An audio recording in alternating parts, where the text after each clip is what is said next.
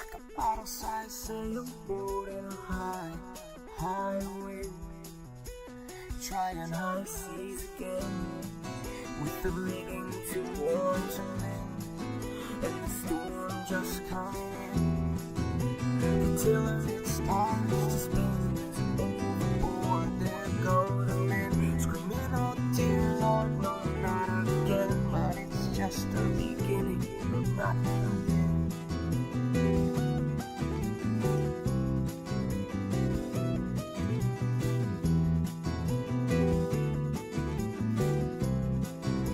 The tiller it starts to spin as overboard there go the men, screaming, "Oh dear Lord, no, not again." But it's just the beginning, no, not the end. She tucks you in and lays your head to rest. With the luck you're in, she'll tear that treasure right out of your chest. She tucks you in, circle and start to sink. Juxtaposition, 2 rounds and you're in the drink.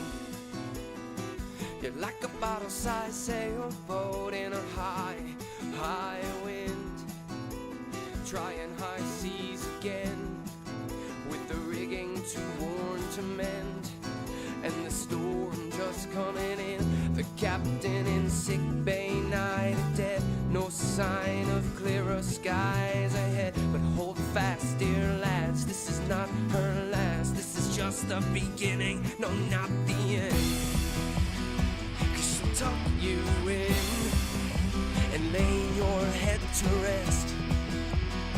With the lock you're in, she'll tear that treasure right out of your chest. She tucks you in, circle and start to sink. Juxtaposition, 2 rounds and you're in the drink.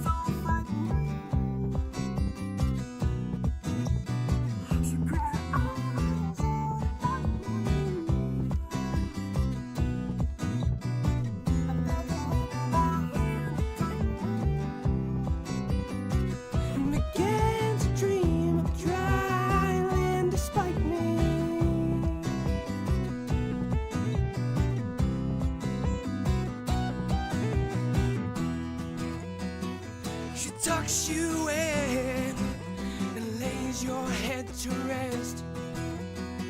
With the luck you're in, she'll tear the treasure right out of your chest. She sucks you in, you circle and start to sink. Juxtaposition, 2 rounds and you're in the drink.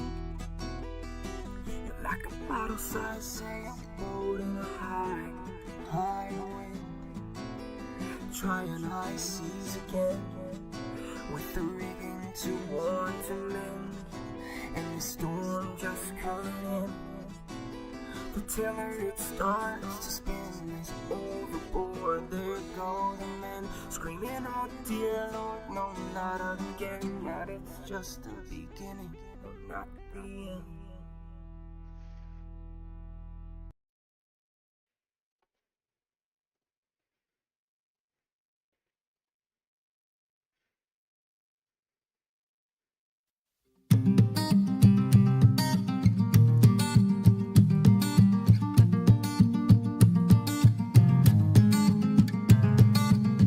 This brook will continue to babble on long after the light is gone.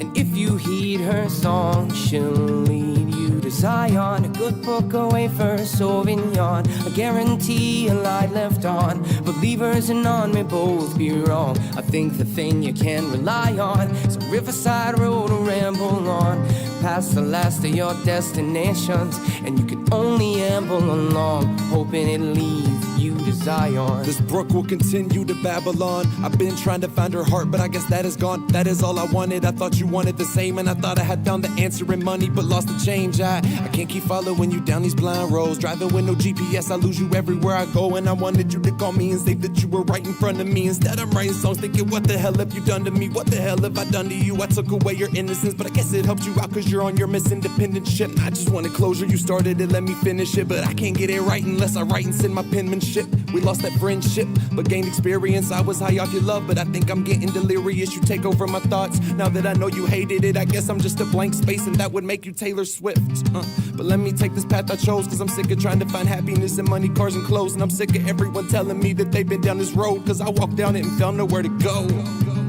This brook will continue to Babylon long after the light is gone.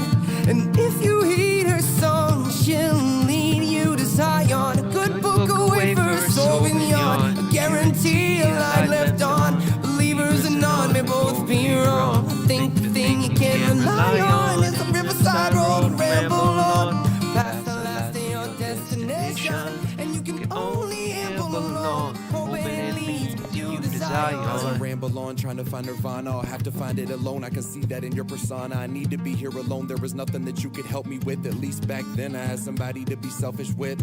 All alone, it's just me and this pen. Lost my life, lost my girl, lost my world, lost my friend. I am in the places in, cause I made it past the misery. I'll never let another person take away my energy. I'll never look back and say I was too scared to go for it. Used to always do that, now I got nothing to show for it. Oh Lord, hose or hose the air. Take me to church because at least nobody knows me there. People without the vision hate it, but below they're scared. Hope I care a little, but look in my eyes and know what's there. But when the light drops, it turns into a solar flare, and everything's no longer black and white, no polar bear. And everything I thought was real somehow just faded, man. I just wanna look at my dad and say I made it, man. He told me, son, just speak your mind and never take it back. I'm trying to find a path to Zion, I hope I make it back.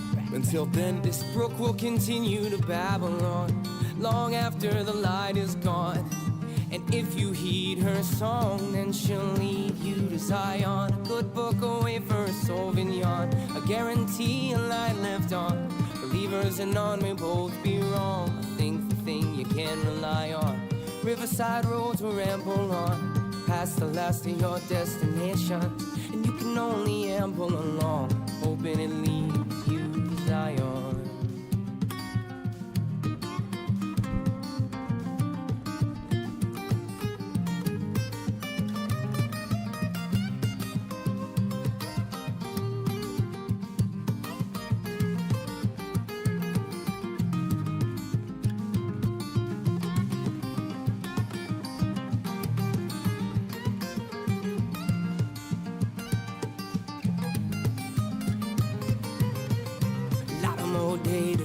Da da, baby, don't you know, don't you know, don't you cry.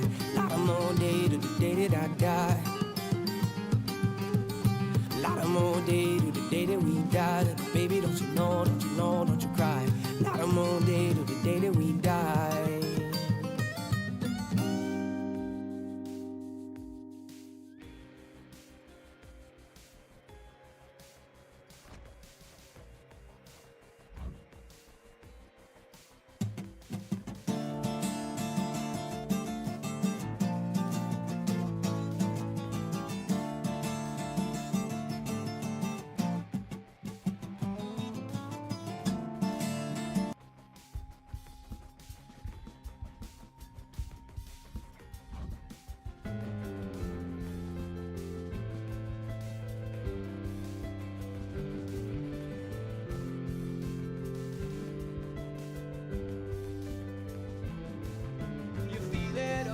Unfair.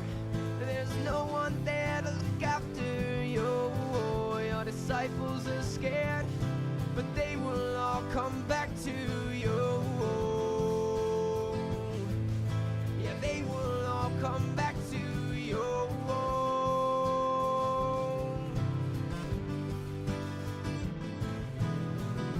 But nobody there means no one to share your last meal with. Your spirits in disrepair.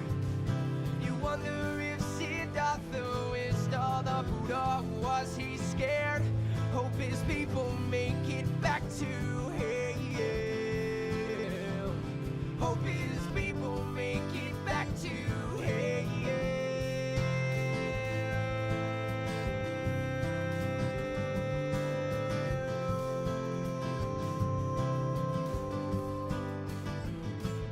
Was Jesus Father fair? Was justice done there on that limb? God's hand must have been scared, because the devil's always after hell. Yeah, the devil's always after hell.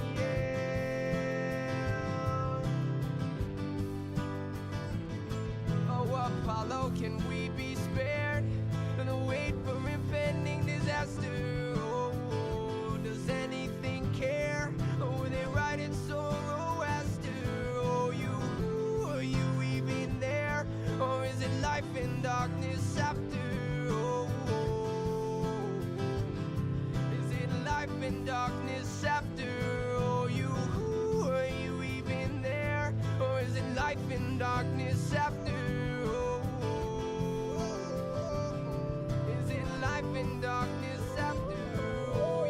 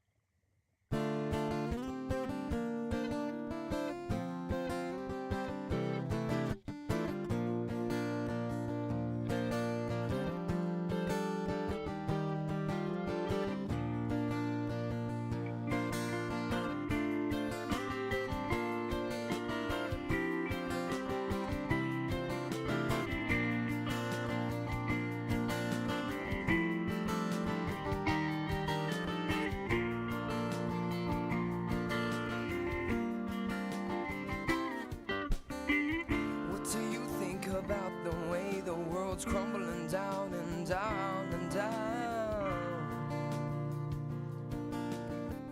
No beach, just coast will come closer to town. Well, I see San Francisco Bay in the sundown through goggles or underground. Suddenly, California can't be found. Should all take a good last look around. It's closing time. I leave on the neon glow and the open sign. You're coming anytime, but you passed it by the road you're on. Gotta try to turn around your own design. Oh, but you're running out of time.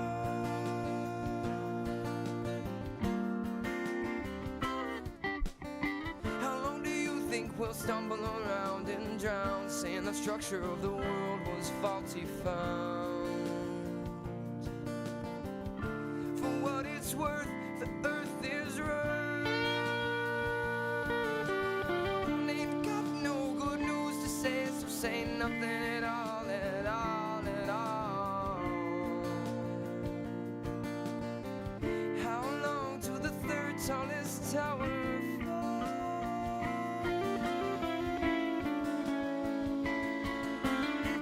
It's closing time. I'll leave all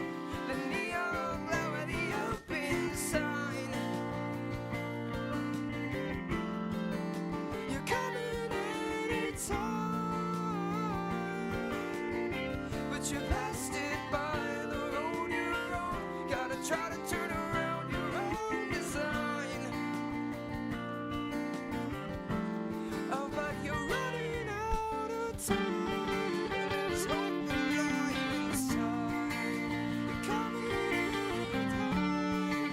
There's hope alive inside. You're running out of time, but there's hope alive inside. You're coming in time. There's hope alive inside. But you're running out of time.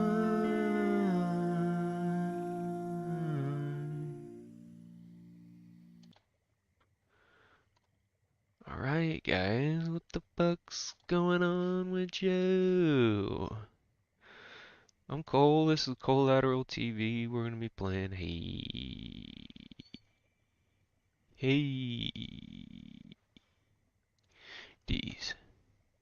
Nuts! Hades nuts! Got him! Fuck yes! At the other end of the playa, Papa, there was another guard standing with a gun like that, looking at the ocean. Thank you for your service. Cause you know there's some people that are gonna come up in here and rap like run through the thing and then steal a bunch of people. Pirates of the Caribbean is not just a movie. You understand what I'm saying? So yeah, I've been to Haiti, gas pumps. They standing here with their 12 shot and they were just waiting. If thing pop off, me I go pop off first. You hear? But that's Haiti. That's not America. Listen, in some places in America, it's Haiti. And some places in Haiti is America. So stop playing. I'm just saying. Stop playing. I've seen this on your I've seen neighborhood. both. I've seen both in both places. Yay. So stop talking shit. Yay. So if I see that at the gas station, to me, that's just the guard at the gas station. There's a reason for that, and I don't feel bad America's because you know damn well I'm a Canadian and I cannot have a gun in the States yet. Okay? And I cannot protect myself like that. But if something happened and something was about to pop off, motherfuckers are gonna try, they're gonna think twice. Ooh, Hey, low key. think twice Hey, listen. before you run up on that gas Forget station it. and People- for the cash. Listen, people will say this. Oh, okay, Canada, safe, this, that. Listen, you saw that pandemic roll through and motherfuckers lost their mind over toilet paper. I'm not doing it for when times are safe. Yes, I'm thinking sir. about it when times are not. Yes, and as sir. great as society is, it takes one really bad winter Yes, event. sir. It takes one pandemic, and all you realize is this whole shit is fickle. 2 weeks. It took none but 2 weeks and people was Swinging for toilet paper. Not even like so. Imagine when it's real. This is just from the consumer standpoint. Think about it from the business owner standpoint. If they feel they need to make that kind of financial investment, it means that it costs them too much to not have that security. Because no fucking gas station owner is going to cut into their profits to hire security guard for the fucking shits and giggles. They hire it because their place getting fucked up on a regular There's basis. a reason. Hey, There's a reason. You're not Then I paying got- that much money. Now, I hope the security guards are well trained to be able to handle these farms. That's always really, really important. But he's not paying for this because it's cute. He's doing it because it's financially necessary. So right now the vote is 65% of you saying safer, 35% uncomfortable.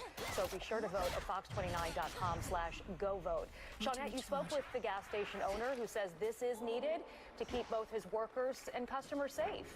The store manager says that he had to do something more than call 911. And most customers, I'll tell you, that I talked to this evening on and off camera say that they support this, but there were a few who say they don't believe this is the right approach. Let me tell you something. That's the thing that happened. And that's a good point that she read. People always tell me that, yeah, but you know, when there's a problem, you just have to call 911. When in your life has cops prevented something from happening? In your life. I'm not saying that they don't prevent things from happening. They do. But in your life, for example, a robbery. You got your car robbed or you got your house robbed and stuff like that. When you call them after the fact. And knowing from the fact, when you call them after the fact, they don't come right away. Yeah, it happened to me in the city. We got robbed. It took 3 hours and a half for the cops to show up. Because they got other shit to do.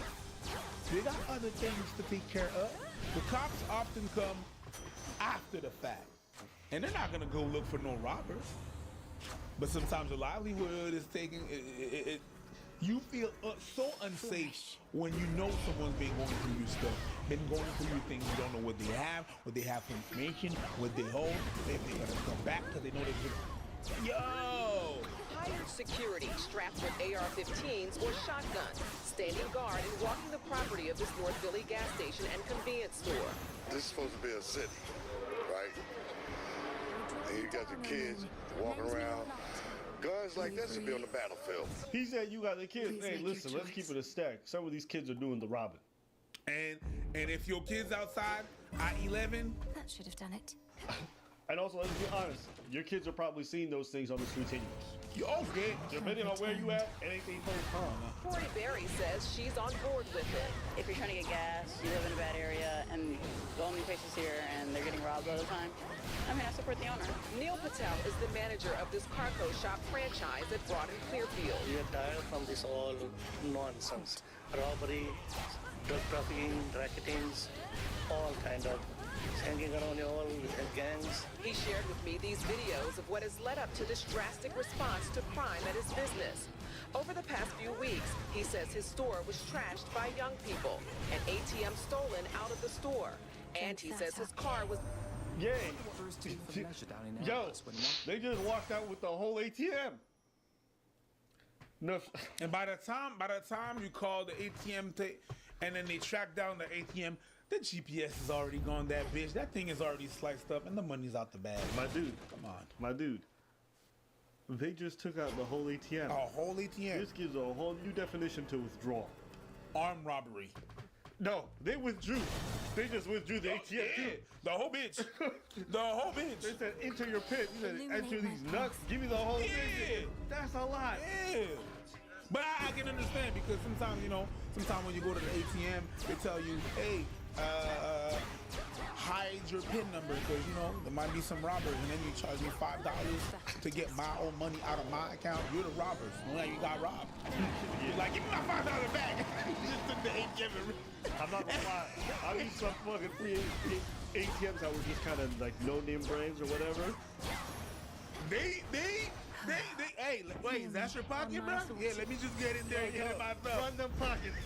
The ATM got his pockets ran too. Fuck these ATMs. Fuck them. Yeah, that's what ATMs don't do. They put a little thing. Oh, you don't want to draw money? Well, there's a $3 fee. By the way, your bank might also charge you. Yeah! Turn around, and this thing is also like run them pockets. Yo, run them pockets down. But I just gave him the money. Yo, run mine. I need it too. But I just And I'm your bank. Well, thank you for banking. That's a lot of motherfucking fees.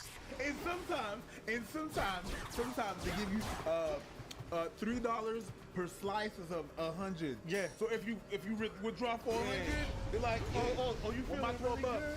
Want my 12 Well, bucks? feeling really good gonna cost you something. Give me none of that. Oh, you just got. It's payday for you? Yeah. It's payday for me too. Hey, listen, I know, like, you guys probably think, I don't think you guys make money now. Yeah, but I still think. No. Don't Listen, charge me nothing. I don't care. There is not, and there's not enough money that would get in my bank account that it would not piss me off to get charged. Sometimes bruv, I just came back from Vegas. Yeah. There was a whole ass ATM because they know the motherfuckers want money. You know how much the fee was? Yeah. $12 for $200. The sickness. Papaya. We don't want it. We don't want it. Yeah, rob the ATM, take it all. Oh yeah. But please leave this star. Man. Hey, It's not roll necessary. that shit. They're forcing us to hire the security, high level security, state level. I am fear for my safety of my employee as well as my nice neighborhood, all customer. Do you notice as this video's been going, the poll's been like safer? Yeah, safer. Yeah. Oh shit.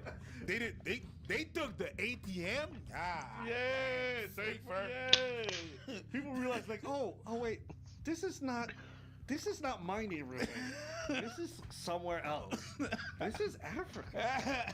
Stamina, Okay, it wasn't Africa, but there's a lot of black people. Andre Boyer is the chief of the company. As a Pennsylvania state agent, that's what it says. The law tells us that we have a right to protect this property in any means necessary, and whatever force necessary to be used to protect it. This man told employees he's against it. I asked Patel about it. They feel like using guns, you know, when we have such a big problem with guns in the city, is not the right message. And that's not a right. I understand that, but according to some people, violent people, they carry the gun. Then they're not afraid then, and this is the protection for neighborhood and the customers.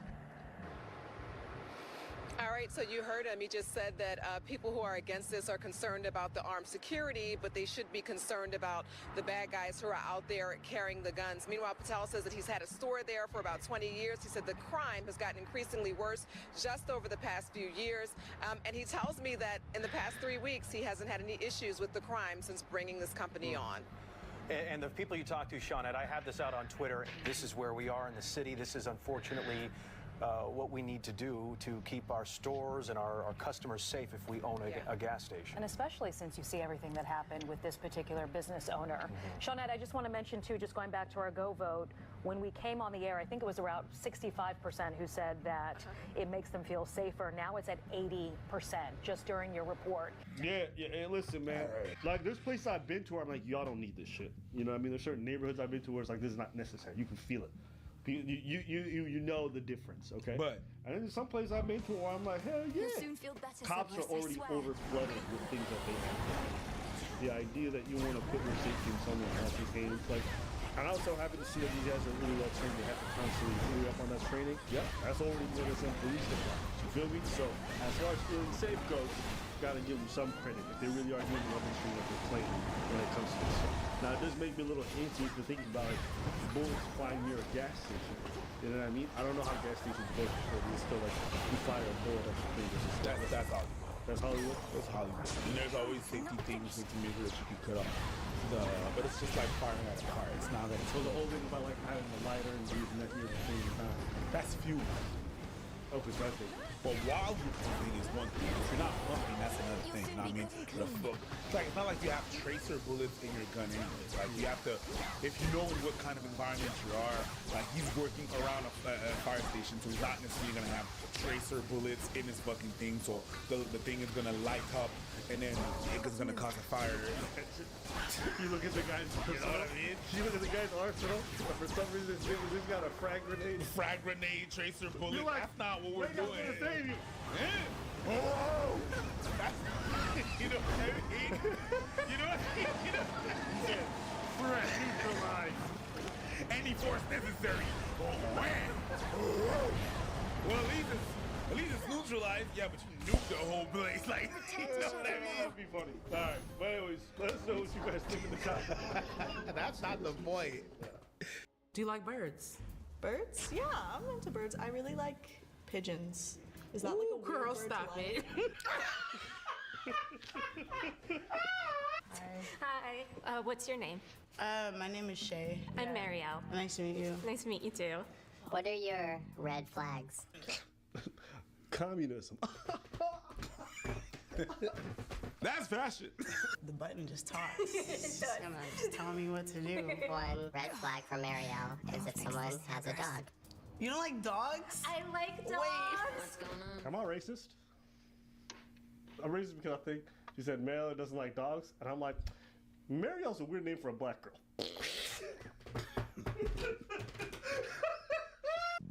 Am I tripping? What's going on with this fucking... Is it because of the dog? I just don't like picking up their poop. I'm Sequoia. Hi, I'm Marielle. Nice to meet you. I really love your shirt. Those colors. Thank you. They really pop. Marielle loves dogs. Do you?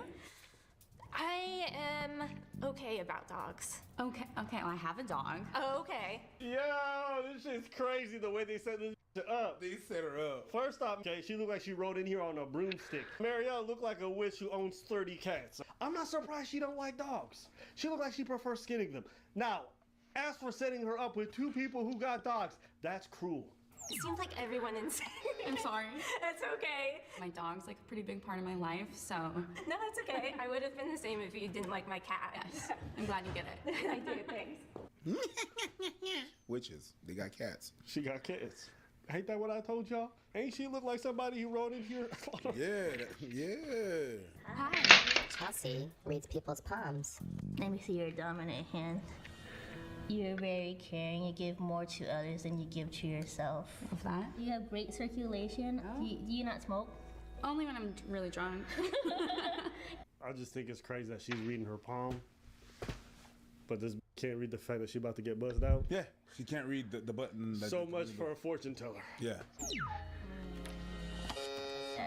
You see that? Abba did. Yeah, listen, if anybody hires this weirdo to do anything in the future, you already know you deserve this help because you just saw it for yourself. She was reading her whole palm in her future and her past, but couldn't see that coming. You gotta go. I'm Sequoia. I'm Rosie. Nice to meet you. Rosie is terrified of birds. Oh, like all birds? Dang, just put my business I know. out there right. The button's out the very gate. good at that. Yeah, so like no outside eating. Like, You can't do like a picnic? I love no, a picnic. what if a seagull swoops down?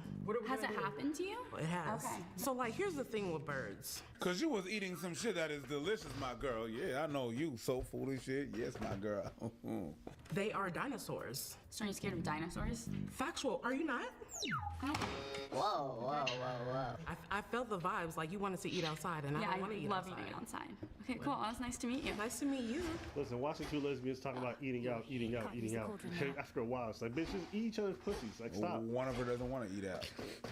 I want to eat outside. Let's eat outside. Eat out. Eat each other out. You know what's Just funny? eat it. You know what's funny thing is? Just eat it. Funny thing is, like she's like, you know why she don't want to eat out? Because of birds. Let me see. Why no birds? Hi, I'm Coco. I'm Rosie. It's nice to meet you. Right off the bat, I love your outfit. Thank you so much. I love yours too. Do you like birds? Birds? Yeah, I'm into birds. I really like pigeons. Is that like a weird girl, bird to stop like? it.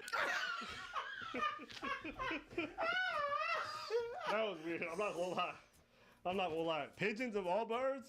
I think that they're cute. Goodbye. Are you feeling a connection? I definitely feel it's giving more like friendship. So Okay, so it's more friendship vibes. more than so, like, yeah. Okay. Yeah, so Well then. All right. All right, girl. Why don't you think she pressed? I think she didn't want to hurt my feelings. And I'm cool with that too. What's your name? I'm Teresa. What's your name? Rosie. Teresa, when's the last time you saw someone naked? I think it was 2 days ago. All right. The depths of chaos. Try this again. I don't know why. All right. Feels different somehow. There was a lot of judgment in that. It's like asking somebody, do you fuck on the first date? And the bitch is like, every time? Like, okay. Yeah. How you doing? How you doing? Yeah, what's going on? Who was it? A friend. Ooh, saucy. We went to the sauna together, so. Ooh, that was such a like good answer. I thought you were gonna be like, Would you have felt weird about that? Actually, I wouldn't have. Okay. Well, they slept with each other in the sauna. Did not. I'm about to say, ooh, girl, you Such an freaky. instigator. God. Really? Did you sleep with them? No. We didn't. Have you slept with them? Possibly, yes. Do you sleep with a lot of your friends? I do not. Okay. No, I think there's a line between friendship and whatnot, but I was starting to realize there's dimensions to.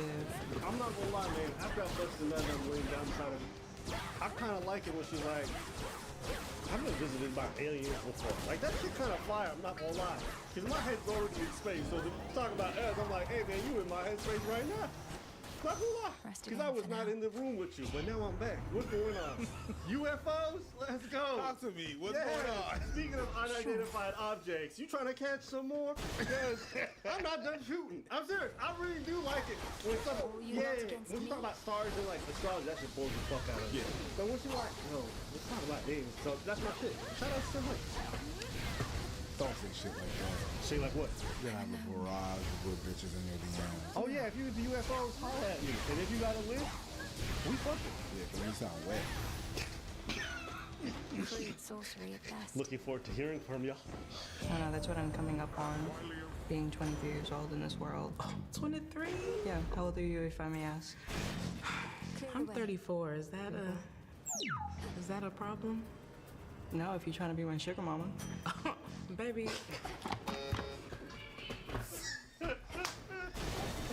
Yo, wait, I know you. Hey, you my kind of girl. She's like, yo, listen, let's do it for the meme. She said you trying to be my sugar mama. Yes, girl. And reveal my past. Yes. Yes. This is a sickness, but I enjoy it. Because I don't like sodomy, but I do like scissors. I like it when they touch like this, because it is two lips, a pair kissing like this. It is intimacy is beautiful. The other way around, it is anus rupture. You don't like this one. I like financially independent people, and I'm not nobody's sugar mama. If anything, I have a sugar daddy, and he knows who he is. I love that for you. But you mad cute though. If you hadn't said that, you would have still been rolling. Hey, how you doing? Hey, I'm Charnay. I'm Rosie. Nice to meet you, Rosie. Nice to meet you. You have nice, calm, cool hands. My hands? Yeah, they're Thank like you. cool. Like I'm nervous as hell, so thank you. I'm bisexual, so how do you feel about that? Would you Oh, I'm prefer- open. Love is love. Okay. Yeah. I'm sorry. Love is love, but you can love that shit elsewhere. You know, I'm not like me personally. But I don't mind, like, cause I'm open, but I'm not that open. You know what I'm saying? Like, I'm not like. I'm open. You know what I'm saying? You know what it is? I can't stand it when people do this whole empathy thing, but the reasons behind what they do are super shallow and like whatever. You know what I mean? Like it's just, yeah. I'm just not a fan of it. Yeah, I'm not feeling it. Say it. That nigga's a munch. What was the reason? What was the reason? No, I think physically. Okay. I'm just looking for something different. Cool. She's not saying what she's saying, but we all understood what she was trying to say. So why don't we just say it clearly? Because it hurt, but we all know. The big girl knows, and she was very perceptive. You know, earlier, when the girl said she didn't want to hurt my feelings and she didn't press the button. She's like, so she understands. So we all know it's fine. But the more you feel the need to beat around the bush, the more I feel the need to just call it around. But they're lesbians. They beat Because around I've the bush. spent too much time in the bushes. There's not enough space. Get the fuck out. So what I'm trying to say is, just say it. For those who know and watch the channel, they know. How you doing? Good, how are you? I'm good. I'm Charnay. Anna, nice to meet you. Anna? Nice to meet you, Anna. So how old are you? I'm 23. 23. 23. That's what I hear. I mean, she wasn't down for the last big girl. She won't be down for this one. She's not the same kind of big. I knew it was gonna happen. How old are you? Can you guess? You're 26. Sorry, you're a little bit too young for me. Thank you. Yeah, no Nice problem. It was meeting nice meeting you. How you doing? I'm Charnay. I'm Tanisha. I like your outfit. You're very pretty. Thank you. Yeah, boy. How old do you think this girl is? Exactly. Oh, I see what you did there. Exactly. How old do you think that this girl is not the same age? She's not. young. Yeah, she's very beautiful. Yeah. I find you very attractive. Thank you. Thank you. I guess my only question is, how old are you? 25. 25. Okay. This is a little bit younger than I date. I love older women. Can you guess how old I am? 32, 3. 36. 36. Yeah. Is that too old for you? That's not too old for me at all. I love your age. Thank you. I mean, 25, we can work with it. She's closer. You're closer to 40 than she is to 22.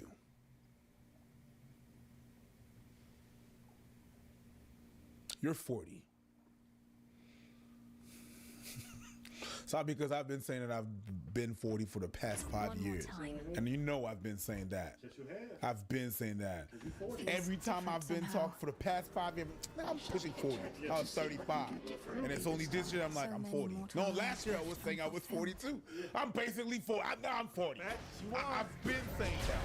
And my girl, you are closer. You are 40.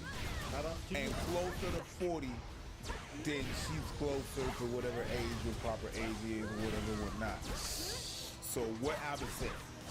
I mean, it's cool. Like, I actually like this episode because they all took the rejection super well in episodes and I wasn't nearly as awkward. So, you know, that was interesting to watch the lesbians go through it.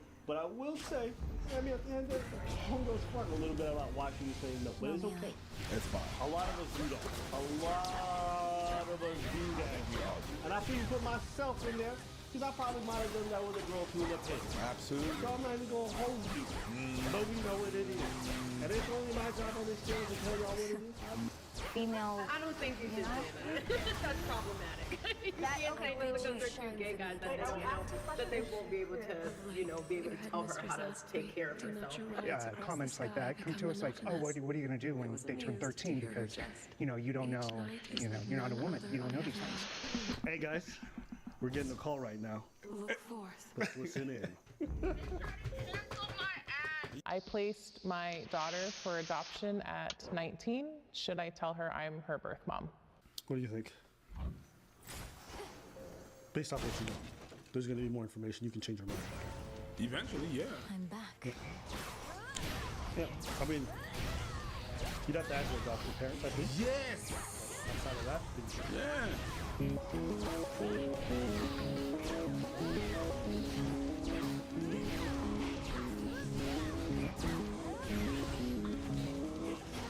But I feel like she's in the right to know. You know what I mean? Yes, yes, you have to ask because they took on when you didn't. So they have to see what the dynamic is because they know you're a kid. They know how. So yeah, parents knows best. So yeah, you're the mother, but they were the parents. So yeah. I feel like there's so many factors that go into this. It's not a simple like yes or no. Her name is Konoha. I read the first time Konoha, and I was like, damn, I love Naruto too. Show me the way. You know that shit? Oh yeah, sure. Kakebano Jutsu! Oh, motherfuckers that run like this? Oh wait, that's the wrong one. Cool. Yeah, the niggas that run like this. Hey! Hey! I'm so proud to do that shit again. Weed. Hey! Oh, do that again. That was not even a real thing. It's just I'm a fan of Israel Adesanya, and he did that. And I was like, yeah. And he's a fan of anime. And yeah, and I see do that shit again. Do it again. I see that video. Yeah, when you do that shit when you get knocked out, when you're like, Kakebano Jutsu. Oh shit, my nigga. Stop playing on my guy. Stop playing on my guy. Yeah. So that's the only because he did some shit like that and whatever. Yeah. And I'm a real big fan of that dude. So let's carry on. When he did the whole fucking Death Note shit, I was like, yeah, bro, that was old school shit. No. Yo, you wanna know why? Yeah. This is all my weed. You can shit on me for being a weed forever. For this. No. Even for anime. Yeah. Don't think I don't remember. Yeah, okay? Then you see this Nigerian dude. Okay? No. It's not because of Nigerian dude. I speak Creole. And you gonna shit on me? But then you don't even know. You gonna be like, oh, this shit cool now? Bro, we're not friends. Calm down. And you're not his friend. Are you his friend? No. Okay. So you're on the same level. So I can do whatever the fuck I want. Oh, so you treat us differently. Why? I can shit on him. We have a business relationship, though. Yeah, cool. Yeah. I look out for you. Yeah. Okay, so what's up, nigga? I don't look out for you. I don't have your back. You know what I mean? You like bikes? I just bikes are scary. I be worried about you. No, you're not. Shut the fuck up. I swear I be worried. Oh, shut the fuck up. I be saying, hey, bro, you want to have kids someday, you got a wife. You got to be thinking of yourself. What makes you think I want to have kids? The world deserves a free child. You just got baby people. Calm down. Right now. But yeah, I'm not gonna. Yeah. I told you from the get from the jump, right? I used to watch it back then. So I know the Death Note. I know the Princess Mononoke. I know some Trigun and some old shit. And then happened that I started fucking. So I had no time to fucking watch anime. and fucking weed shit. How much fucking are you doing? Listen. No. Enough not to have time. No, I'm a dude. Check on your penis.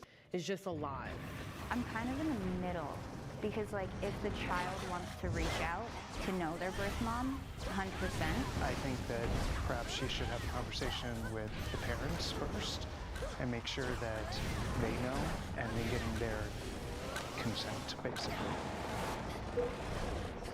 Fuck. I see my 11-year-old daughter often, and she doesn't know I'm her birth mom. She's 11, and she sees her often. Yeah. Yeah, that's a bit weird. But no, it's not weird. It's weird because it's weird for her. I think it's gonna be weird for the kid when they find out. Yeah. Because they feel like they're being lied to. Oh yeah, absolutely. But any kid that's been adopted feels like they've been lied to. Except, you know, the people that don't match their parents, you know what I mean? True. Like you adopt a black kid, you're like, yeah, I'm not the real mother, and another kid like that, the black kid's like, what? You're not adopted, you're stupid, you know what I mean? I think white parents have to know. Yeah. If you don't, I feel like that's just child abuse. I think I want to go over here. It's the 11 part. I'm like you, I'm like in the middle. It's very much in the middle. Because I'm coming over. She's so young, and to like get thrown that information at 11, it could go negatively, positively, and I feel like If I reveal my identity, my birth daughter could possibly have a relationship with her half-brother, my 10-month-old. That girl gay! Oh! that was a good review. Oh, wait, what do you mean relationship? You don't have a relationship?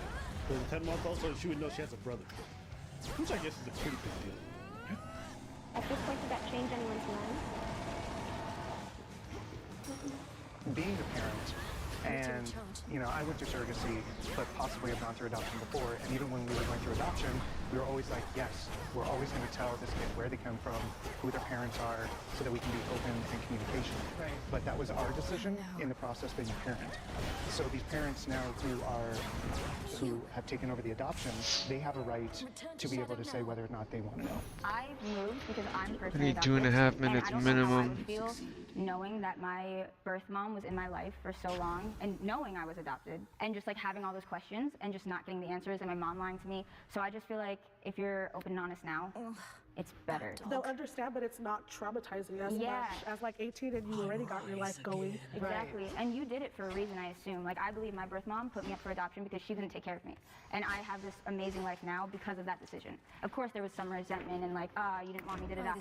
But like, when I got older and stuff, I realized that it was all for the best of me. And that's also a big thing. So, kudos to you. That was definitely a hard decision, I believe. It would have been hilarious. She's like, no, I got a trip to Cancun. I want to hang out and chill. Having a baby would have cramped my style. You know what I'm saying? Something about changing diapers keeps all the fellas away. Wouldn't that be wild? There's some deadbeats out there. It's like, man, I had a lot more fucking to do, little Jimmy. Why couldn't you have a dad? Because other bitches needed this dick. Oh, yeah, I've seen them hooplas. What? It was a funny thing. I saw this one interview with this guy who like walked out on his kids, and they're like, man, having kids is just a lot of energy. And someone's like, you want your kids, man? He's like, yeah. He's like, well, then you're a deadbeat dad. He's like, yeah, but I'm an upbeat man. And the man just starts. And I never forgot that. Piece of shit for walking on his kids. Don't give a shit. But I've seen some parents, and them motherfuckers was hot. Sleepless nights, changing diapers, a lot of energy invested. I specifically chose a gay couple, so she has two dads, with the intention of not having the issue of the mother later because I knew I wanted to be in her life. I have gotten permission from them multiple times and was given that as like one of the criteria of the adoption, and I am treading extremely lightly around them, and they just continue to choose to not tell her. Ooh, okay. Remember what we said about the white mom? What? Having a black kid? Yeah. And she gotta tell them early? Yeah. If you're two gay dudes, you should tell you. Yeah. Sorry. Because she already knows y'all not her mom.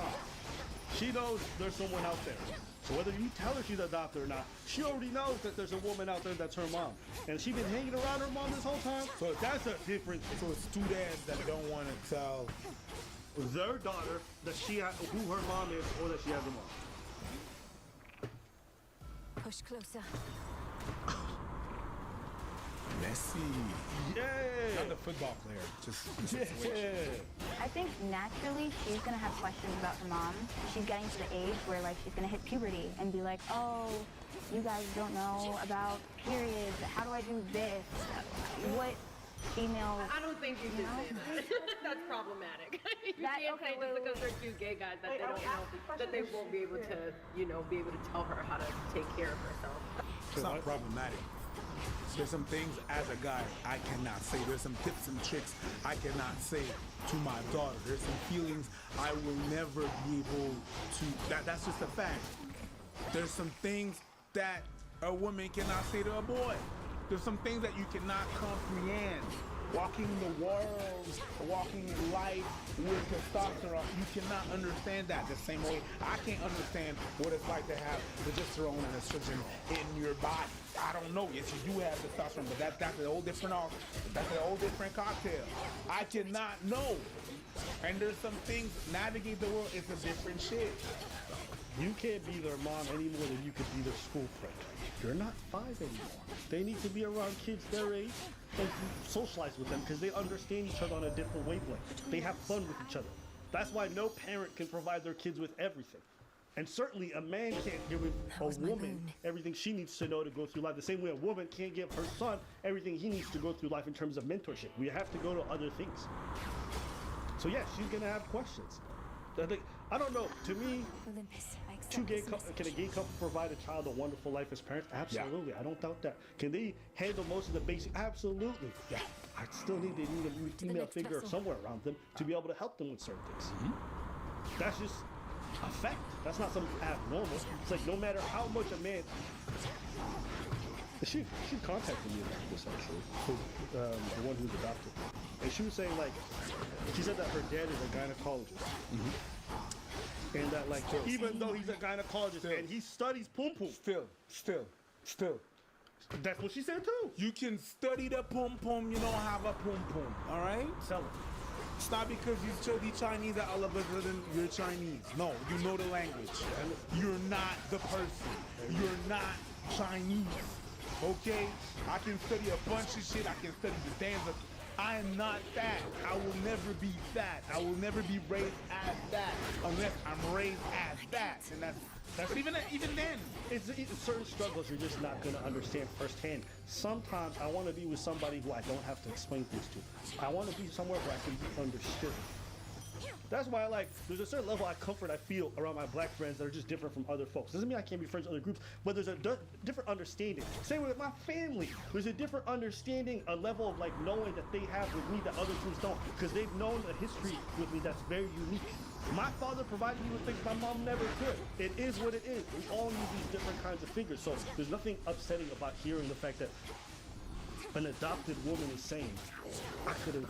A mother figure is a good thing, but it is. I digress. That's true. I meant the way I would hope so. Putting in a tampon, you know? Yeah, I mean that's what they signed up for, to have a little girl and to show her how to take care of herself. Well, that's true. You know what? Hey, listen, my girl said that shit's problematic. She said, hey, I don't want to be kinky. I'm gonna just let this one go. Yeah. You saw the way she walked that shit, man. She said, you know what? That's true. You know, I was adopted, but I'm just listening to you who wasn't adopted. Okay, let's go. I'm curious. What is their reason for not wanting to let you tell them? They haven't given me one. I've been told it will happen. Multiple times it's been, oh, she's starting to ask questions, we should sit down and talk about it. And then when I set up the meeting, we don't discuss it. Okay, that changes my mind. I think that's not fair, that they're not giving a time frame for you. I'm gay, and I have a husband, and I have 2 daughters. Our 2 girls know everything. We've told them everything, they know everything. I don't know the reason why they're not telling her. All I know is that as a gay man who has 2 daughters and who are constantly, having comments like that come to us like, oh, what are you going to do when they turn 13? Because, you don't know, you're not a woman. You don't know these things. I have many strong women in our lives, like my husband and I and we're going to lean on them when that happens. But for that 11-year-old to be approached by you and say, I'm your mom, in her eyes, yes, that would be fantastic. But those two guys are now going to be looked at as someone that this little girl cannot trust anymore. I'm curious. Maybe. Did society? I got smoke for you. Did society change? I see what you did. I got smoke. Did society change so much that we're not prioritizing the needs of the parents before the needs of the child? Yeah. He's saying, well, you know, the adopted parents, like, what about their thing? I don't give a fuck. Nope. This is a conversation about whether or not the young child should know. And their feelings and their well-being comes first. Last I checked, society's supposed to be built that way. That's why we protect our kids. That's why we give our lives for our kids. So when I'm hearing this, I'm like, you know, they're trying to make out homegirl look problematic for what she said, her being like the adopted woman who actually went through that experience firsthand. And instead of like really taking that shit and trying to understand, they're like, actually that's problematic. Let's focus on the fact that two parents are, I suspect it's because it's two gay dudes, and so people are talking about that shit because it's problematic, right? They're trying to be more pro-LGBTQ or whatever. But just if you think about it, what's the best for the child? We're not saying you can't. Well, I think there's just one guy that's really trying to think like that. The rest of them are like, yeah, you should tell her. He's just like, no, what about the parents? Even Jubilee is like, no, the Konoha girl. She was the one who said it was problematic to say it was a hawk. Whatever. The Leaf Village. She was the one. You understand what I'm trying to say? She was the one with the afro. There you go. Is that better? She was the one who was trying to say that what she was saying was problematic. I just feel like there's an emphasis on trying to say like, it feels like they're prioritizing the gay man's experience over the adopted woman's experience when the whole focus of this video is on the adopted woman's experience. Absolutely. I don't think there's anything problematic with what she said, and I don't think the parents' feelings should come before what the child wants. You know what I'm saying? I feel like there's something backwards about that. Am I crazy? yeah, but not that. Okay. Is that what's happening in this video, or am I missing? Yeah, but it's not like, the way I understood what you said was that Jubilee was trying to do that, but it's really just the girl and the guy, Afro and... Well, everyone else stayed quiet. It's not because they agree, it's just because she's so... It's problematic. No, but she's so loud about it, some people... That's it. They don't want confrontation. Nah, they're like, you know what? I agree. I am not paid enough. I am not paid enough to get canceled. For free. To just I'm not paid enough. I agree. So they're like, it's not so much that they agree, is that they choose their battles because that's not the battle that's gonna solve the world. It's gonna change anything. I'm just gonna change someone's view and have a whole bunch of bad comments on the internet. Fuck that shit. Fuck that noise. I'm gonna sit this one out. This shit is lasting an hour. We're almost done. Let me coach that through. So it doesn't matter that it doesn't mean that they shut up, that they agree with it, or they just chose their battle. Yeah, I agree. But I think the fact that they don't feel comfortable enough to speak is also part of the issue. Because they're filmed. There's a camera. You said it yourself. I agree, which is what I'm trying to say. We're even prioritizing a gay person's feelings over the well-being of a child. Yeah. And we're not speaking out because we're afraid of being canceled. Well, we're not really, because we're not gonna take a decision whether she's gonna actually say it or not. We're just speaking our opinions. And there's too much to lose than to winning that fucking argument. So fuck that shit. I'm gonna shut the fuck up and go back home and then forget about this whole thing. Because we know how the internet works. If you think about it, this is a really bizarre. I'm gonna clip you, bro. It looks so bizarre to have an adopted woman saying like, "Oh, this is what we need," and they're like, "Well, the gay adults would prefer." Who gives a fuck? Yeah. Fuck them. Fuck them. Who cares? What matters in this whole scenario is her. What does the 11-year-old need? And the idea that they would stop trusting, the young daughter would stop trusting her parents because they tell. What do you think is going to happen if they wait till they're 18? It's not going to be better. What do you think is going to happen? You wait till 18. Or that she finds this woman I've known my whole life who I've wondered about, because apparently she's been asking questions, right? According to the woman's own words, she's been asking questions about who her parents are, who's her mom. You've been hiding it this whole time. She's 11. She's 11. She's not stupid. No. It's gonna be even worse if she finds out by herself. She can shut everybody down. Yes, sir. Two parents, the mom, fuck you, everybody out here. So it's not better. I agree. My dominance, because I gave up that right, and I gave them the option to choose which women they want in their lives to fill that kind of motherly role. I'm adopted. If my birth mom came to me and was like, I'm your mother, and my parents knew and didn't tell me first, that's where I feel like the distrust comes from. Do you feel like you want to be her mother again? Is that like part of your intention? No. I'm a huge ally, and I chose gay dads because I knew that they would be, I knew that she would be loved, like what I wasn't able to do at the time. Thank you for that. And, but I don't have that perspective at all. I'm a cis heterosexual woman, and I haven't gone through anything that they've gone through. Want to be the mother? No. Then shut your ass up. So hold on. That's facts. At first, she said she chose two gay dudes because she didn't want a mom to be in the way so she can come in back in the future. Now she's trying to say, I chose two gay dads because I'm an ally. Girl, if you don't get the fuck up out of here, is that how people are really choosing parents now for their adopted kids? Yeah, because women are very I love the LGBTQ. Can I get 3 lesbians, please? Like, what are we talking about? You owe it to her to be honest and to be trust and to be patient. And you owe it to them to be patient. You know, it's been 11 years. I think you can be patient a little longer and let the dads do it on their time. They said that they will, and I think that should be respected.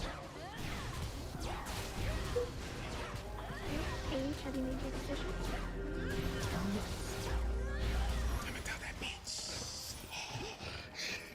Would have been hilarious. Said, carefully deliberated, and I understand. I think I should be responsible to your gay dads. But fuck that niggas. Hey, what up, little baby? I'm your mama.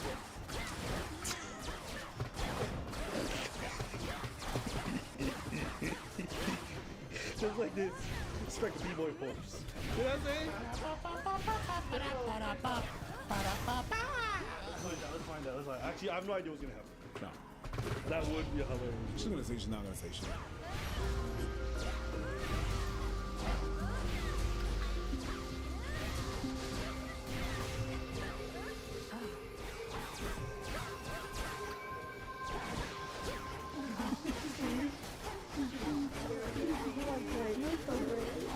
Overall, I disagree with the decision. No, I don't think the mom should come out of nowhere and say kids. I don't think that. I actually agree with the notion that probably should be a discussion between everyone. It was just interesting watching the conversation unfold and how the way it was. But I don't think Gigi was entirely wrong about what he was trying to say. It was just interesting that at first it was just like, oh, what about the trust in how the parents feel, the gay man? I'm like, who cares? And how long does she have to wait? Did you say you have to wait a few more years? How long are we talking? No, it depends. Like, It depends on the child. That's absolutely true. That's absolutely true. That's true. And so check on the child. Check on the child. You don't know, like I said that before, we don't know what the child is, what the state of mind, how fragile that child is, or whatever. You need to assess that. Be a parent. Be a motherfucking parent. Here's why I disagree. Here's why I disagree. Go ahead. They're gay.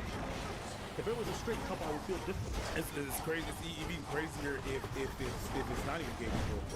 Because your school, at school, you're gonna know, you're gonna see with your education that, you know, babies come from man and woman. If actually biological, like, well, not biological, but if it's like a man and a woman being the parent, being the object, it's even worse because the kid can not suspect at all and live thinking they mom, they dad, and then they just ask questions, mom, dad, whatever, blah, blah, blah, live their whole life, and eventually, oh shit, I'm adopted? The feeling is that your whole life is a whole lie. Worse than if it's just gay people. You know what? Hey guys, we're getting a call right now.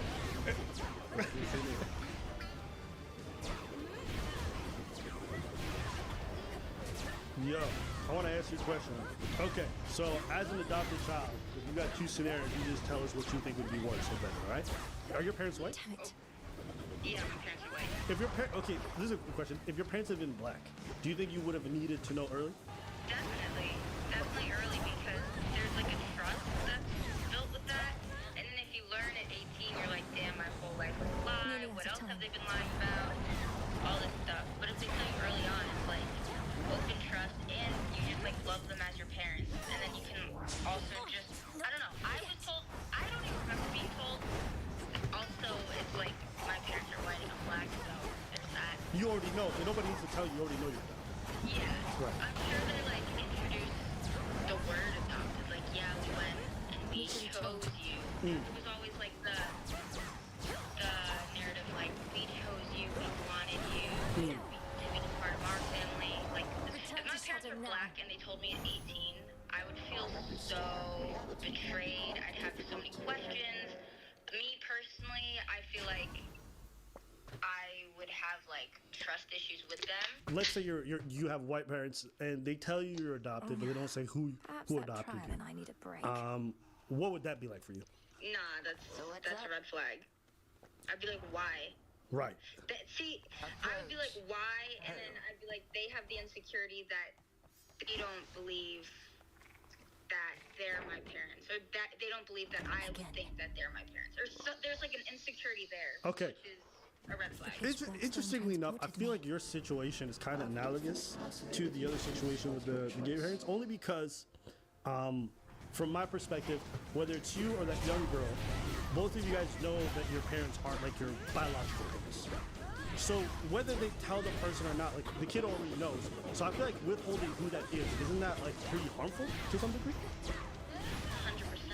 Okay. 110%. You have to know where you come from. And if the parents have negative things to say on the first parent to the kid, yeah, I also feel like that's red flag, because at the end of the day, the birth parent gave life to you.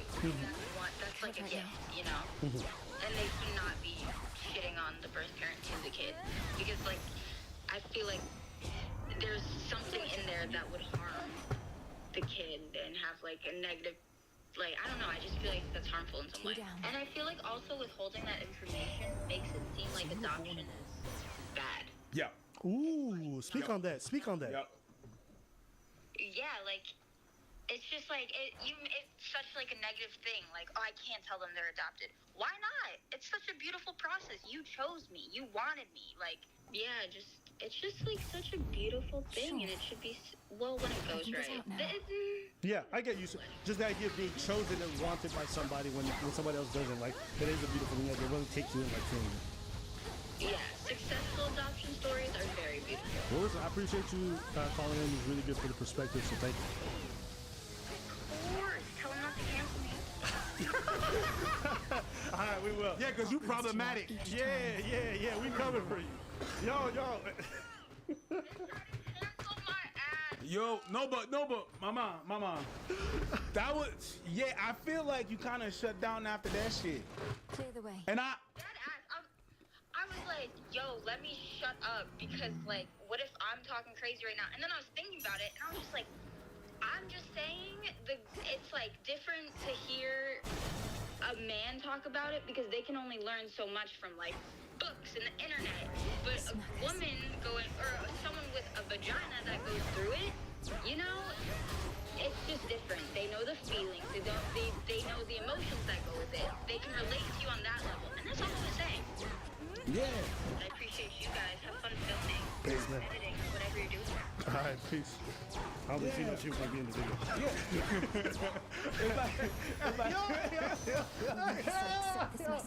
Hey, guys.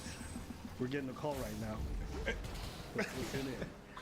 That's the thing, is that, you know, it's not because I eat muscle that I know what the feeling of a muscle is. I don't know how it is to be an oyster, you know? I just know I eat them. Yeah. But it was interesting. It was a cool video, so let us know what you guys think. We want to hear from you guys in the comments below. If you guys agree, disagree, you feel like we were unfair, we want to hear from you guys. Anything else? Boom. Peace.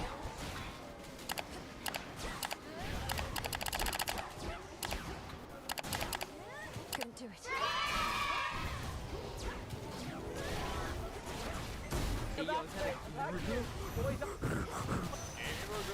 You dumb? Stop sounding so sexy, baby. Come back to the kitchen. Hey, dude, you're a female, right? Yeah. Set. Someone get girls, man. I got you, my queen. I ain't simping. I'm simping, dog. My queen. It's not simping, just being a good teammate. We'll blame it on the pain, yeah? Blame it on these nuts. They're really cold. My balls are starting to get a bit warm. It's no use. By the way, Twitch, as he leaves, he says, "I shall be back later on, and Potato is thick and great at the game." Wow, how sweet. Nice. Alright. Question. What's the play though? I don't know the play. Oh wait, no, real quick. Captain Command. If I draw you down, We must collect the spices like if we are women. The choice is yours. No. Okay, yeah, this is Oh, getting come on, super do it. weird. We need that Where's for this Viper. Frenchman there? Kiss her.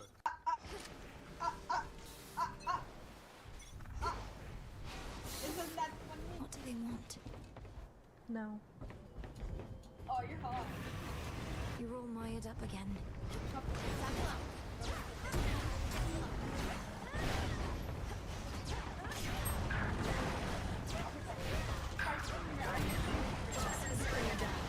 If you go in this corner, there's an edit like this.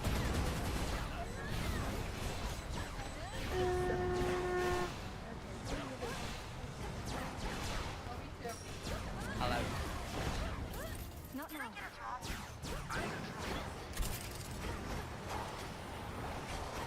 We're going B and alt B. Lead wall and alt B. Don't you have mercy? You dumb and wall. How hard is it for you to understand? I No, have you're to being look so. up childhood. You were being No, so wall rude. and No. sex. The last thing I would do is listen to you. Yo, Potato. What? Would you like juice rolled? 30 seconds left. Yeah, I don't like mine either. What rapper do you like? I don't like that. Damn it. What kind of? I don't know. What kind of song? Alright, Potato, I have a question. My chat wants to ask you a question. It's kind of weird though. What? Alright, so what's that?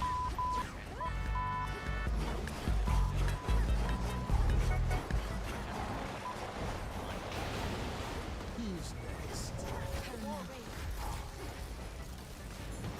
Yes, it's boring. I'm not gonna lie. You have to Yeah, I'm asking Potato, but she doesn't want to answer. for example, Arizona and the Arizona. What about them? Ask them the question. Alright, well, they don't have mics.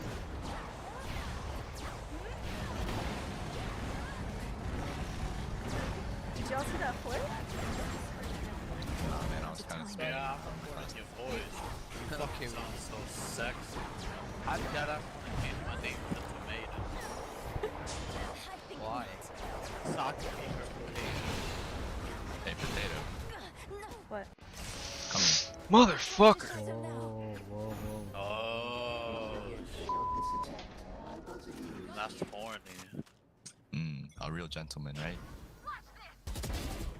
I'm low-key scared, bro. I'm getting tremor out of my... You're so good, Potato. You're so good, Potato. Bastard beast. Alright, let's just skip ahead. You know when I oh Jesus Christ, when I say fucking nerds, that's that. Like it's like It's like they're like catcalling but in video games. fucking nerds. But right, just in general, not even being a girl, playing games online. These motherfuckers are wild. They say the foulest shit. Doesn't matter if they're 9 or whatever year old. These people are wild. A la base. You play online games like that, you gonna hear some foul shit. Now you're a girl, it's just being weird. God damn. Anyone got a mic? I do now. I'm just kidding, we all got mics. We're in Discord though. In the butt. Fastest beat in the West. So, Potato. Are you a real gamer? I'm sorry. I'm sorry. I'm so cringe. I'm sorry. You are a definition of cringe right now.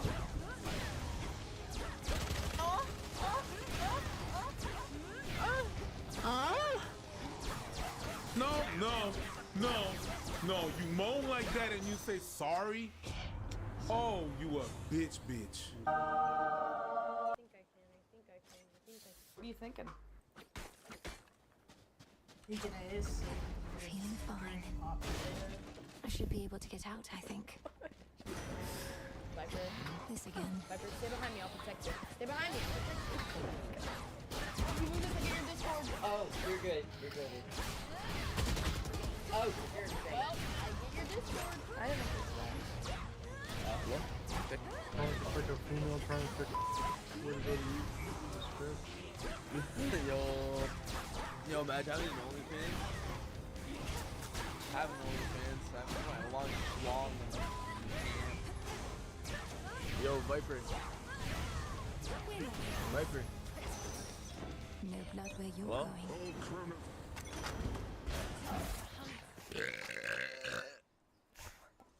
Hey, yo, Potato, Frost wants yak. I have to go now. If you win, I'll give you this fucking schmeat. I didn't really want that, so. Oh, shit, now she does. My smoke. It's like you shouldn't want your dick too big. Yeah. You're like you're choking that little nigga. Preach and Jet different is so stay with me. Thanks for letting me know. That's racist. Yeah, I'm sexist, not racist. So the difference. Yo, Killjoy. Killjoy, you got a girlfriend? Yeah. No. I saw her. Why'd you trade a skin for a basic? I had a stinger, you had a vandal. Coyotes. Huh? Oh, nothing. He started to went up. What do you guys X and Y chromosomes? There's no way you does that. All right. Mourners. What's your name? Mine. Oh, classy. That's tight. Yeah. Well, that's tight. You're right. Exactly. Oh. Need to recharge. Why?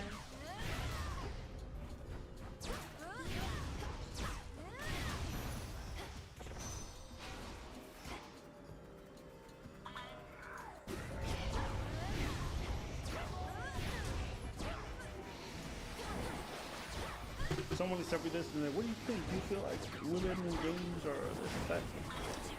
So this. As black in games, okay, the moment people suspect I'm black, and bombs start flying. Okay. And what I realized is online gaming in general is pretty toxic to begin with. Right? People will say stuff to each other, and then if they find any angle on you, be it female or be it black or any race, okay, then they'll go down that road to say something is harmful because there's no repercussions, right? They're doing it from the luxury of their home, so they feel very safe and all this other stuff. So that's the first part. The second part is, generally, from my experience, the gaming community, you have like two branches, right? You have dudes who like super simp for gamer girls, okay? Right? Which you saw in this video, guys are just like, can I give you a gun? Can I do this? Can I do this? Right? Because they're like so awkward around women, such losers. Yeah. They can't help it. Yeah. Then you have the other side. Super sexist. Which is like, they see that and then they go ultra the other side. They're like, yo, fuck these, I hate women in gaming, blah, blah, blah, blah. This is crazy, right? And then you have a small swing of people who are like, they just don't care. It's just not. My experience online, I've seen lobbies, the moment the girl just uses her voice question, like, bro, the whole lobby, like, the whole group changes. Oh, you're a girl? Well, hi. What is this? Like, you're gonna meet the bitch. How much of a loser are you? You know what I'm saying? Like, you doing all this extra stuff. No use. Can I get your Discord after? Friend request? Then you'll see the other people, the dudes who hate on you, really far. You fucking loser. You this and that, you this and that. Friend request. Yeah. Because they're doing like that middle school bullshit where you hate on the girl you like or whatever. Come on. The gaming community is full of so much cringe and losers. It's unbelievable. I don't even know what to say. Because I didn't know about that community a bit, but I don't really indulge in it. Right? Was that? Yeah. It's not helping me reinforce a positive opinion of the gaming community. And it should. Because it's not, it's like, here's the thing. The gaming community is interesting. There's good and there's super toxic, right? So it's a mixture of those things. Yeah. But I do know for a lady, you either fall in the super simp category or the athlete ladies category. Yeah. And that's generally been my experience, even watching like coverage of a lot of these things. Where like a Twitch streamer or whatever. Yeah. And to be fair, like, yo, there's some of these ladies who do this stuff where like, they just get off by their looks. You know what I'm saying? Where like a dude might have to work or whatever, a lot of ladies just come on with their titties popping out their turtlenecks, right? As they should tell themselves. And they get like stuff. So it's a whole convoluted thing, right? Because you have these like generally socially awkward people who people are not good socially, interacting with these women from the comfort of their home, and the dynamic is nasty. Yeah, it is. Kind of gross. Yeah, because they can do whatever the hell they want. Yeah. Yeah, it doesn't really want me to go into online gaming. Of course not. I don't Hey, wanna- listen, imagine any other hobby. Any other hobby. Maybe you in a dance class and dudes was talking to women like that.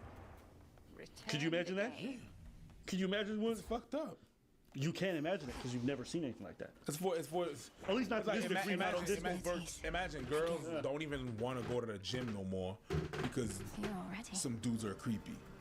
Yeah. But now they just looking, staring. Sometimes they come up and say, Shut a up, comment, Chaos. And they don't even like that. Yeah. And they come up in the spot saying a bunch of weird shit. Gaming is an extra level. It's weird. It doesn't make me want to game with other people.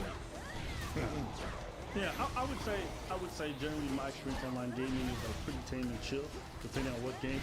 But I have noticed the moment anyone is really I'm like, hey, hard, use hard. That's just me. Hard R, hard anything, doesn't matter. It's very awkward to be online with that stuff. But anyways, that's been my experience. But I just want to touch on this, not get too deep into it. But let's know what you think. Would you guys agree or disagree? Do you feel like we're being unfair? We want to hear from you guys in the comments below. And shout out to the lady. I'll link to her video in the description. Jesus, freaking Christ. Okay, so since we did the other video, the 13 people versus one model. One last question. What was the first thing you noticed about me? First thing I noticed. Be honest. Completely honest, because your ick was honesty.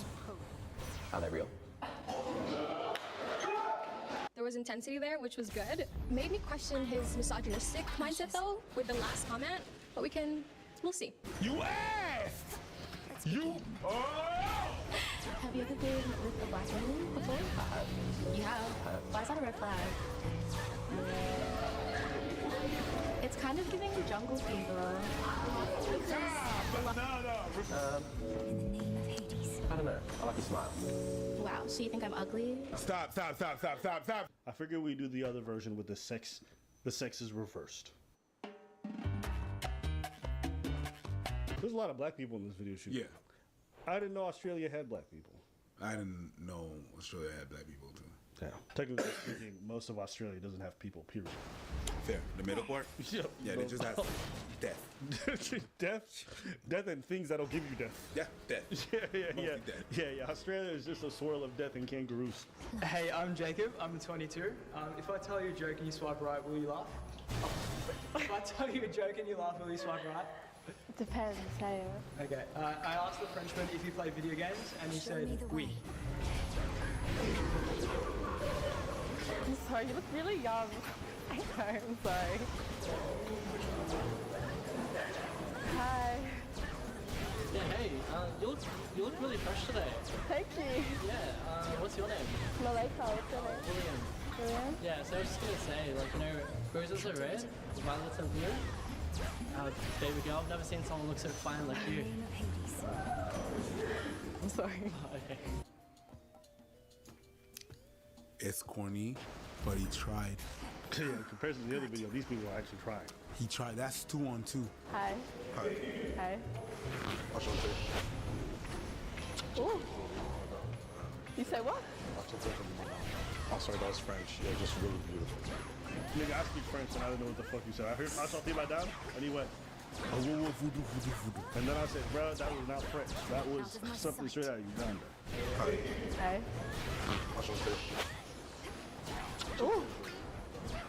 You say what? Try it again, take that Campbell noodle soup out of yours. Because I heard, no, he was mumbling. He was mumbling. He's the Migos. Yes. Reincarnated. Rest in peace. Oh, I can't? I can't do that?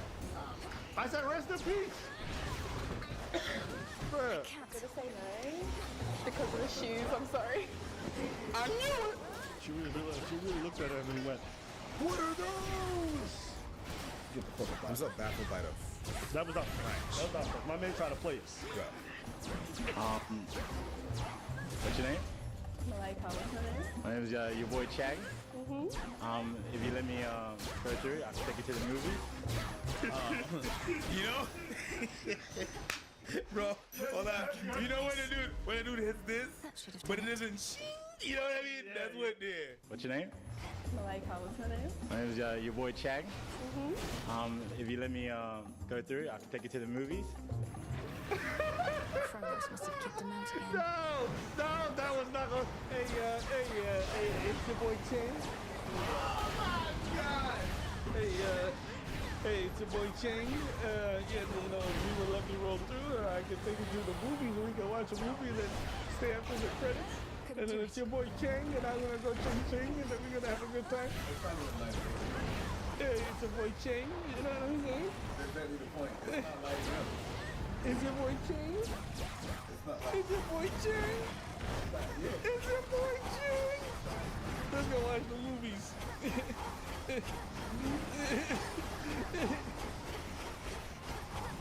It's your boy Chang. Hey man, listen, yeah, these guys, I'm starting to sympathize. Yeah, because you know what they say. Like, let me take you to the movie shop. He didn't leave the candy shop? Yeah. He said, let me take you to the movie shop. It's your boy Chang. Yo, bruh, I'm sorry. Yo, ladies, Straight ladies, today I'm on your side, okay? Every man is on your side right now. Straight vomit. You look so familiar. That you showed me we're in the same class. In the same class? Yeah, I could have sworn we had chemistry together. Wow, that was a good one, you know. How old are you? Take a guess. 28. A little lower, but we're working. 26. Slightly lower. I do have to say no, just because I've heard that one before. No. That's cap. That's cap. It was the age that threw you off. That's cap. Hey. What's your name? Malaika, what's her name? Thon. Oh? Yeah.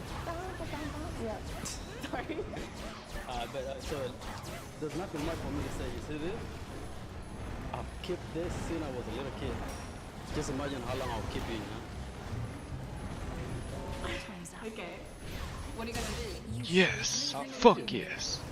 How am I gonna keep you? Tell me. 10 seconds are done, but I'll keep you later. You talk more, you know? No, they right here. No, look. He asked himself. He's Yeah, he went. It's already done. Alright, it's already done. It's already done. I fucked it up. Hold on. No, I'm not gonna let you give me the L. I'll go get it myself. Thank you. Yeah. Hi. What's up? Hey. What's good? How are you doing? I'm okay. How are you? I'm good. Okay. Why does this guy sound like, you know when you come out the subway station, he's like, so have you heard of Jesus Christ? Yes, good. Yes, he's the greatest, isn't he? Good. Have you found salvation in your life yet? No, fantastic. Okay. Well, come over here. How do you have a conversation? I'll just take him into your time, sir.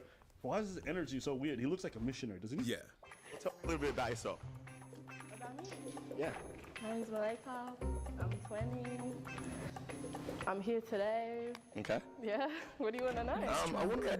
What else? I should be. I'm supposed to be getting to know you. Yeah, but I want. So tell me about you. What do you want to know? How old are you? Yeah, no. That guy is the guy version of the girls. Yeah, we'll get this dweeb out of here, bro. Let me just skip ahead. Hi. How you doing? Good. How are you? Damn. Where'd you get your dimples from? I don't know. My grandpa. Yeah. The captain's wheel. Okay, I mean, are you an indoor or like outdoor person? No. Yeah. So where would you like to take me? Huh? Where would you like to go if I put you out? My man think because you came to the suit, he already closed the deal. Brother, you at the negotiating table and you didn't bring nothing. He said, where would you like to take me? How about I take you to the left, because you need to go. This motherfucker's just like a car salesman acting like the car being sold. Calm down. Calm down. He said, where would you like to take me? Where would you take me? Vibe Society, you know? Maybe take out them Jordans, put you like in some heels or something, you know? What the fuck? You said out of this Jordans into some heels. God, what? Whose man is this? Yo, okay, whose man is this? Whose man is this? Yo! Get him out of here. Just say that again. What's wrong with Jordan? Not wrong, no but yeah, it's a life. I'm just gonna say yes because I love the effort for this outfit. So Thank you. you're the best chef here today, okay? Hi, good. How are you? You got white friends, right? White friend. Yeah. I do. Alright, swipe left if you let your white friend say the N-word. Swipe left if my white friends can say the N word. Yeah. Well, they just say no. See out, like.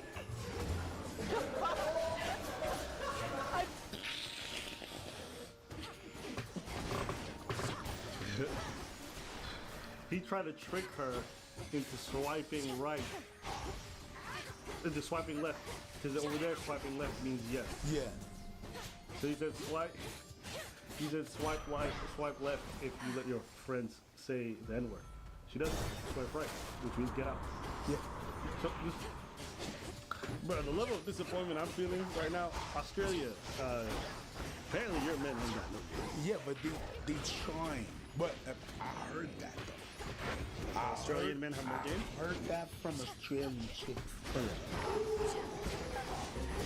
My name's Daniel. I'm 21. Swipe left if you don't think BLM's okay. No. Now you guys are using the same fucking shit. Wow. You know what? You know what? Ladies in Australia, I gotta apologize. These dudes are hornier than y'all. So everything that happened last video, I'm starting to understand it. What's up with these guys? Every Jubilee video I've seen in comparison doesn't even come close. This is way crazier. Hey, everybody in the comment section right now, can we all just appreciate Australia has no risk, no game, no ability to system. I really thought the men here had no game. Oh my days. But the guys over there, and she gonna swipe left on him because he's cute. What is wrong with you guys? I was gonna swipe you right anyway. You're cute. What's your name? Malaika, what's her name? My name is your boy Chag. If you let me go through, I can take you to the movies. You know, bro, hold on. You know when a dude hits this, but it isn't shing. You know what I mean? That's what did. You know what he said his name is? Good. It's your boy Chang. I'm like, there's no way that. Yeah, you said that. Hi. How you going? What's your name? Malaika. Hey, I'm Malaika. I'm Patrick. You're fit as hell. Do you do any boxing? No. Because you're a damn knockout. See? Homeboy from the last video said he got game. He showed it. Hello. My name is Simba. Your name's Malaika. Pleasure to meet you, Malaika. I'm a producer. I spend all my time in the studio pretty much. So spiritual stuff. I'd like to get to know you a bit better. Okay. I think that will sound good. You know, so my name's Simba. Yeah. I'm sorry. I'm sorry. Simba, Shijota Mrs. Mufasa. We have come to make a decision. You have left Pride Rock, and you have come back looking like you have come from a Pride festival.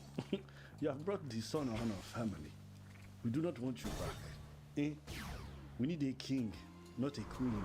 You have made the wrong decision, Cisco. Leave the abode. My friends, come here. My spirituality. My spirit has left my body. As I am gazing upon you, I have felt shame, the highest order. Need to recharge. The man came, he said, my name is Simba. For what reason? For what reason? This is David Bouillon. Stop it. It's your boy, Jude. Hi. How you doing? Good, how are you? My name's Rizwan. I'm Malaika. You can call me Riz. I'll call you the one. I'm sorry, no. You come in like a...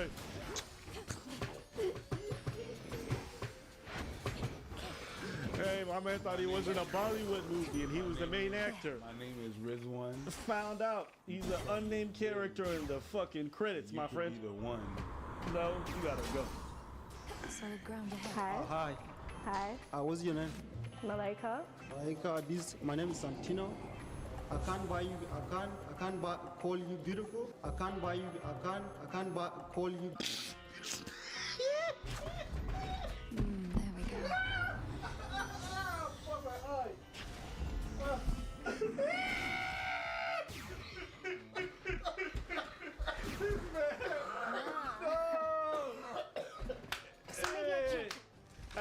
My name is. In the beginning. My name is Jimmy. My name is Jim, and I can do it if you let me do it to you. Let me do it to you good. I've gotten my citizenship, and my name is Jim.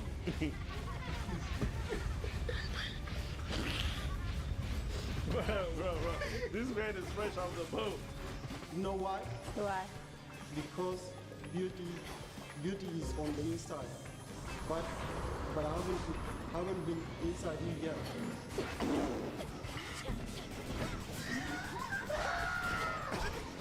Yo, that's crazy. That is actually crazy. I can't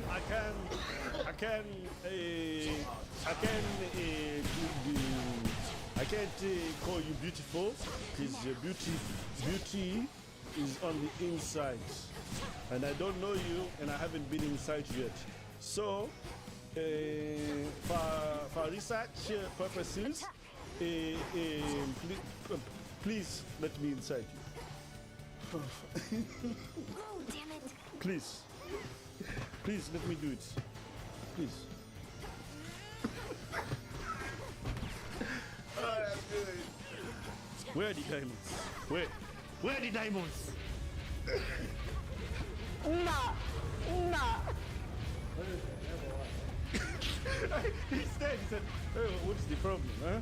Where are the diamonds? Tell me. My friend, you cannot tell me to swipe. I said, you are not the captain, this is me. I'm the captain now. Oh my God. Hi. Hey, how are you? Good, how are you? My man came dressed like a prison inmate that found Islam. Straight up. Straight up. A prison inmate that found Islam. Straight from the commissioner. The commissary. He's... Yeah. I don't know your name, but excuse me, miss. I see you from across the room. Hey! Shoot it! Here we go. Get out of my way. Make space. I think, yeah! No. Shoo-be-doo-doo-doo. Yay. Girl. You know what I mean? You gotta. Gotta get ready. Shoo-be-doo-doo-doo. Yay. Girl. That's how everybody sounds. Let it. And I gotta admit, you got my attention, make me wanna say yeah. See, how you going? My name's Duncan. You're in shape, bro. You're yeah, girl. Yeah. Who? If it was Chris Brown in one of his dances, do it again? Yeah. You got a beautiful smile. Thank you, so do you. I didn't come here for the videos, I came here for you. Came for me? You didn't know I was here? As I say, I knew I was gonna find love today, and I think I found it. Really? Hey ladies, if any dude comes this strong onto you, talks this shit, there's no reason to fuck you and leave you without it. Okay? Any dude who comes on this strong off the top is 2 in a row, let's lying go! out his asshole. This man with a straight face said he's here for love. He's ready to... Man, shut the fuck up. Bruh, can we stop this? Audience, I think we need to stop. We gotta stop. Yeah, we good. What am I taking away from Return this? to Shadow A now. lot of dudes ain't got game, especially in Australia. Jesus That is Christ. crazy. We've watched a lot of these dating videos, and this is easily the worst one in terms of game. Absolutely. They were super lame. Horrible. All the cast. Horrid. Oh my days. Now, maybe they weren't as dislikable in terms of like Another chaos hateability trial down. because they weren't insufferable like the other. They were just so fucking boring and bad. They were dumb. So there you guys have it. You guys wanted us to cover the second half, see what the fellas did. We showed We're you. not doing it. Well, we showed us as much as we can handle. Yeah. And yeah. Anything else you want to add? No. Don't do it. Don't do it. If your boyfriend likes photos and videos of girls with huge butts on the internet, then this video is for you. Hi, I'm Michaela. I have a fat butt. And I will happily block your boyfriend if you ask me. But that's not why I'm here. Why I'm here is to tell you the story of how I got like this. Because I'm just like you. By the way, I have clay all over me. But my ex-boyfriend would like photos of Jeanette Guzman, the Instagram model. I think he actually only liked like 5 photos total. But when I discovered this, and we had just started dating, when I discovered this, I would cry every night. I would devalue myself. I have BPD, by the way. I would devalue myself. I am not good enough. I am not a good enough person because I don't have a fat butt. And I don't have every single surgery that Jeanette Guzman has, so I'm not good enough. And this went on for a long time. I was very insecure and I became very, very sad and I just hated who I was. I hated myself. So what did I do? I tried everything in the books. I tried everything I possibly could do to look like Jeanette Guzman. And I think I've done a pretty good job. I think I did a decent job. But now this dude is gone. And apparently his type is completely freaking different to anything I am. So I did all this for nothing.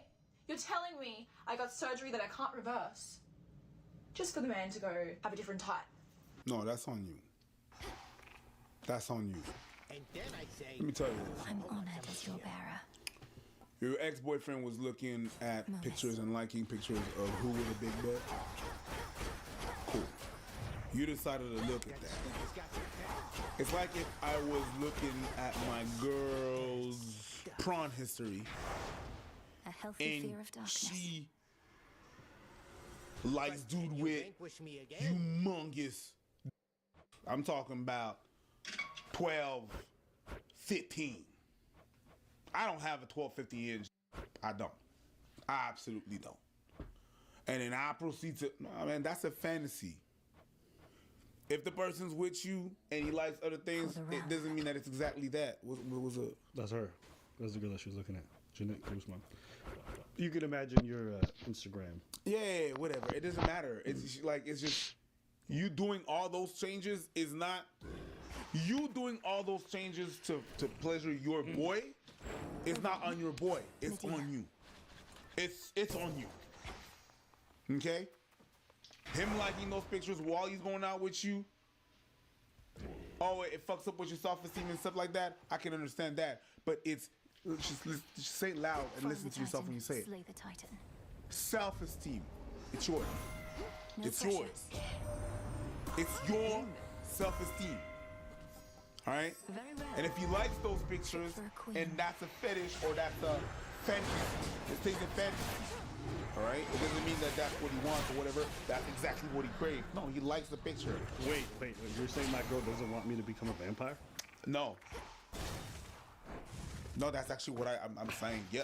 So all those girls who were like getting super red over the Vampire Diaries or Twilight, I wasn't supposed to change into looking like them? Did you?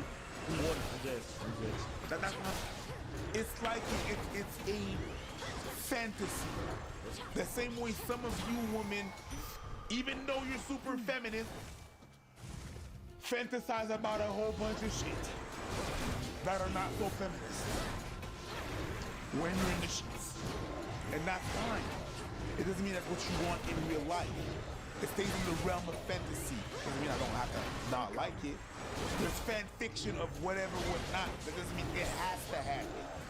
So for you to take that and change your whole body, and then that your ex is gone, and then he likes something different, and you still blaming for that, mental life. Whoa! I don't think so.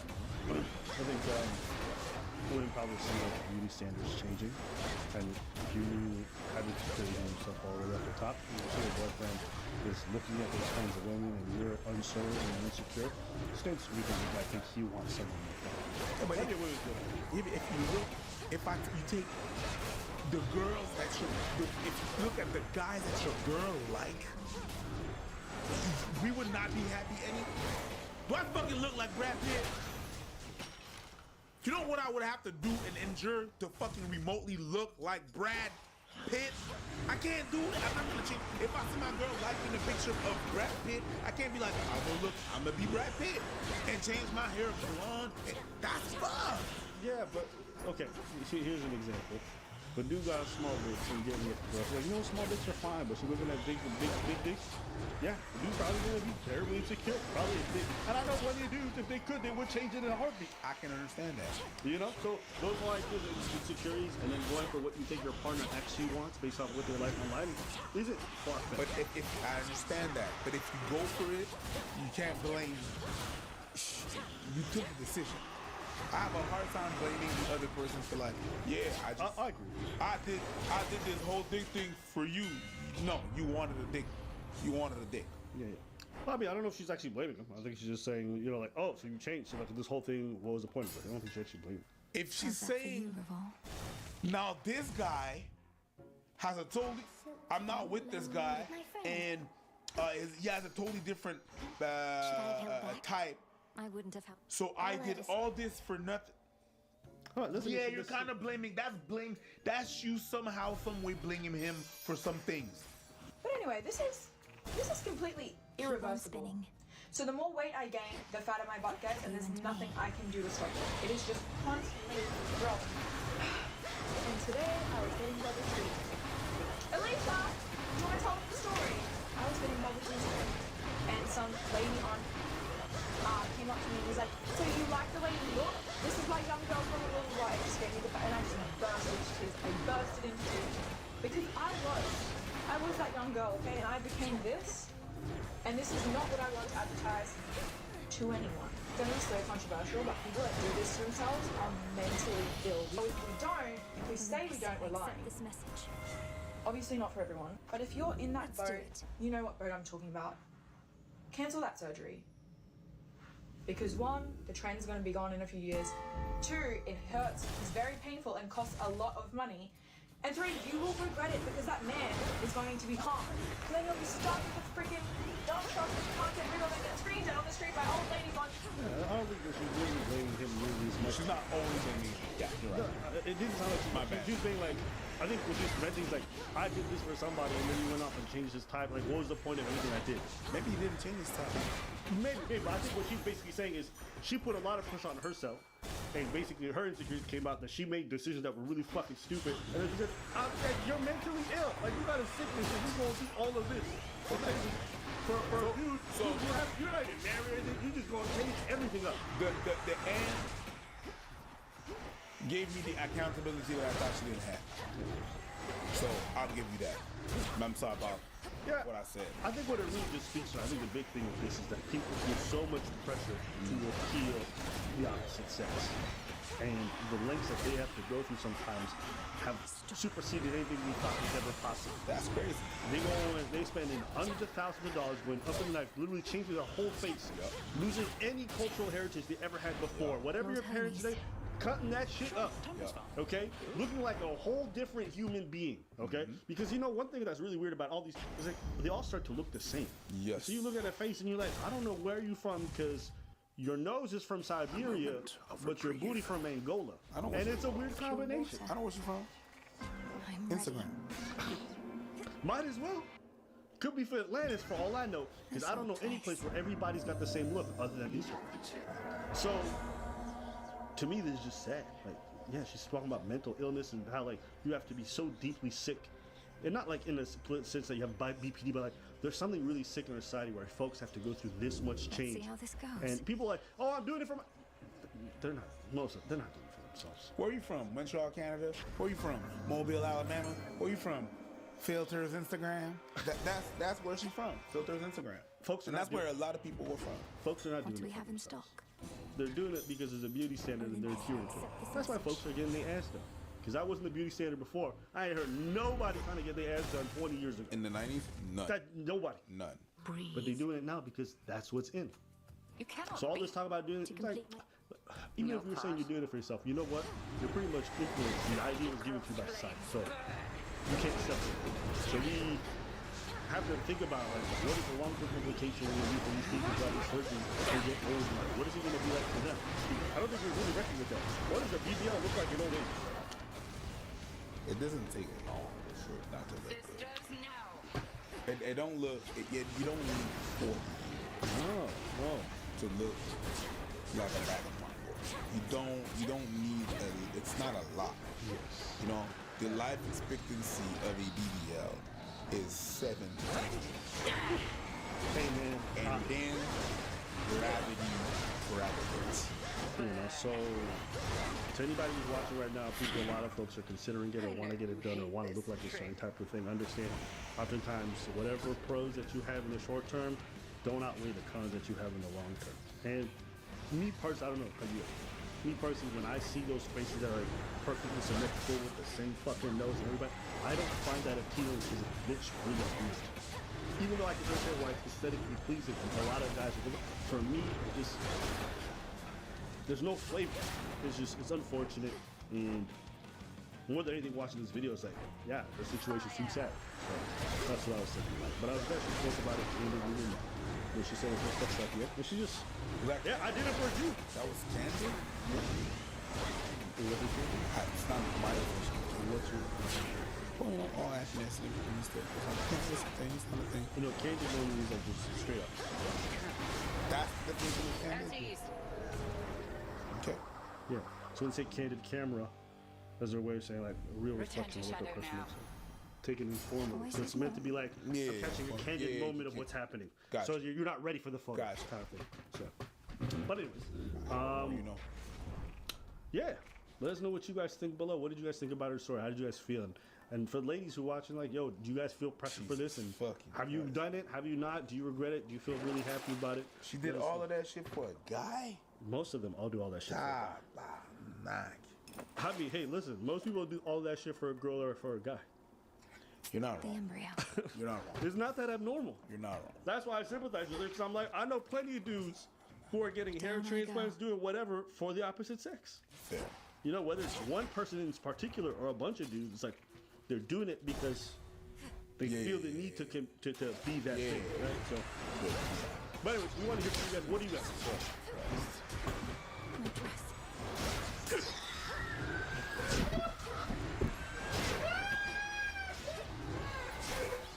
Cool. I think it's the first time I cried on this channel.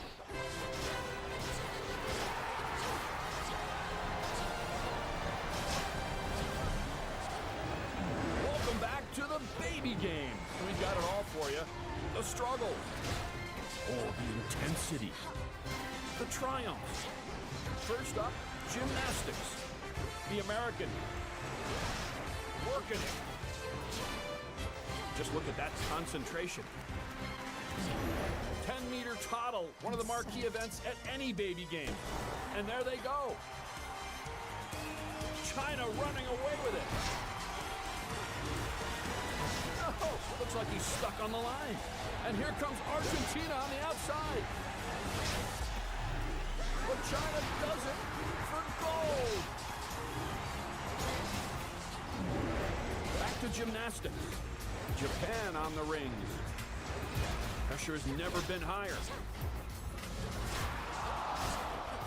What an effort. What the fuck is the point?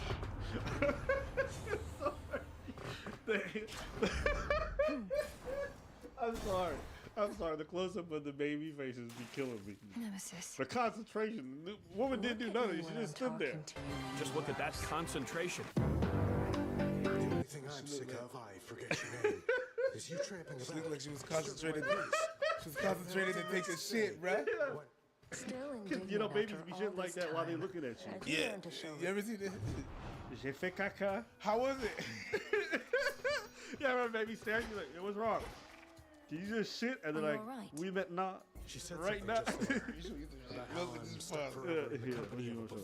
I can't believe this happened. What do you think about California? You like it? Yeah. Do you like it? You taking a shit?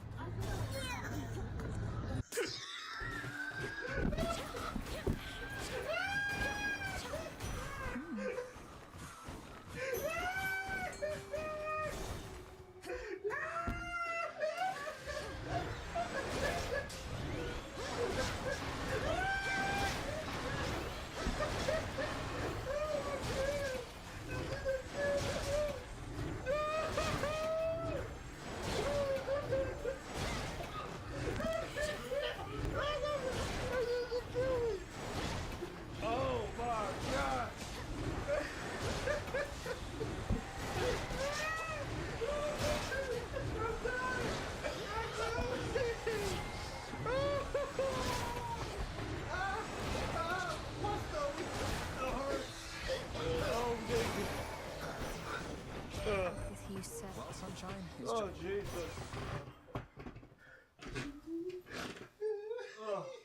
Oh my God. Whew.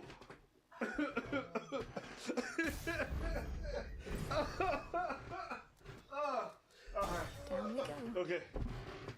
All right. the first time I cried on this channel.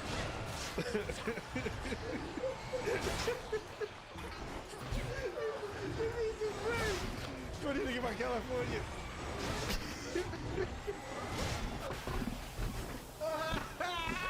And you know what? I feel the same way when I think about California. I fucking hate Los Angeles. Not all of it, some parts of it. The way that kid started shit. Yo, Cali be making me feel like I want to sit. That's really very good all the time. Man, California. The way this kid shat on y'all. Was there more to the video or that's it? No, that's it.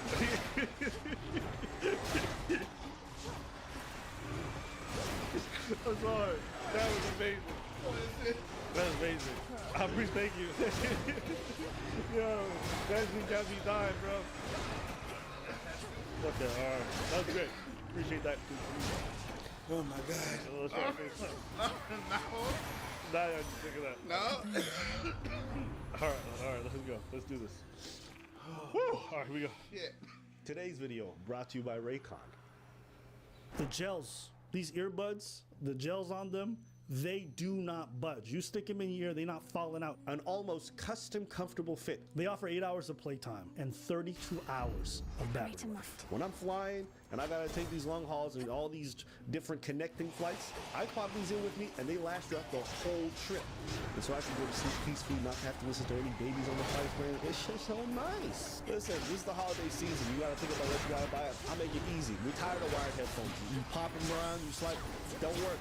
And the other competitors, far too expensive. We offer the premium sound at half the price. So you only know what to do for this holiday season. Get you some Raycons. Click the link in the description box or go to buyraycon.com/Apple to get 15% site-wide with the promo code HOLIDAY. There will also be new pop-up deals every day during Raycon's countdown to Christmas. And I'll try to keep the description box updated with each one of those latest deals. Why am I getting these shitty ass enemies, bro? We all helping each other out, get some good sound, support us, everybody's happy.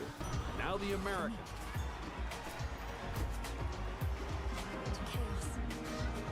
The dismount. Nailed it. Gold for I'm going on a 7-minute timer, man. It's like,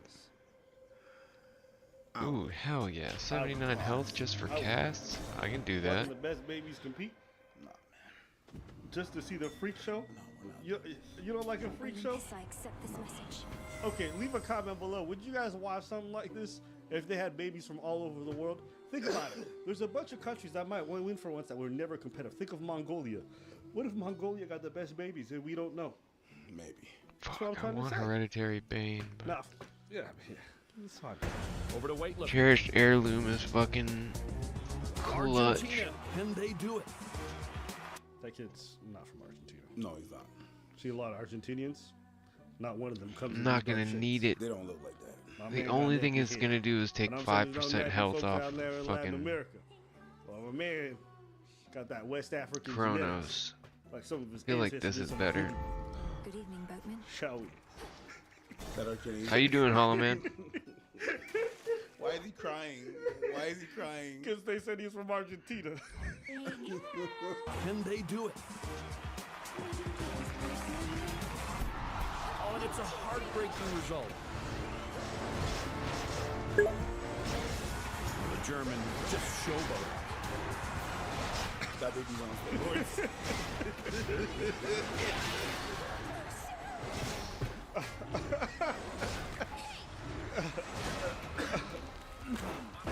Now on to our final event, the 3-hurdle toddle. And there they go.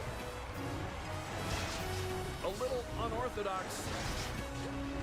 France having some trouble on the last hurdle.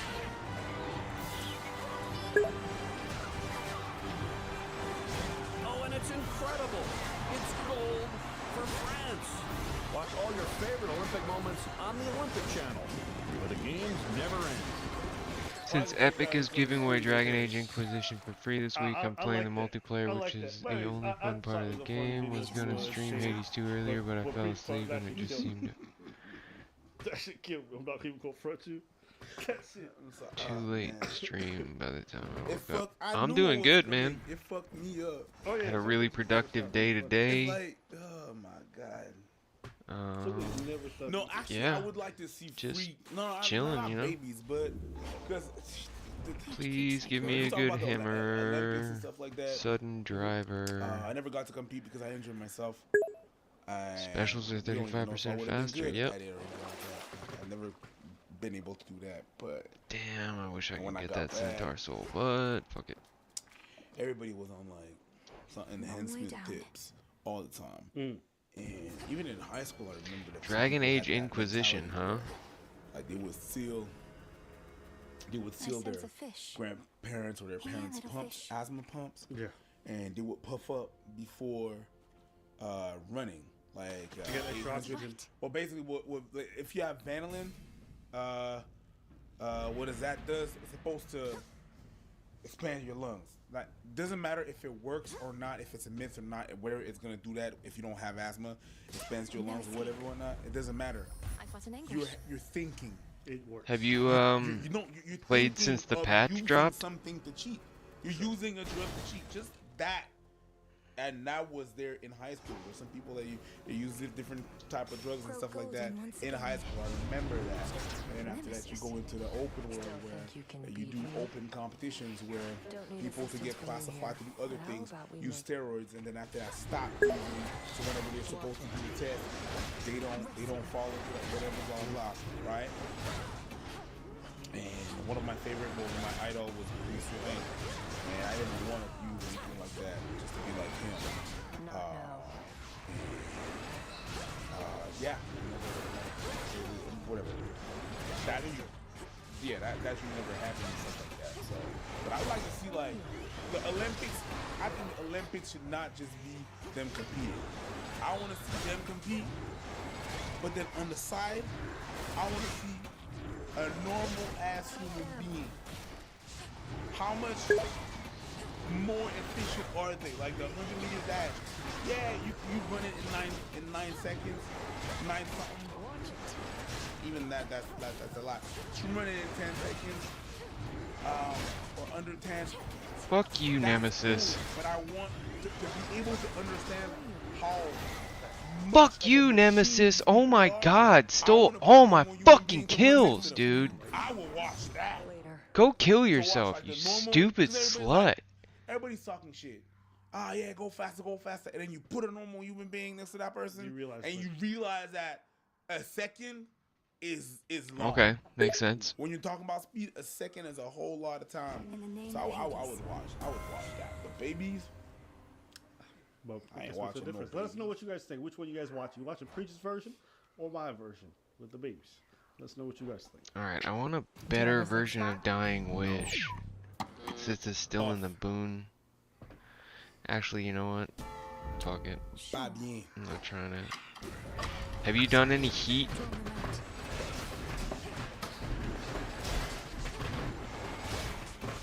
Oh, that hurt. That one hurt. Hello, I'm Travis. I'm Paige. Sorry, buddy. We wear blindfolds. Keep each other a little stiff. Let's explore your other senses. Oh, let me see if I can find. What is that? Is that sugar cookie? Oh yeah. Yeah? I'm sorry. But a pet person having a perfume called sugar cookies kind of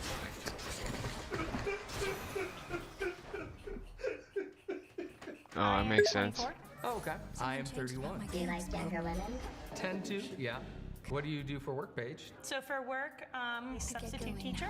My little brother actually is a substitute teacher as well. I understand you guys are struggling a lot right now. She's not feeling this at all. No. She's not in it. No. She's not in it at all. No. She's like, yo, what are these questions, bro? Why are you asking me about being a substitute? Who wants to be a fucking substitute? Talking about your brother is a substitute. I'm trying to fuck. Hey, call that teacher that we call when the real teacher can't make it to class. Call the one that everyone disrespects. Hey, Paige. What? Stella? Hey, what a fuck. Hey, Hunter, get to work, stupid. Like, nobody cares about no guy. And they do an important job. I'm just saying, nobody want to be talking about the fingertips. Do you two? Oh yeah? I do. Sure. I've gotten up to 24 Heat. One date with like a different teacher. I'm so sorry. That's fine. Y'all want to see each other? Yeah. Fire that attack whenever retrieved. Longer hair is Or kind of what I'm gain into right plus now. 2 shit. Which is it's like longer hair on actually attractive women is what I'm into right now. Wow, okay. Like a rotisserie chicken in the shower. I prefer to just kind of sit there like you know, like a luau pig. I just kind of Tournament. That'd be watch over me. interesting. I do. Yeah. I think I'm just gonna do plus 2 shells. Man, I should have said. I should have. You're dirty. What did you say? You're dirty. Nasty, raw. Or actually, no, this one's Why you pretty say he's good. dirty? I'll rock with this. Cause you sit there. You don't scrub, don't do Where the nothing. fuck is You the don't turn around, get your back. tree at? So this guy was talking to me. There's the man. tree. He said he's dating this dude. I don't have time for all this running around. Might be early. So they in Yeah, the shower, right? I She's feel you. behind him and she's washing his back or whatever. And she goes to wash his asshole, and she come out with booty, and there's like, there's, no. There's a landfill of doo-doo. She digs it out, like a handful. And she goes, what the fuck? He's like, what? You don't wash your booty? And he's like, no, it's just fake.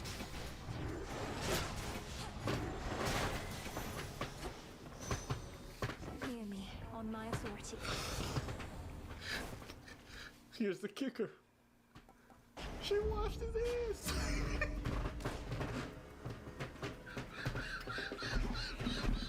I can't even get out this way.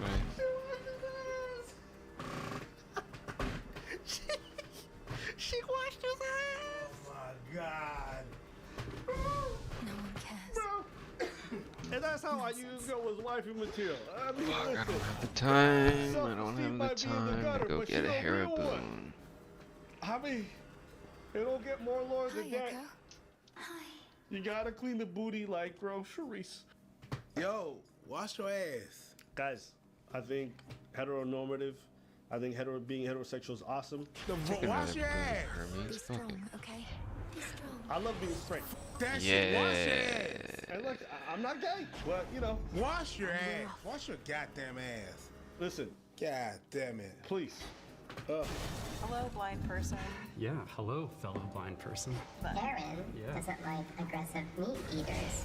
I didn't need that to get brought up. I mean, it's, yeah, it's not like a deal breaker, you know? Like, yeah, I mean, it's how I... Come on, have the courage of your convictions, vegan man. Some spare ribs in front of you. Are you gonna be upset? Do you two feel a connection?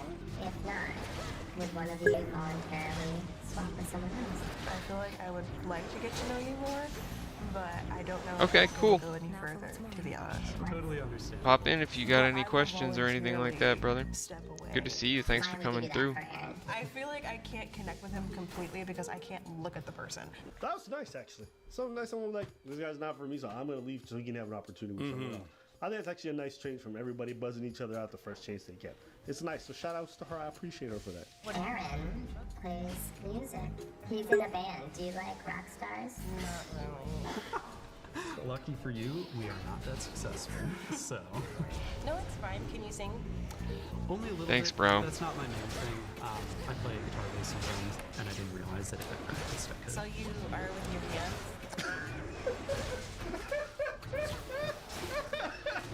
Hey, shout out to my sister.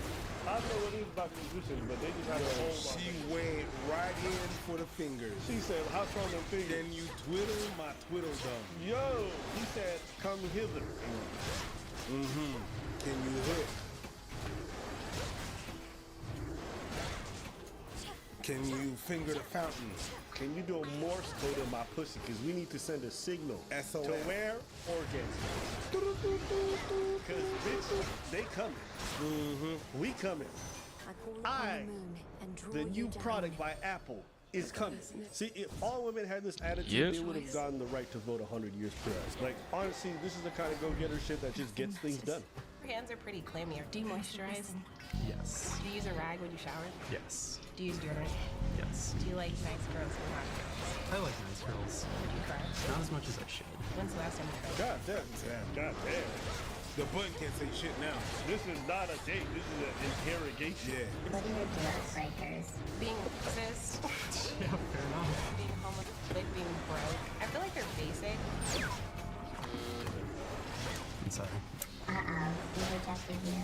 A lot of things were going well, but the thing about a deal breaker being broke, that just kind of rubs me the wrong way. Creepy at Already rejecting you.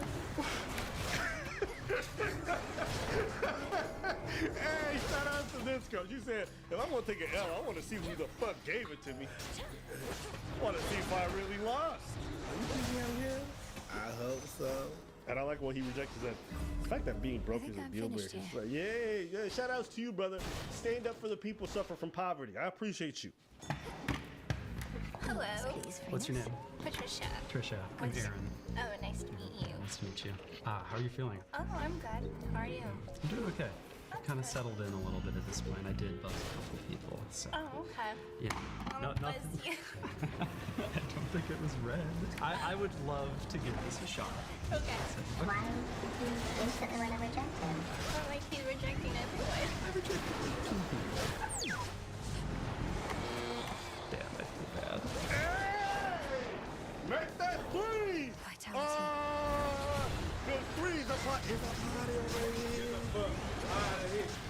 Get the fuck out of here. Uh-huh. Get the fuck out of here. Who we yelling? Get the fuck out of here. You, ho? Get the fuck out of here. Who? Get the fuck out of here. Where? Fuck out of here. When? Fuck out of here. Okay, now break it down for the hood. Make it good like it should. You know you's a dumb hoe, cause you going home alone. And Out of here. Get the fuck out of here. Okay. Hey, you was buzzing motherfuckers without no reason. Then you get buzzed. Hey, listen, shout out to the rock star. He said, girl, you thought you was going to case? Not today.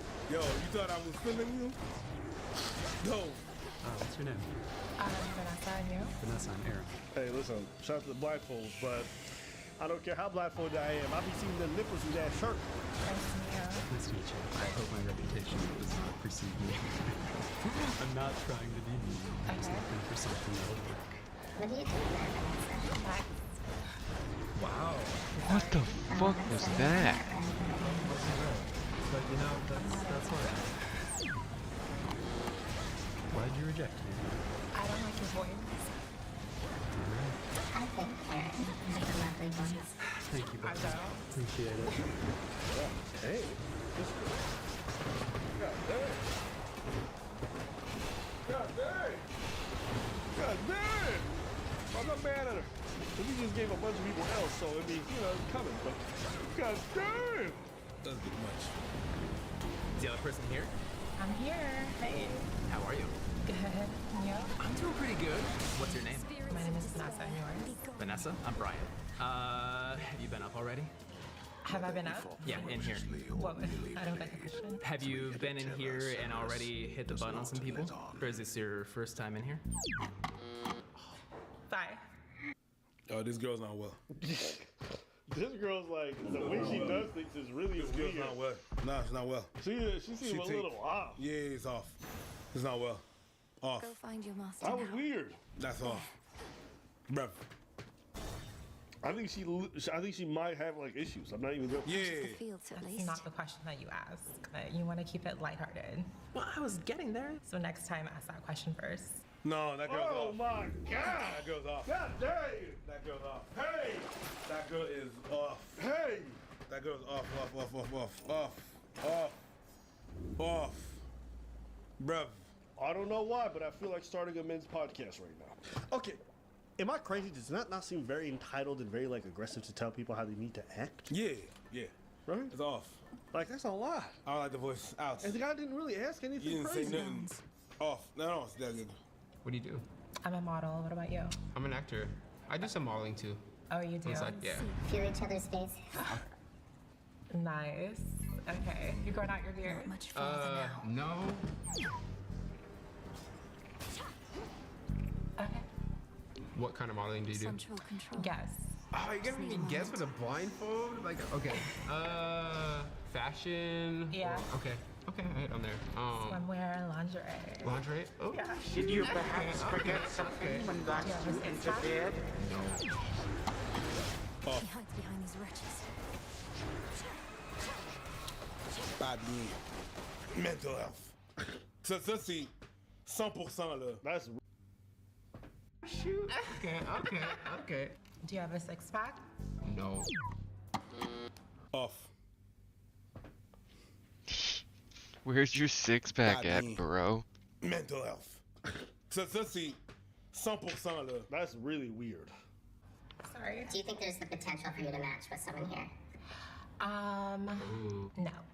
No? No. Would you voluntarily reject yourself? Yes, I do. Oh my. Yo! Even the people at the bar were like, Ok, t'es folle. You're not gonna match with anyone. why are you here? Why are you here? It's really Even the people at the bar were like, you reject me because you nervous. Imagine if a dude sat up here and be like, yo, you got double D titties? Stop. Yes, she did. That was crazy. That was crazy. Mental health. This is, yeah, I honestly think, hey, this might be the most entitled woman I've seen on the show. Yeah. Yeah. How are you? Wait, are we starting? I'm John. I'm Sky. What do you do? I'm a singer-songwriter, so I'm working on my first album right now. Oh shoot, look at you. Yeah. Okay. I'm in the entertainment industry too. Hey, we're two artists. Let's be brought together. No traitor to the house shall go unpunished. Just letting you guys know, two artists trying to make it work in a relationship, like, almost never does. Especially if you guys are both aspiring artists, because guess what? Likely, the odds of any of you making it, very slim to none. And then the odds of both of you making it, very slim to none. But Abba, what's wrong if one of them makes it? If you're an aspiring artist and your partner's made it and you didn't, Friction.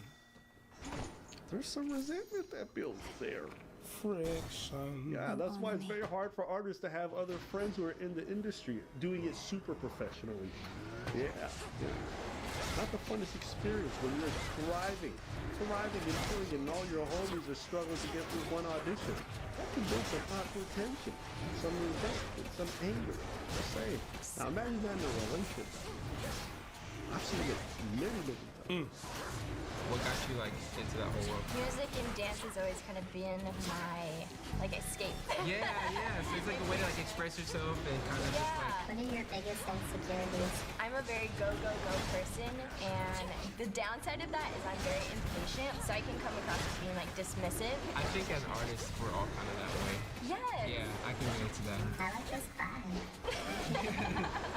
From here? I'm originally from Hawaii, but I was raised here. Let's hold hands. Oh yeah. Okay. Also, I'm gonna be in Hawaii in like a couple weeks. Oh shit. Is that Hawaii?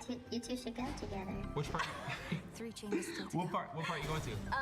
Honolulu. That's where I'm from. No. Yeah. That's where like everybody goes. That's like where both people go. I've never been. It's one of those things where it's like there's not that many places you don't go. Yeah. My eyes are watering. Oh my god. Oh, I'm sorry. I'm sorry.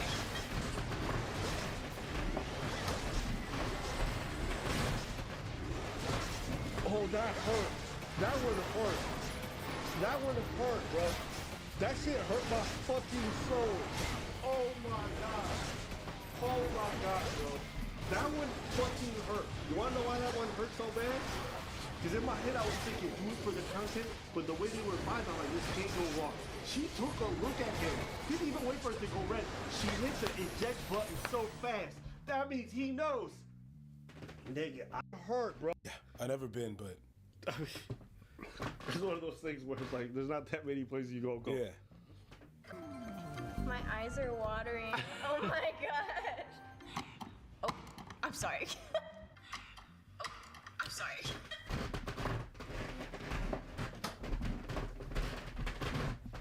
Holy shit, what a bitch, bro. That one hurt. That one hurt, bro. That shit hurt my fucking soul. Oh my god. Oh my god, bro. That one fucking hurt. You wanna know why that one hurt so bad? Because in my head I was thinking, do it for the content, but the way they were vibing, I'm like, this can't go wrong. She took a look at him, didn't even wait for it to go red. She hit the eject button so fast. That means he knows. Nigga, I must be ugly to her. Ooh. Fishing point there. I hate actors, but bro, I feel for you, man. Hey, listen, bring it here, bro. That one hurt. Ah! Oh my God! Nobody saw that shit coming. Did not see that? Oh my God! Look at his face. Look at his face. I'm not red. Oh, that's I could be red. Why did you hit me? What were you doing? I don't know, attraction is a big thing for me. Sorry. You have a really nice personality. No, that's looks.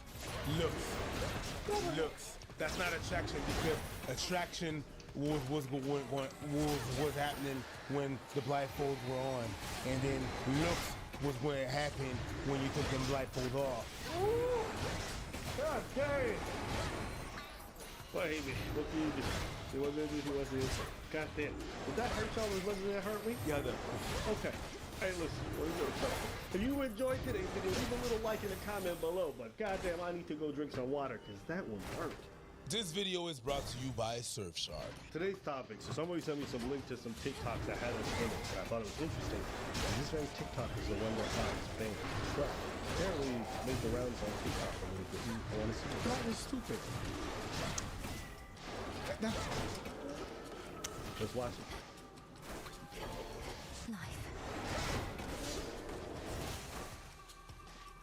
Would you date a trans person? No. Sorry, but that's pretty discriminatory. It's not. It's officially not. And it's not even transphobic if we're not into somebody because they're transgender. Nobody on this planet has to explain why they're interested in a certain demographic, and that includes race, gender, body type, anything. You don't have to explain why you're attracted to that. Some people like big titties. Some people like small titties. Some people like dick. Some people don't. Some people like feminine dick. Some people don't. We're done. Based. We're done. X. We're done. Okay. Murder. I'm guilty. Spitting facts. Congratulations. I haven't.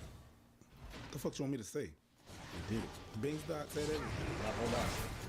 That's not what I was expecting. Don't know what thing. Not gonna lie. Don't wanna know. Not gonna lie. That speech was fire. Congratulations. Congratulations. It's all about how you swing and what you care about. I just think it's kind of funny that you're trying to perpetuate the bullshit that is discriminatory or transphobic for you how you attract trans individuals, because literally no other demographic ever does that when it comes to sex. Someone with big tits can say you're discriminating on me because I have big tits. People that are gay don't even say that. Nobody says that. Why are... I don't get it. Besides, if somebody is clearly exclaiming that they're not interested in you because you're transgender, then go find somebody else because they clearly don't like all of who you are, and you should put the standard up a little bit and find somebody that likes you for everything. Shut it off. You done. Shut it off. You said today's topic. What topic? What topic? I want to appreciate. Motherfucker just smirked it. What the fuck you want? I just want to appreciate this has been on for a couple months. And this is a video that we got banned for. What's fucked up is other people are making money and are able to comment on that while we that's the fucked up part. The rest, you said what you said. I mean, shout outs to they. Olympus, accept this message. You said what you said. Shout out to that person. They done did it. You feel me? Shout out to that person. But it's just fucked up that one video get banned and other people. Okay, cool. So they comment. All right, it depends who comments on it. Is that what it is? Anyway, carry on. Hey, sometimes you want to watch certain videos from other countries and you can't because your country is not allowed. Once more. I know. Well, you need to get yourself a VPN changer. A VPN changer is something that's gonna change the location of your computer. I'm from Canada and our Netflix is nice, but it's not like a US Netflix or a UK Netflix or any Netflix around the world. And sometimes I want to be able to enjoy that content. Well, I just teleport my computer with the VPN changer wherever I want it to be. And I can enjoy it in whatever content I want. And now if you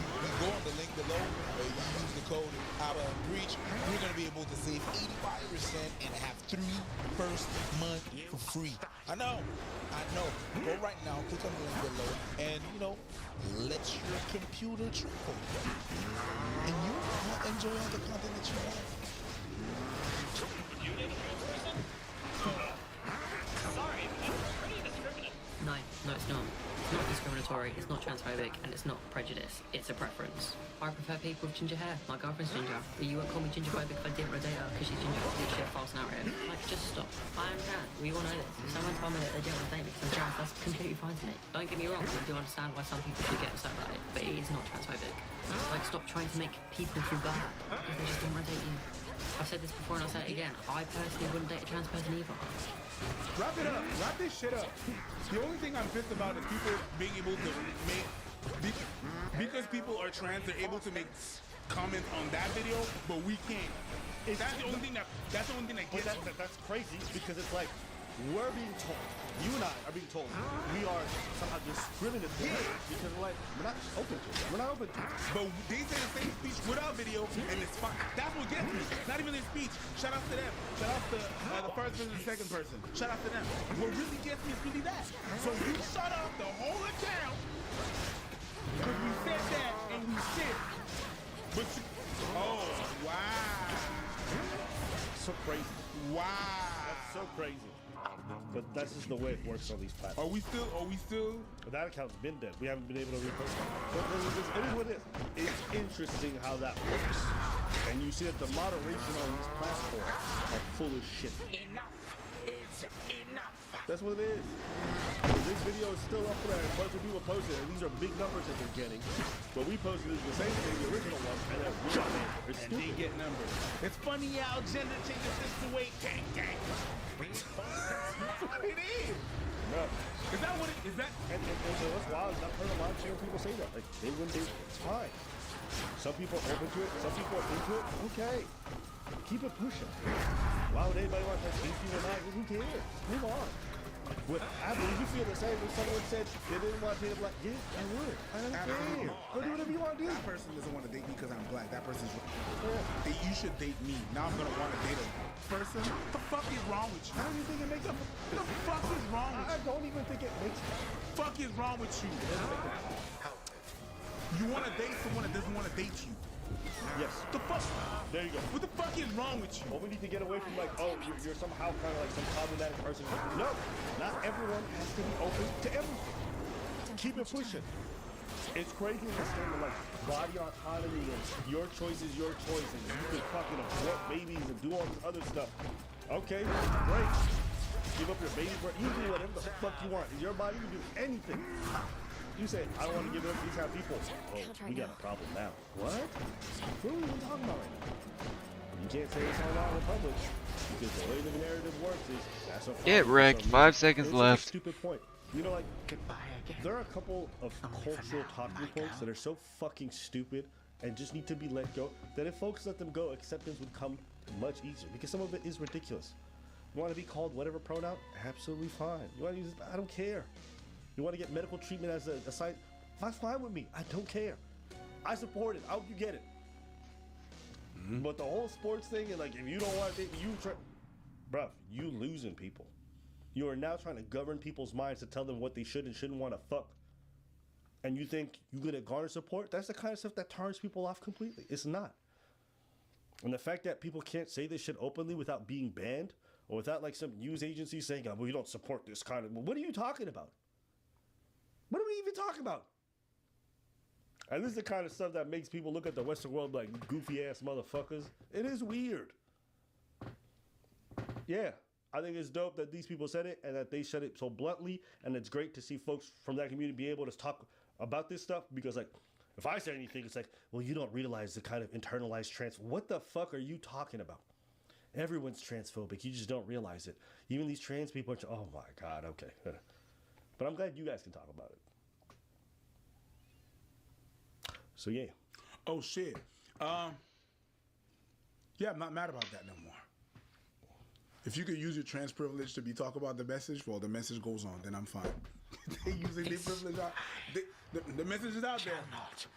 Shit, they're using their trans privilege. Yeah, we should be able to say this shit publicly. It's not a big deal. It's not like I go out of my way to say these shit. I don't care.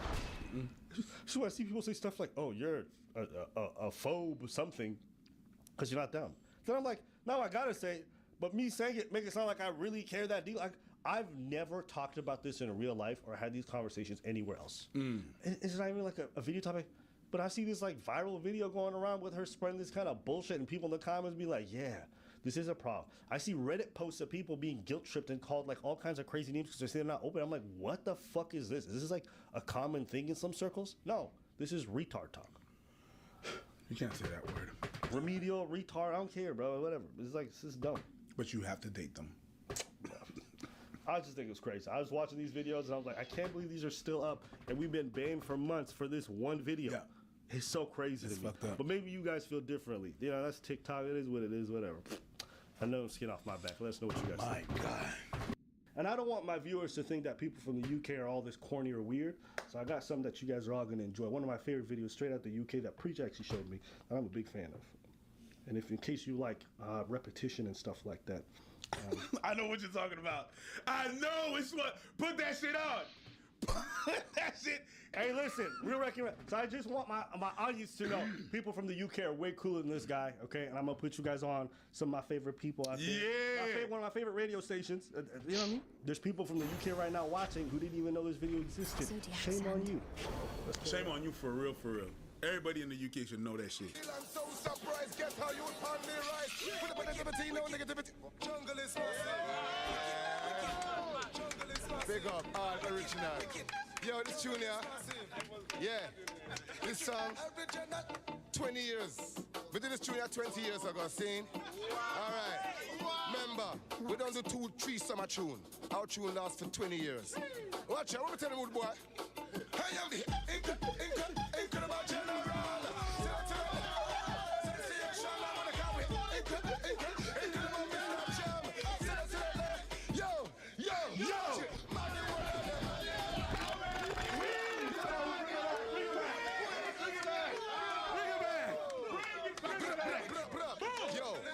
I want to big up right now, Mr. Jam. That's it. I'm big up all of the youth, them all in the grime nation, all in the grime youth, them all in the urban youth, them. Big up. Original jungle is massive. The original dancehall jungle is there. General leave you alongside Mr. Jam. The world is in trouble. What's in the man we goes? This is the incredible Mr. Jam. Say that to that. Sensation, I'm gonna call it. Incredible. Yo! Man, the whole of them must spin them like a windmill. New talk for them, go to them up. Dance can't nice unless we as the girls see your way for sister, them dreams get fulfilled. Must have with them in the past, with them in the cola, with them in the chill. I don't win, no start for winner. Over the hill. When you walk up this day, that you must see, could have must say ill. Testing Mr. Jam, when the better go right, you winner. Come now. Big up. Have mercy.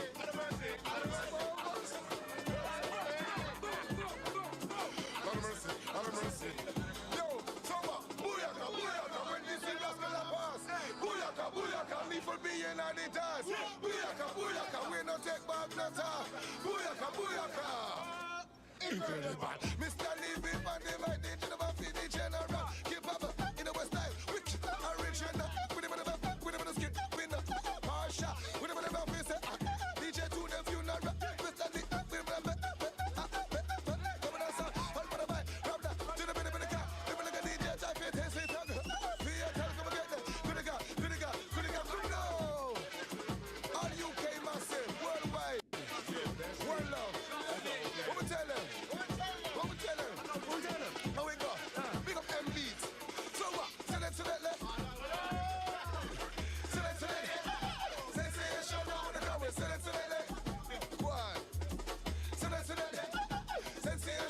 incredible, unstoppable, unbeatable, invincible, with innovation, respected by man, and love my girl. Come in the place we get the step record. Come in, that is regional. Let's go. Okay. Boom. Watch that whole shit out my mouth. Yo, big up General Levy. Big up General Levy. Big up the UK. Massive. Mm-hmm. Okay. Yeah. Anyways, listen. I love England. Love London. this dude, whatever, man, who cares? And for those who don't know, go check out General Levy, all right? Yo, listen, the UK's got music, okay? And if you aren't aware, I've been a big fan of UK music for a lot. From garage to hip hop to R&B to grime, they got music out there. Okay, so don't let these kinds of people that we put you on be the color for you to see the England for the front. There's a lot more out there, so I just want to be able to say that. Anything you want to say? It was supposed to be so easy. Yeah, just have fun, man. Foot. I got smoke too. Okay, sorry. We are going to begin. The madness starts now. Are we addressing the elephant in the room? Which is what? A leading cause of death for cats. Listen, I'll light up the internet, Emma. I'll light up.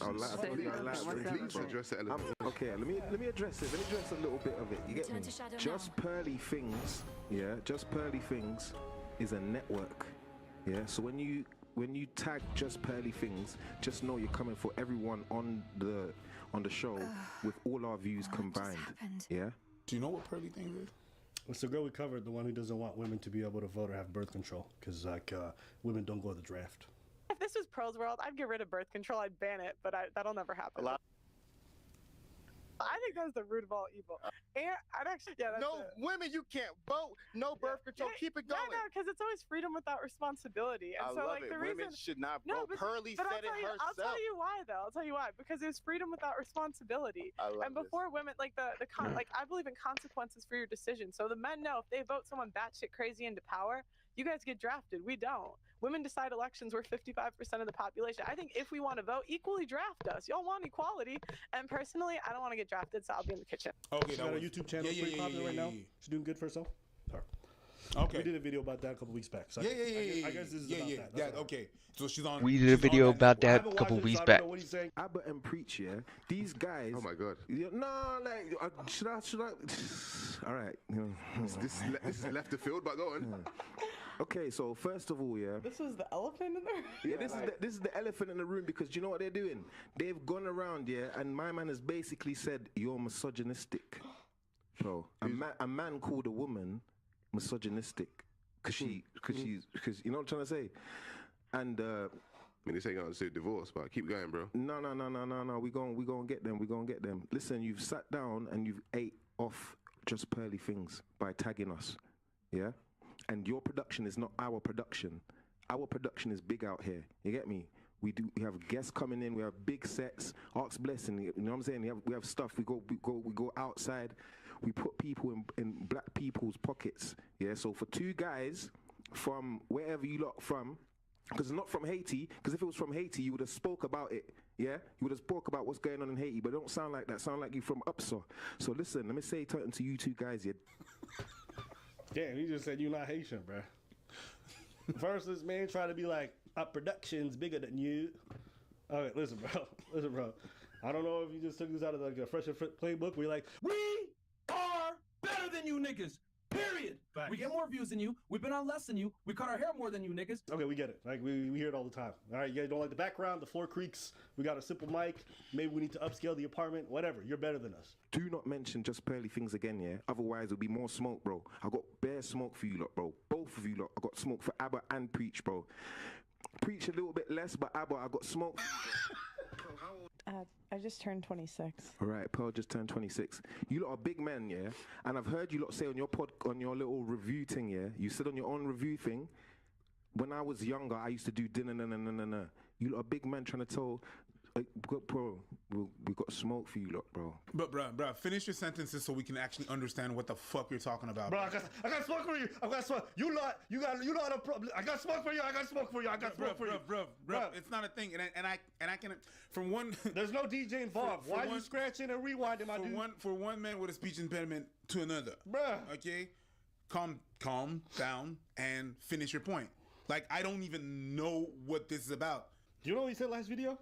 You cannot say you guys are red pill, you guys are not about misogyny, and also saying you want to remove women's ability to vote and have access to birth control. That's it. Everyone gonna paint you as a misogynist. If you want to be taken seriously in this public sphere, you can't say you want to take away people's basic fundamental rights. That's it. That was the entire point of the fucking video. Which I think, if you're watching, you probably would agree. I don't think you can really go out here and claim you're not a racist person and also say you want to remove black people's ability to vote or black people's ability to have birth control or have premarital sex. Like, you're just not going to win that argument. Bro, please don't mention it. When you say that, don't say we, just say you got smoked, because I ain't got That's no what I said. smoke for no one. No, that's what I said. Yeah, your man threw you under the bus. No, he didn't. No. He said, remember when he started this? He said, just pearly things, yeah?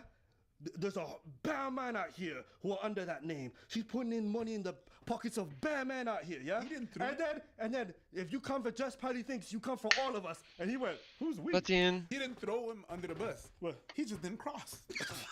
He didn't. Hey, I'm gonna wait for the light. He didn't cross. He didn't cross. No. I would have loved it. This man pulled out the DMX track. They don't know, gotta, who we be. Who you be?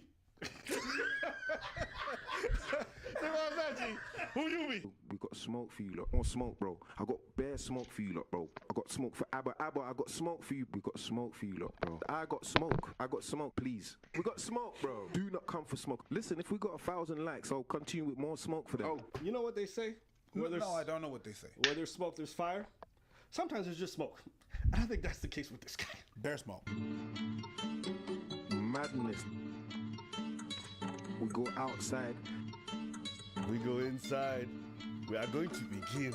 The madness starts now. And your production is not our production. You get me? I got bare smoke for you lot, bro. You get me? Please. You get me? Please. Our production is big out here. You lot are spreading rumors and lies. Rumors and lies. Rumors and lies. You get me? We go. You get me? We go. You get me? We go. You get me? We go outside. Cats and dogs, just pearly things. Bring back slavery, just pearly things. Women should not vote, just pearly things. We got smoke for you lot, bro. When you say that, don't say we, just say you. Don't say we, just say you. You get me? Don't.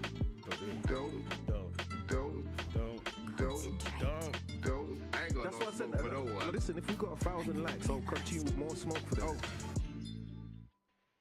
Intellectually, though. You fucking clown.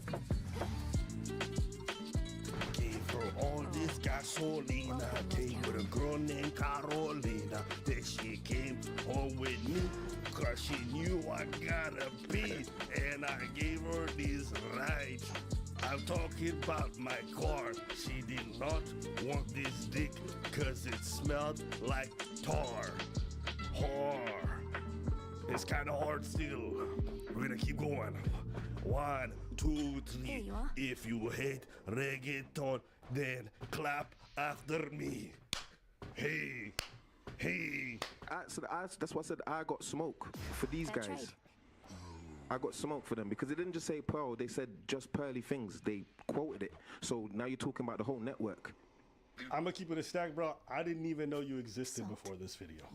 When I tagged just pearly things because I saw her debate with Hafiz. That's it. And I said in that video, bro, you were in existence that was irrelevant to me 5 minutes before this, and you're gonna be irrelevant to me 5 minutes after I finish this video. I'm not gonna remember most of this. I remember a dude who got so in his feelings about someone saying a fair criticism, in my opinion, but that video probably wasn't the best. I can look back and say I could have done a better job with some of those arguments. I could also say the criticism was fair. And your response to this is, you got smoked. Like what, bro? You're gonna start an internet beef? That's corny, brother. And then you're gonna try to tell this man he's not Haitian or he's not black. And then you're gonna try to start beef with us like you gonna fight people. Like, this is corny. I don't know what it is with black men, but whenever they got issues on these platforms, it turns very quickly to like, oh, I'll box you, nigga, or I'll fight you, I'll catch you. Like, what is this nonsense? Why y'all talking about other people's families? Why are you guys just talking about you gonna start some beef with somebody? It's corny. Be a fucking grown-up. Just get to the point. Instead of saying how much smoke you got, just show us you got smoke with some intellectual points. Make your fucking argument. Instead, you hear talking about, I got smoke for these. I got smoke. Okay, we get it, bro. There's a fire somewhere. Move on. You know what? low key, after all this Takeoff and Offset and this Migos business and all this other stuff, low key, I'm tired of seeing black men just fighting over nothing. Like people talking about like real violence or like real, for what? Maybe you don't feel this way, I don't know. I feel as though black dudes online constantly have to overcompensate for their masculinity and have to pretend they're way tougher than they actually are just to feel comfortable online. And I'll also say this, I feel like they only have this kind of energy for other black men or black women, but they don't talk to people from other groups this way, and it's cringe. I think you're right. And we had that discussion before. And it was not really a discussion. It was really just a comment. And I understand exactly what the fuck he was talking about. Concentrate. 'Cause we did a video at some point, and then it was like... I see it now. And it was 6 months after the Fresh and Fit tobacco thing. Yeah. Right? And then I was still referencing the fight, because I was still pissed off, right? And we did that video, and I mentioned it. And you just turned to me and you looked at me and you said, like, you still on this shit? Man, that's I don't remember if you remember that shit. Yeah, I do. Yeah. I edited that out. I know you did. Okay. I know you did. Yeah, I remember what I said that. But you're like, you still on this shit, man? Man, that's corny. And I kind of understood exactly, and I kind of self-reflected of what it is, and then I had to go back to me and why I was so pissed and so livid. And it made me question myself. You understand what I'm saying? Okay. Like about this whole thing, and it made me question about what happened and how I could handle that and stuff like that. And what you're talking about right there, what we're talking about, we have to always move like we gotta assert our masculinity and stuff like that. It's a bit about. Remember the beginning of the opening monologue of the movie Baby Boy? Yes. You remember that shit? When he's talking about how the black man's been a baby. Yeah. When we talk about our house, we talk about a crib. Yeah. Infantilizing a lot. We're infantilizing everything. So we often have to show that we are that monologue is really, it stayed with me. I didn't really comprehend with it, and later on I kind of understood it, and then like more the depth of it. And that's really what it is. The society has done that to us, which is really brought us to the point of a baby and stuff like that. And the only thing that we kind of have to do, and we scream, is really just assert our manhood. Big hack in the building, you know what I mean? That's that. Yeah. That's where that's from. We gotta puff off our chest. We gotta puff off our chest. We have to show that we're men. We're handling biz, and oftentimes handling biz. So when we see it, because of course there's the hood mentality and stuff like that, and you're like, yeah, you gotta show this and that. Is you have to go with violence. I got it. The fact that you murk someone or you knock someone out. Yeah, we glorify that because the fact that you murked that is that you took power over someone. You know what I mean? And that's how it's translated in South time. So at that time, it made me reflect, and that's why I was like, you know what? Fuck this shit. Yeah, let me just drop that shit. Let me just. I'm not even gonna fucking reference that. And that's where this is from. Yeah. So it's immature. This thing right here, you see this guy. I don't even know if he knows what he's pissed about. Not a chance. But he can't put it in words, and the way he puts it in words doesn't really make sense. He knows there's that feeling where he's pissed off and shit like that, and he wants to come at us. I got bear smoke. Bro, I don't even know what that means. What you gonna do? You gonna come to Canada and do some shit? What are you gonna do?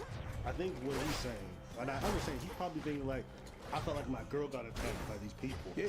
And she's my people, and I don't want to see her hurt, so I want to protect her. Yeah. These men did these reviews in front of a camera and an iPhone. Don't try it, bro. Don't compare what Pearl does to what you lot do. Come on. People come on this show and they can tell their views all day, every day, and no one stopped them. Pearl gives them equal time to talk. So this goes out to even girls out there that try to talk crap and follow this misogynistic crap. You don't know what misogynistic means, bro. You're on the misandry stuff here. That's what you lot do, bro. I'll light up the internet, bro. I'll light them up, bro. Listen, you lot are spreading rumors and lies and clipping things. Don't watch that. Girls come on here every single day when we got shows on and talk madness, the most madness, and expect not to get clips, bro. You lot will get clips if you talk madness, bro. If you talk madness, you get clipped. It's weird hearing roadman lingo about fucking video editing. Hey man, hey man, nigga, you be out in these streets. Okay, well guess what? I'm gonna make a TikTok of you, nigga, and take you out of context. Cause we real out here, bruh.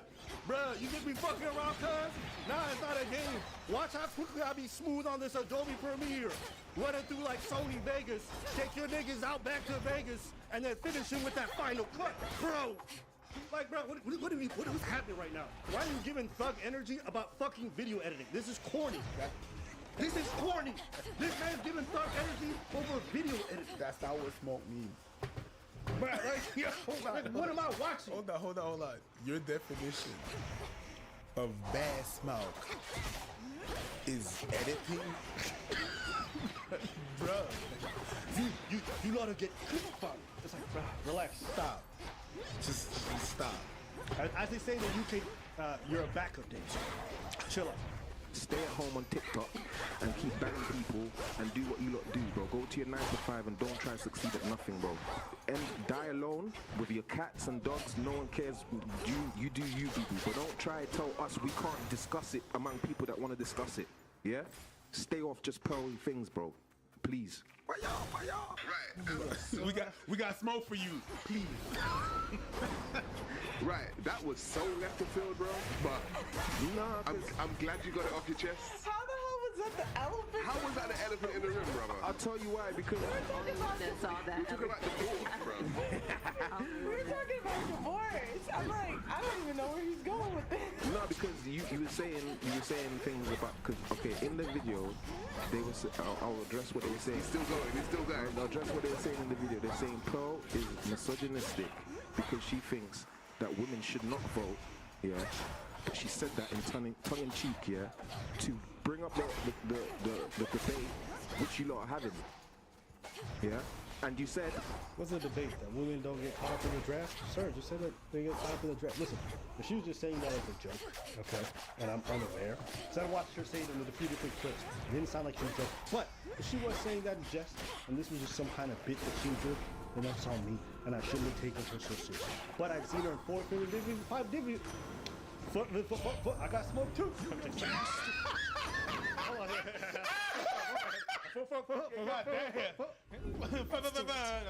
The remix. the problem we got with the internet, there's the 1% people that's dictating to the 99% about how the English language should be used. Like, we don't understand context, we don't understand nuances, we don't understand debate. So when they try to shift the goalposts and make straw man arguments, we're not having it, bro. We have debates on just pearly things, on the grey area, on King Richard's show, on Auntie Jenny's show. It's not just one little two guys sitting down in front of a camera. Do not come for smoke, I'll come for you guys. Intellectually though. 6 minutes in, that's when you make the clarification, because you didn't say one smart thing. I thought this whole time this dude was talking about violence. I'm not gonna lie. The way he was talking, it sounded like he was talking about intellectually enough. I hope. Okay, we brought it back. Thankfully, we brought it back. Thank God. Thank the Lord. I don't know where that intellect don't come from, because you didn't display here. But let's carry on. Jesus. Even your team don't see it here. Hey, this was a fucking you know, this like the Masked Singer. You were like, oh shit, is that Nick Cannon hosting and singing on the Masked Singer? This is a twist. Bro, this is crazy. I didn't know what this guy was talking about. Bro. What was that? 1 second. Well, divorce. Let me get back to divorce, guys. As a matter of fact, that might be a good segue into the super chats. Okay, I did not think that was the elephant in the room, but thank you.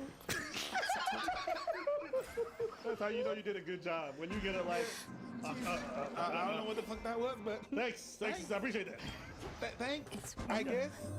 Bro. All right, what do I think about this? I have no problem with people making their bread, doing whatever the fuck they want. I don't even know about this platform. I've not watched clips from it. If she's doing great things, good for her. I see the channel's blown up. The fates won't Get mind. bread, get money, okay? I don't care. This is like a nothing burger. It's fine. So you guys are watching. No, it's not a beef.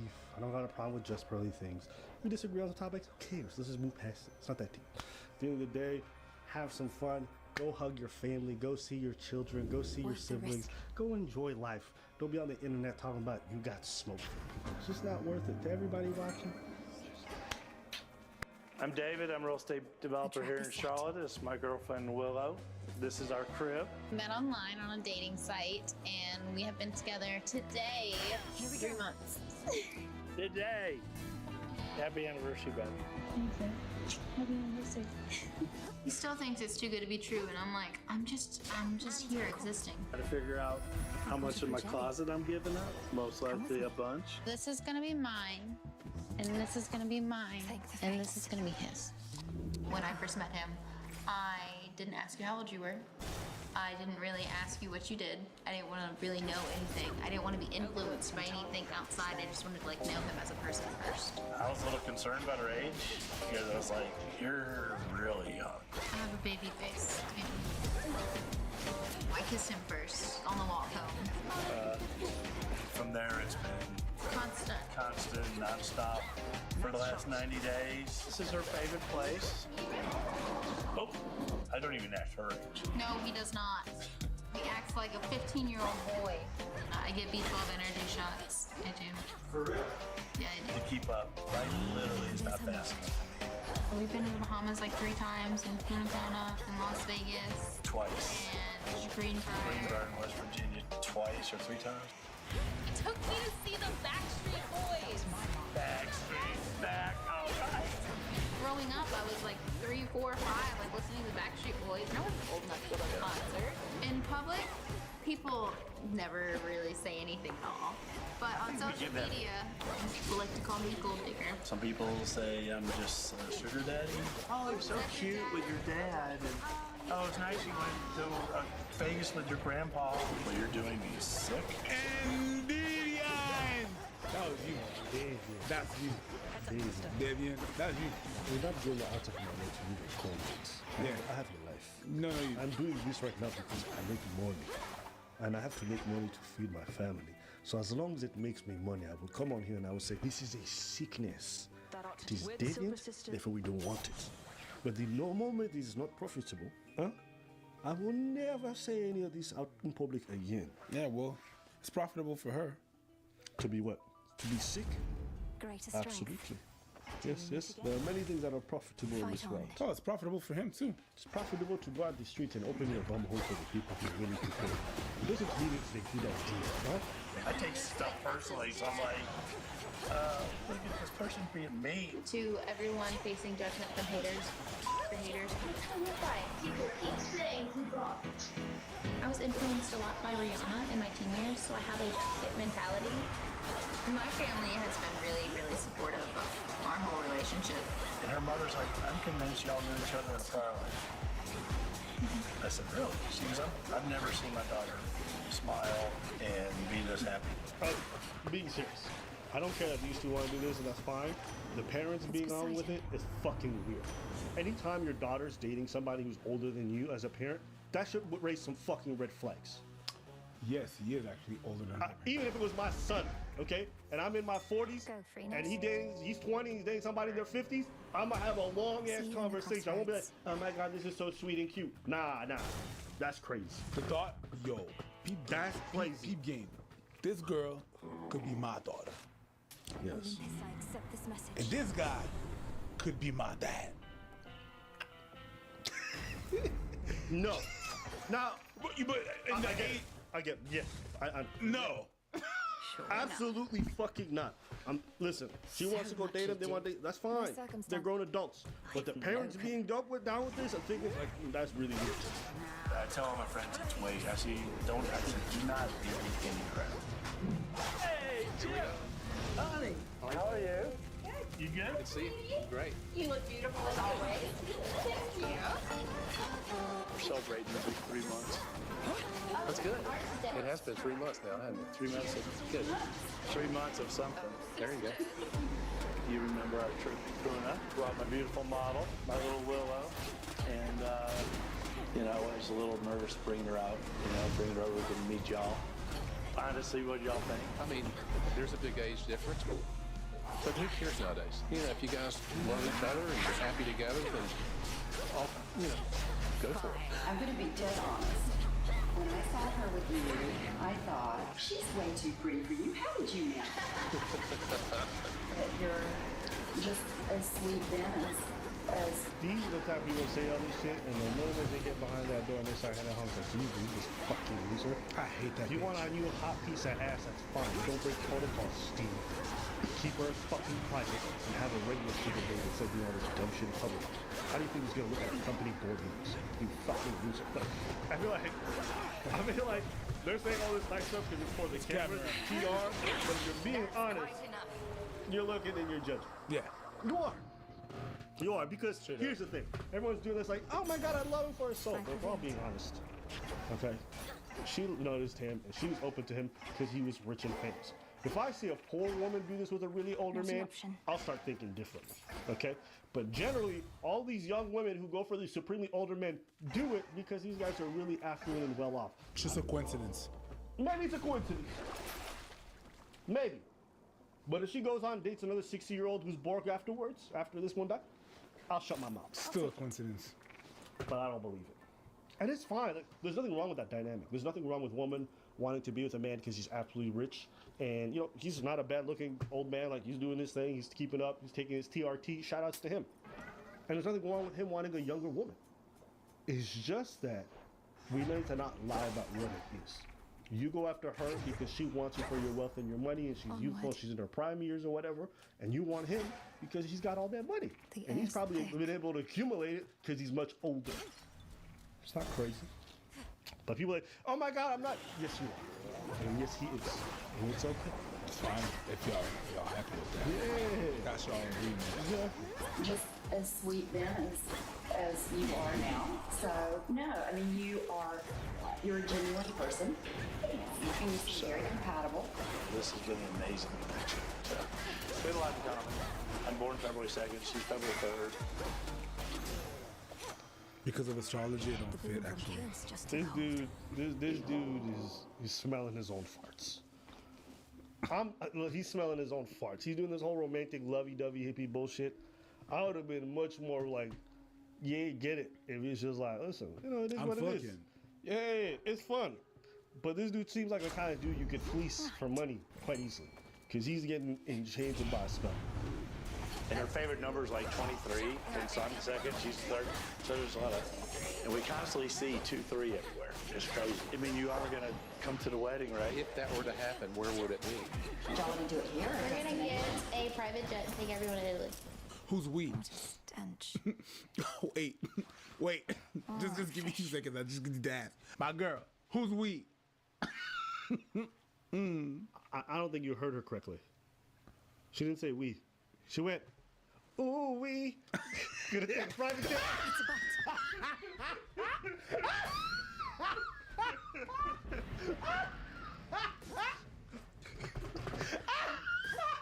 She said, ooh, we.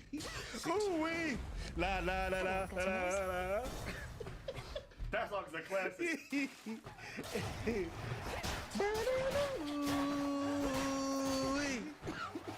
Oh wait! La la la la la la. That's what you guys don't have Ghostface Killer with Mark Ronson. Okay, one of the all-time classic rap songs. One of my favorite. Definitely don't even listen. Go tell me what y'all think. Leave a comment. Edward, please put me here. Yo, play that song. That should get me hot. We want a dog, and I don't know if I want a dog or like an ocelot or something. I don't know. What's an ocelot? Just trust me. No. She talking about getting tigers? No, stop. No, turn that shit off. I've seen enough. Turn that shit off. Turn that whole shit off. He's talking about, oh, we want a dog. No, we want an ocelot. So what we're gonna do for real? We're gonna fly people to Italy on a private jet. Girl, you are 100%.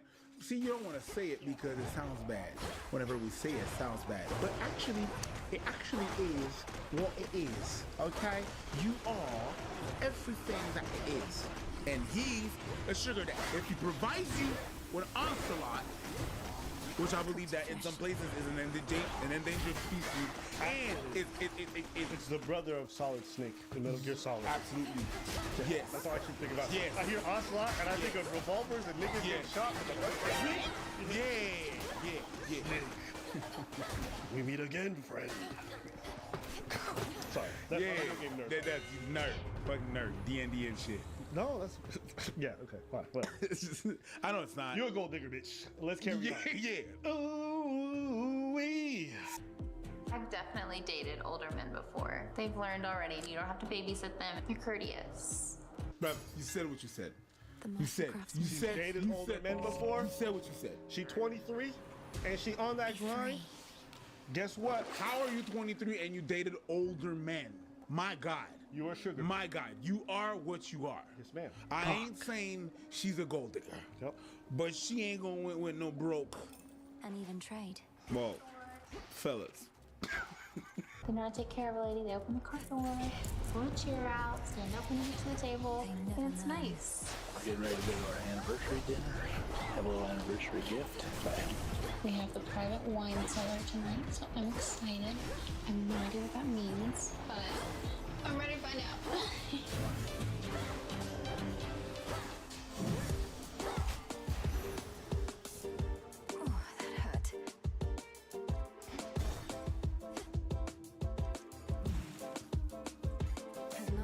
You always take me some places. Always. I know what the menu says. We're going to McDonald's this one. We know what we're gonna get. The bottle is cereal. We usually get anything. Happy anniversary to us. Happy anniversary to us. Another present? Has it been the best 90 days ever? Yeah, it has been. What did you give me? Fuck.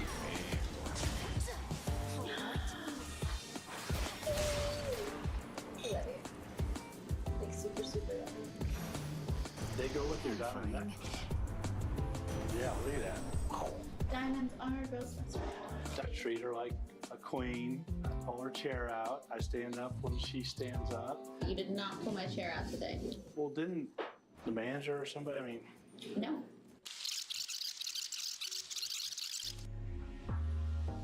okay. Oh, she wanted on people. She got Moet instead. Oh. You know, there's better brands of champagne than that.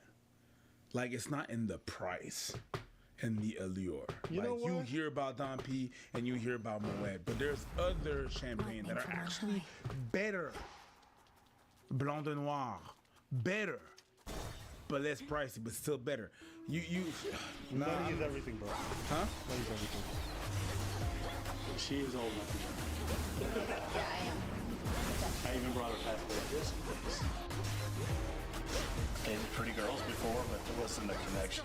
This was a connection, a real connection. And she makes me happy, so what am I gonna do? Love me. Love you, feed you, take care of you. What happened to you then? So there's a connection. So what am I gonna do? Love you, feed you. So basically, a sugar daddy. Jesus Christ. Hey, she works for us. He made all his money. If he wants to do that now, good for him. But just call it fucking good, fucking good. Okay, and here's another Stop. It's okay. If I had kids and I'm getting my 60s, let's say I get divorced from my couple. Last thing I want to do is be hanging around a 20-year-old embarrassing my own kids in my face. That's just crazy. I don't think he has kids and shit. I'd be shocked if he did. I'd be shocked. The way this guy falls in love, fair. he don't seem like I take that shit back. So I could be wrong. Maybe he got a vasectomy or whatever. But watching it was interesting. She's clearly, and it's okay. Like, here's the thing about I don't care. Just don't lie about what you're there for. That's fine. That's a profession. There's nothing wrong with it. It's a profession. I've dated a lot of older guys at 23 boo-boo. Make sure you got a type. And they not old and broke. They old and what? Ooh, wait. We know what it is. It's cool with the time. Shout out to her. It's okay. It's okay.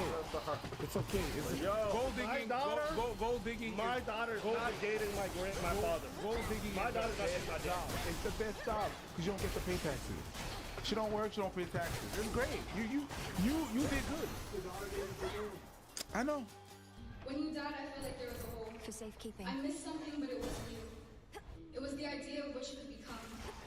But Dad, please know that while I am grateful and highly aware of all that you did in this family, I still don't miss you. Do you think you'll ever... When you died, I felt like there was a hole. I missed something, but it wasn't you. It was the idea of what you could become. I miss being able to hope and wish that one day you turn a corner and see the world from my perspective. I miss the idea that one day you might help me fight for the things that matter. I missed my fantasy of you. Because when you died, it solidified the fact that you'll never be what you could have been, but only what you are. And what you are is a racist, misogynistic, xenophobic, Trump-loving, cis-straight white man. That is all you will ever be to me. And Dad, before you tell me to remember that, please remember that you disrespected and disregarded the lives and death of the entire humanity of people with your ideology. You told me to never back down, so I won't. You know for a fact that even against you, I'm not afraid to share my peace. You are everything I aspired not to be. And I refuse to stand up here and see the face of a man who has been arrogant and white supremacy. So I'll take your racist music, I'll take your money, I'll take your advice. And I swear to God I will make this world a better place. Not at all because of you, but in exact opposition to you.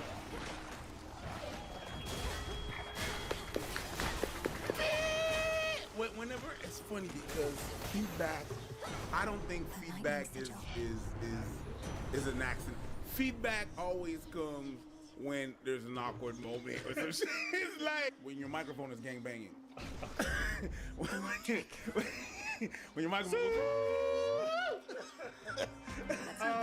Okay, so there you guys have it. Now, so she's a mixed girl. Fish, Is that what I bitch. understand? Yes. Okay, and she didn't like her racist dad. Yes. Chaos, I heard your call.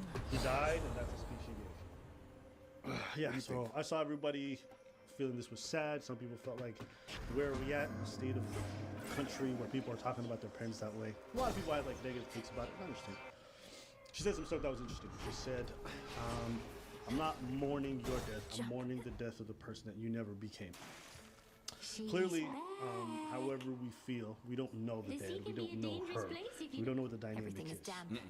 He could have been a really bad person. He could have been a really good person, which is unfairly characterizing. So depending on which one is true, I probably feel very differently, right? If the argument is that he's a bad person because he supports Trump and he supports this and probably like not, for the Black Lives Matter movement, then a lot of people are gonna be like, does it sound like a terrible person to me? And he supported you financially and he was present. A lot of people are looking at it like, doesn't sound like the worst dad. We don't know the intricacies of that relationship. It's hard to really judge. He had enough influence in her to teach her to be like, go get her, to speak her mind, to tell the truth or whatever she is. But he was also a bad dad. It sounds like they just had difference politically. That's what I'm surmising. Yeah. Where she's like, he's a pro-trans and he's completely anti. Yeah. And that was a source of conflict. She seems very politically inclined with how strong he is. So, how do I feel? First part, her mourning who we never get to become. I think oftentimes children who lose their parents are young. It's like, especially if you didn't have the greatest relationship, like, you're not just mourning the death of your parents, you're mourning the fact that y'all never had a relationship. You didn't really have a childhood with a parent. Or you didn't have, there's a lot of mourning that happens in different spaces. So in that regard, I understand what she's saying completely. Like, sometimes your parent isn't really a parent yet. They just birthed you and they haven't gotten like mature enough or stable enough to be able to be that parent. So you mourn the fact that you never even got to see them be a parent in your life. And so there's a lot there that probably is. And so in that regard, that's interesting. And I think it's worth it. On the other hand, our parents come from where they come from. As an immigrant, I could never think like she did, and if most immigrants did, we don't hate her. Because if we're being honest, the vast majority of immigrants' parents hold some form of like racist or anti-LGBTQ or anti-this group, this ethnicity view. That's just a fact. I could never imagine having her mindset and having any relationship with my mom. Me and my mom have very strong difference in opinion when it comes to politics. She votes probably drastically different than me. Probably because she votes and I don't. But that's not the point. That's what I was about to say. We just moving past that one. She votes A lot of you guys are like, yo, Abba, you vote. I'm like, bitch, I ain't a bot. What the fuck is you talking about? I'm out the Matrix, okay? We're not talking about that. That's irresponsible. You want to? You should vote. Okay, we're done. We'll make that another video. Okay. I just want to trigger some of you guys, and I got you. Gotcha, bitch. But to stay on this topic, I don't think you could. And I think one thing that people need to learn to do a lot better is to learn to have relationships with family members despite feeling different politically. Maybe that means you guys don't talk about abortion at the dinner table. I know. It's a big talking point. Move on. And if they're saying a bunch of dumb shit about LGBT, just let them have it. Maybe you have a small discussion, but once it gets contentious, walk past it. Because I think between family members, it's okay to have diametrically opposing political views and still maintain that cohesiveness. Because in my opinion, maintaining that bond is more important than being able to share the same political values. That's me. Maybe I feel differently, but I know that most families wouldn't be able to exist if they necessitated that the other party shares the same kind of beliefs. So what I think is sad about is that she sat there and she said all this stuff about her father, not to the man's past. But it meant that even when he was living, they prioritized their politics over their relationship. At least she did. And that's what's sad. Okay, actually, so someone else is saying she's reading the eulogy she wrote for her deceased father in an academic environment. What do you think? Art. Whenever you do art, at some point, it is a form of wanting attention. You want to bring attention to something. Attention is not necessarily or inherently bad, right? Wanting attention or wanting to put attention on something or a specific subject is not necessarily a bad thing. And yes, it is just, to me, it's a thing.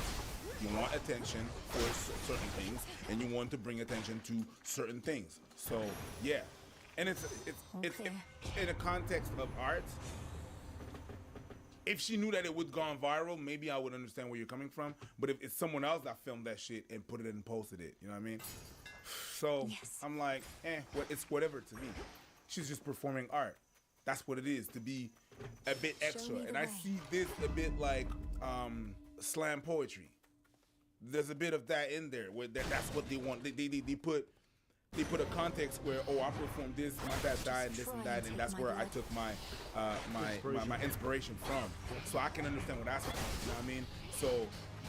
So what's the difference between her saying, yo, my white father died and he was like that, so I take the inspiration there, and I'm performing a piece that I wrote for eulogy and into art, academic environment, whatever. What's the difference between that and a gangbanger making a song about the people that he dropped dead? He's inspiring dramatic events, or talking about the hood. That's something that happened. Does he want attention? Well, I think basically people are like, she's glad, or she seems like, yo, fuck her dad kind of thing. And I think it's an okay sentiment. You have the right to be pissed off at people. Yeah. You have the right to be pissed off even at family. But it's your dad. If I understand that you... Hey, listen, all men are created equal, but not all dads. Let me pass. Be honest. Le pire, that's a bar. Le pire, c'est que c'est vrai.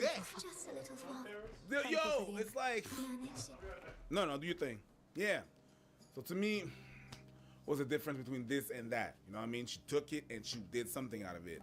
Yeah, but she wanted attention. Yeah, but some people that do that and they report stories from the hood and put it out there are not only taking advantage of the people that died and the families that are mourning and suffering, not only doing that, but they're also taking profit of, like a actual profit.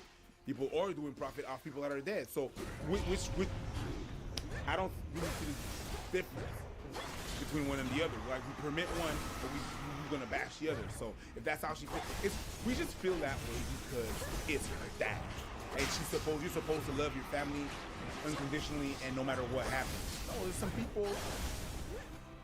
there's some people that, depending on what happened and how they wronged you, you're gonna be like, no, that person's dead to me. Or I don't agree with that person. Or that, yeah. I think it's okay to dislike even your own family. I think it can happen depending on what happened and what's your sentiment. Is she right? It's not for me to judge. I don't care.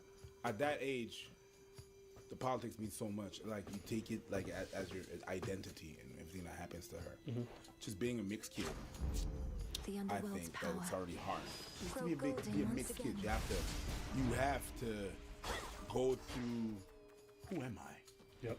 Am I this or am I that? Am I both? How does it, like, how do I fit in? Mm-hmm. Then you kind of have to choose. You know, it's hard for people, and I haven't seen that. They're either one or the other. Not a lot of people embrace love. You know what I mean? In any kind. So she chose to side with black people. If I'm with them, you over there. So, and there's all that Black Lives Matter is very emotional shit. You're trying to figure out who you are as a person, who you are as a woman, who you are as a mixed kid, who you are politically. And at that age, everything that goes against your brain, even if it's like your parents, and even without that, at that age, you go against your parents because you gotta assert yourself and you gotta, live through your shit. So there's all that kind of dynamic that you have to do in conservation, right? Maybe eventually she's gonna realize, I remember when I was at that age, I was pissed off about my parents. I was pissed off. And if something would have happened, or my parents would have died and I would be her age, I would have probably the same thing. If the same thing happened to me, I would have probably said the same thing. Yeah, when you grow up, you go older, and then you get to understand your parents. You get to understand where they're coming from and why they're saying what they're saying. You make some money and you become more conservative. That's not funny. That's not funny. That's not funny. That's facts. But you start to pay taxes. When you were a kid, you're like, everything needs to be free. This needs to be free. And then you get to comprehend that, oh shit, ain't nothing in this bitch free. This should help. Ain't nothing. It doesn't work like that. It does not. It cannot. Because at the end of the day, when you understand how taxes work, it's going to be nothing is free. You understand? So you want all these things, people are going to end up paying for you. You get to get older, you get to mature, you get to understand where your parents were coming from. You also get to act like the parents you didn't want to act like.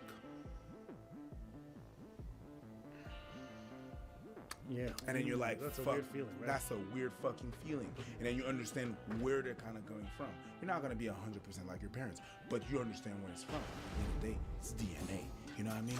So I understand why she's saying what she's saying at that age, because I was that age. I was You're pissed not going off to at step both my aside, parents. are you? You understand? When I move out my house, I'm not so young, I'm older than that. When I move out my house, when I moved out my parents' house, and they made that clear that it was not my house. When I moved out, I didn't talk to them for 2 years. I was there at social gatherings and shit, but a phone call, that was not me. If they would call, I would stay less. You have to have that separation from your parents, that household, from knowing when. And then you realize, okay, you learn a little bit about life, you mature, and then you reflect. Maybe she's gonna reflect in the future, and she's gonna regret what she did. It's a possibility, or me, we don't know. But I understand, and all right, let's know what you guys think in the comments. Hello, my beautiful girls. I am so excited that you're here today watching this video. We are talking about how to inspire your man to be back in his masculine energy. So you know the drill, guys. I've got my kombucha and my notes. We are diving right in. You're not a kombucha person? I can't. A kombucha is like a backwash to my intestines. Kombucha gives me anxiety, bro. That's my booty in the bathroom. It's just. I drank kombucha. I said, did you give me a laxative? Because I ain't never thought. It came in as green aloe water, and it came out as fucking chocolate Mountie Rain. Because that shit was crazy. Yeah! You know when you throw up from your ass? You know when you go to the bathroom, you gotta take your whole shirt off. You be like, oh, shit! Let me put on my golf dweller outfit. About to go fall out on this bitch. All right, guys. I was sick a couple days ago, and I'm still a little bit sick, so if I start coughing, please just bear with me. It's been a rough journey, but I'm getting... People who look me in the eyes and smile at the same time, I feel like they're fucking my soul. Princess returns terrifying surplus Like, it's very intimidating. Well, it's not just like, hi. I'm feeling great today. How you feeling? Yeah? Freeze, how you doing? like, it's a very intense thing. Like, it's not a bad thing. You keep doing it. You know, do you. So anyways, back to the video. How to inspire your man to be back in his masculine energy.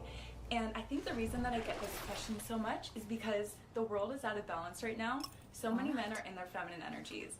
Hey, fellas, you heard that? She said so many niggas is fucking pussy. Bitch. I smell pussy. Is that you, man? I smell pussy. Is that you guys? You niggas is pussy. Listen, that's a 50. Today's topic, FIFA World Cup. If you're unaware, the World Cup is currently happening in Qatar, Men's World Cup.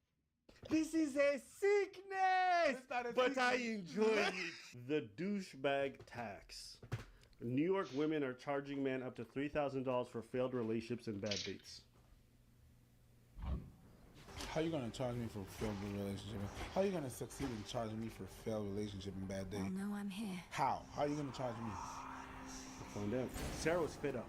The New York City social worker who declined to give her last name had countless dates canceled on her at the last minute. So when a man she met on an app recently pulled out of their date an hour beforehand, she agreed to reschedule on one caveat. He would Venmo her a $50 deposit. Okay, then just agree that's your merchandise. You're putting that deposit in, so therefore that means that you expect something good. If I put that deposit in, I expect something from you. And bitch, you better deliver. I mean, be charitable. Be charitable. If he canceled and wasted her time, she's basically saying, I want you to go the extra mile to prove to me that you're actually committed to going on this thing. I don't think that makes her merchandise. I'm gonna pay for the date anyway. So what do you? Girl, stop. If I eventually go to the date, I'm not gonna. That money I'm gonna spend anyways. Venmo you some money. Get the fuck out of here. If I'm going on a date with you, I'm paying for the date anyways. Okay? If I cancel, because I got better options. Damn, what did you become so red pill? No, get you. Not red pill. Better options. Maybe some shit like that. Why you have to be? I can get canceled on a daily fucking basis. It's that. They got better options. Maybe some shit came up. Or some shit came up. Same thing. I'm not gonna ask you to Venmo you some money. That's fucked up. That's just the name of the game. You go and you don't. It's not Venmoing. It's just whack that you ask for Venmo because your time is precious. It's just fucking weird that motherfuckers like when women they say that they want us to pay for the dates and stuff like that. They really say like, well, I put my time and my money and this. Stop. Maybe some shit came up. Why not? Venmo you some cash. No, we're not doing this. I don't mind this, so long as when the woman cancels her bail and there's another date set up, she gotta do the same. If that's the case, then I'm cool with it. Thank you. For me, it's always just be like, you're a douchebag. Here's the monetary value of my time you've wasted. Martha Duke, 38, told the Post. Duke said she sent around 6 Venmo tests ranging from $1,500 to $3,000 depending on the financial situation. Over the years, the different men she's dated. She's listed infidelity, secret marriages, hiding, having multiple sexual partners from her. Okay, actually, but whoa! At first, I thought these amounts were egregious. Then I saw some of the transgressions, secret marriages, infidelity, and that only cost $2,000? Hey, bitch, I'm fucking bitches left, right, center, not even going front. Yo! I actually like this shit. Yo, that's a good system. That's all I gotta do. Every time I get some side pussy, I pay the hooker, and then I pay my wife. Don't even lie. I'm actually for this. This is a sickness, but I enjoy it. Zapafaya. This is perfect. Huh? She has made an agreement with me. She has cut a deal. She has done all the negotiation, and I have agreed instantly because I have realized that the deal she has set on the table works to my favor. My God. This one is so stupid. She has walked out of the home today, made a decision to herself in the home. Her anus is ruptured by her own self. She is perfect. We are going to say thank you. Eh? We appreciate you.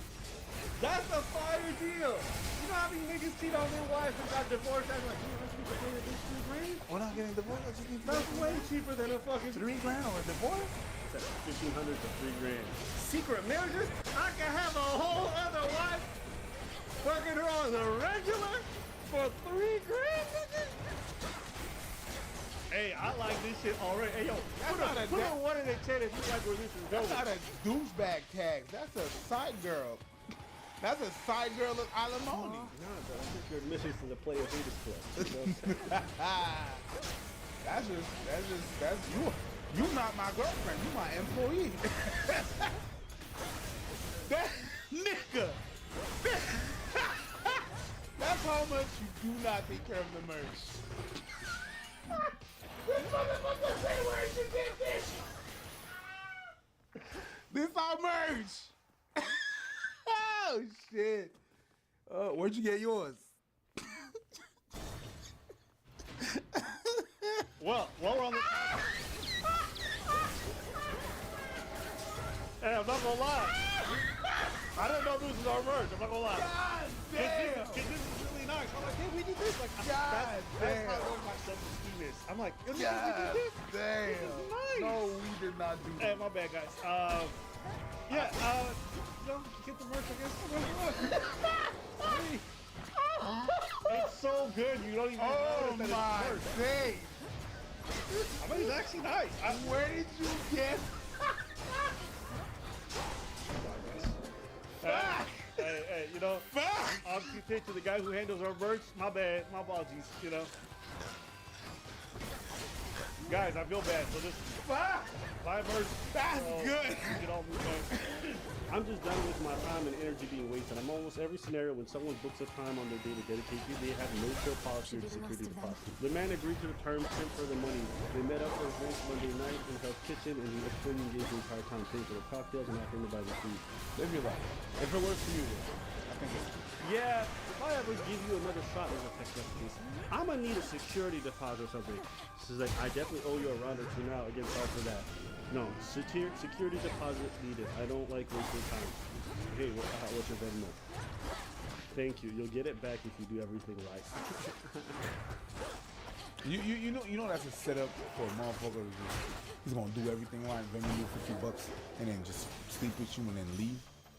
You know what I do after I sleep with her and then leave and then ghost her? I'd Venmo her another $15. That's crazy. Yeah. Not 50. 15. Yeah. Yeah, she said, I was going to give you the full amount, but service wasn't good enough. Crazy. Might as well at this point, might as well just go through OnlyFans and set up your date. You go like, if you want to go on a date with me, subscribe to my OnlyFans. What's on there? Nothing. New York is a narcissistic asshole. They're not going to understand what you did when you hit my face because they're grasping for gas money. Luke says the Venmo press have been cathartic to submit him to mental offended her in various ways. One man that promised to help her with rent, but required a not so subtle reminder. Another abandoned her on a weekend getaway in Atlantic City because he suspected more of her. The third, he drove to their neighborhood to commit later to another, married to another woman. When I ran into him again years later, he was like, but my divorce finalized tomorrow, want to hang out? About half the time the series have paid up, Duke has been surprised at the success of the press, but hypothesize that men would rather pay than deal with the emotional consequences. Yeah. Sure. I mean, if I'm cheating on you, guys, I use that $2,000 to get out of it. That's something. She ain't wrong. We are going to do it. I'm not even gonna lie, man. I like this. I like this. If it gets the bitch to shut up, man, there's times I've stopped seeing somebody and they just pester me, bro.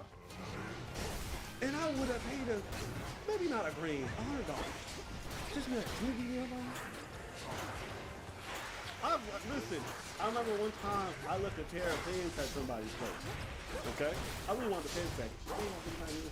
And it was like dragging, and then after a while there was like some weird argument. She's like, oh man, you know, you weird. Why are you doing this stuff all of a sudden? And then when we started seeing each other, I was like, can I please get the pants? How do you use pants at people's place? Same with multiple sets of clothes. Yeah, because if you see over the night, you're doing an extra set of clothes. So I'm like, okay. And she's like, no. And I was like, you know what? Yo, keep it. I'm not even gonna argue with you. Even though what you're doing is petty and is bullshit, keep it. I just don't want to deal with you. You know what I'm trying to say? If I could pay some money to get, I would. But there's some people who hound you, who pester you, and it's just like, bro, why are you doing this? Oh, because your feelings are hurt? Oh, because you're feeling entitled to something that you knew? Okay. So, yeah, call it a douchebag tax, call it whatever the fuck you want. But if there was money that you can pay to get rid of somebody, I'm paying. And technically, there's money you can pay to get rid of people. Yeah, we're not. That's not what I didn't say nothing. You said hit. No, what? Don't put words in my mouth. Today's topic, boom. That's such a Jamaican and New York thing. Alright, so boom. New York people don't know it's from Jamaicans. It's just that Jamaicans, they fucking use it at the end of the sentence. Okay. Yeah, boom. We talk about, yeah. So me go over there, so me gotta take the thing, right? Take the money, boom. So what happened? Alright, okay, so boom. It's just two different. Anyways, there we go. That's just right. I'm sorry. Jamaicans, speaking of Jamaicans, BBLs. What you got to do about Jamaica? I don't know. I thought about daggering for some reason. 5, 10, 15, 20, 25, 30. I've seen women trying to dagger without a booty, and it more look like a. It hurts right here. Like a wet plank. It hurts right here. Forget a dagger. Boom. There's nothing sharp. Don't flat about that, bitch. It's just a plywood. Okay. So BBLs. I feel like BBLs are here to stay. They're not just here to stay. I think in the near future, they're going to be the new normal in that most women, or like a large majority of them, large chunk of them, are going to have BBLs. It's a possibility. I think that, well, it's either going to stay or even going to leave, right? I think it's not necessarily going to stay. It's not going to stay because not a lot of people are here for the maintenance of the BBL. A lot of people that get the BBL are not maintaining that shit. A lot of people thought that shit is dropping really quick and it's ugly and it's uneven. You understand what I'm saying? So I don't think it's gonna stay. And if it stays, it's just gonna be a bunch of uglies walking. I mean, walking bump. You hear? I completely disagree. BBLs are a game changer. For those watching who have been confused by why we're using this acronym, BBLs are Brazilian butt lift. It's essentially when girls get their ass done. Yeah. But here's what's crazy about it. What's crazy about it? Unlike the breast guy, they do not put something foreign in your it's body. not silicone. No. They're taking fat and they're transplanting it. But you guys ready? This is the really crazy part. If you look at a bunch of girls' Instagrams right now who are popping, right? And you look at their ass, you might not be able to tell they have a BBL. The reason why is because you're looking in the wrong spot. You're supposed to look at their stomach. Yeah. Because a BBL also doubles up as a form of a tummy tuck or almost like liposuction for the midsection. What they end up doing is they're taking a lot of the fat around the midsection, the hips, to give them the hourglass shape, and then adding just a tad bit of it to the ass. So the ass is like kind of modest, but they're also getting the hourglass shape. Women have literally reconfigured their body using like basically editing tools, like fucking Texas, okay? And they getting fat boobies looking like pears and shit based off of just a surgery that transplants fat. You know, when you grab a BBL, they're well done. It don't even feel bad. Yeah, I mean, like, you grab the things like you can feel the difference. You can feel that? Huh? You can feel the bad. When you grab the BBL, sometimes you can't tell. That's why I'm saying they're here to stay. Surgery's getting so advanced that it's replacing the new normal. It's kind of like Cyberpunk 2077. That garbage ass game. That world where like cyber implants are normal, that's the norm. I think surgery is only going to go further. The editing is going to become more extensive, and that's why I'm saying BBLs are here to stay. Not only here to stay, they're going to be the new normal. Because why would you go your whole life, you know what I mean, wanting a certain shape and not getting it, when you can just pay anywhere from 6 to 10 grand, go get it done. School bell ring. Nice and important and fight with dumpling. What's good, my people? I hope everybody is doing great. I know you like superheroes. Superheroes I'm talking to you about is the Loki Wave. What is that? Oh, I'm gonna tell you what that is. That is a prostate massager. Yeah, I know. I said that and you got scared. You're like, oh my God, I can't massage my prostate. Yes, you can. We need to talk more about our health, man. Yeah, we do. We do not talk about our pleasure. Let me tell you how it works. This massage is the inside. This massage is the in-between. Both at the same damn time. I got in, I got out at the same damn time. Yep. In, out, and it vibrates. And it moves. You have your health and you have your lady and you want to be able to pleasure her as well. Well, when we talk about Loki, we got to talk about Thor. What is that? That's a ring. What ring? It's a ring that vibrates. You put that you know where to put that. It's not in, it's out, it's around. Elastic.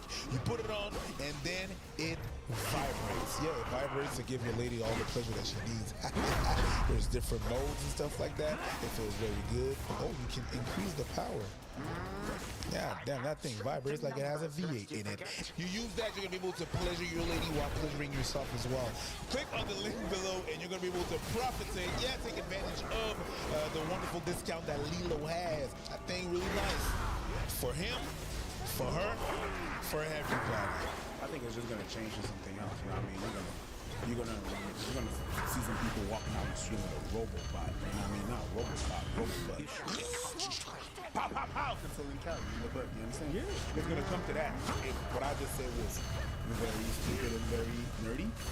But I think it's not that stupid and that What nerdy. the fuck was that? But anyways, all that to say, for the BBL, it's very dangerous. It's gonna come less and less dangerous. It's gonna be, if they're able to make that surgery and the technology for that surgery less invasive and less dangerous, then yes, it's definitely gonna stay. But it's that BBL is very dangerous. It's very fucked up. It's very Okay. This is how you know it trickles down. Every celebrity. Like so many of them have gotten it, even the ones you wouldn't expect. Yeah. Right? Some people that you think that are natural? No. Like rhinoplasty. No Are you talking about Drake right now? BBL Jersey? Botox? Nobody even bats an eye. Getting your lips done? Nobody even cares no more. That's what's going to happen to be. And then it's going to go even further from there. One day they're going to have a whole surgery you can do to get your eyes change the color. Yeah, definitely. Who needs natural? Nobody gives a fuck no more. Bitch, you can have yellow eyes? We doing that. Technically, you can. With like contacts? No, it's a contact that goes inside the eye. Yeah. I think it's kind of new, so maybe it's not mainstream yet. No. But all this to say, the future's looking like that.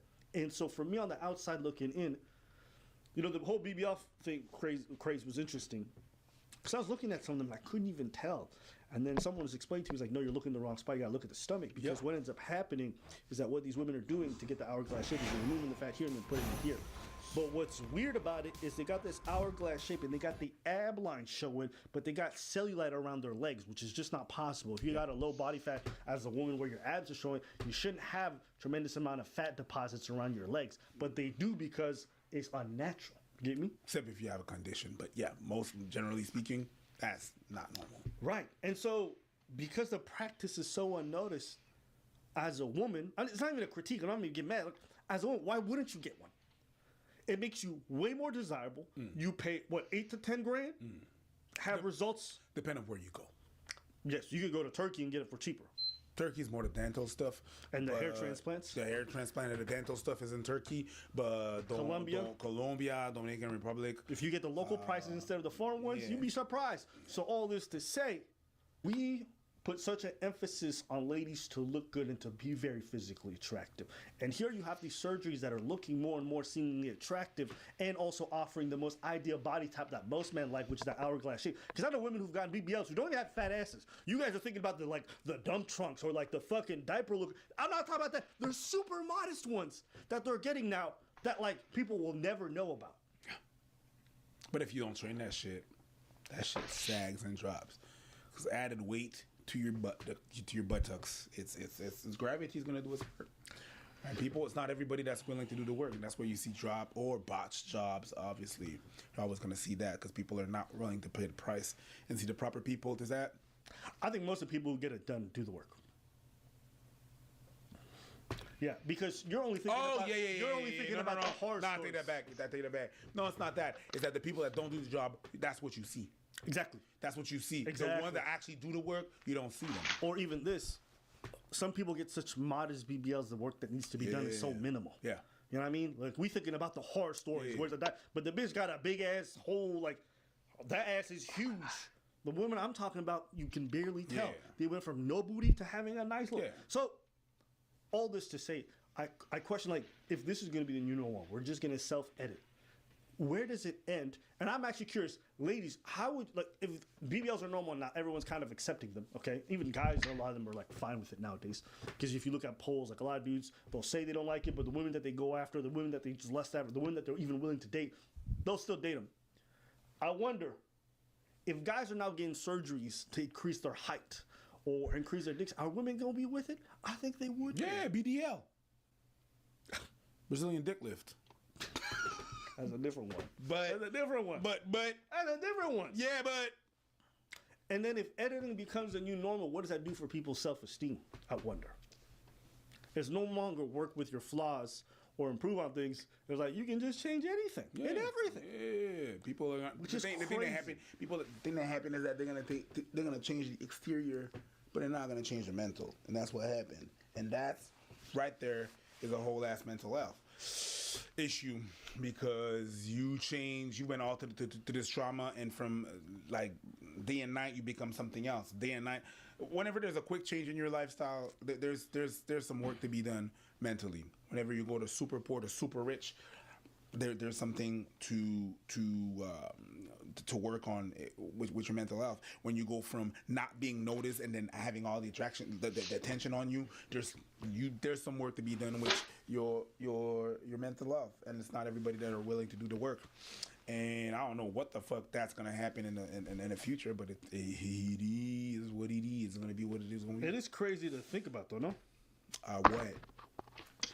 That's gonna be the future. Yeah, well, I think it's funny is that everything that's being done right now is all things that they were laughing at us when we were in elementary. They were laughing at girls for having a big booty. Yeah, fat ass. And now they're having fat asses. They were laughing at motherfuckers for having lips. Yeah, you look like a baboon. Like they look like a fucking baboon. Next fucking surgery is gonna be like a Brazilian nose lift. I don't know, make your nostrils bigger. I doubt that one's. No, I doubt that one too. But you know, it's still funny. Yeah, it's still funny. The future is going to be an interesting place, and I wonder what you guys think. I think most of the comments are going to be against it, and I think it's easy to like kind of virtue that outwardly because I think everyone wants the whole idea of natural. But I have to ask, when everything that dudes on social media are grasping towards or shining a whole light on in terms of like women having huge asses and big titties and all this other stuff, right? I have to wonder how much of it is just a bunch of virtue stuff and how much it is real.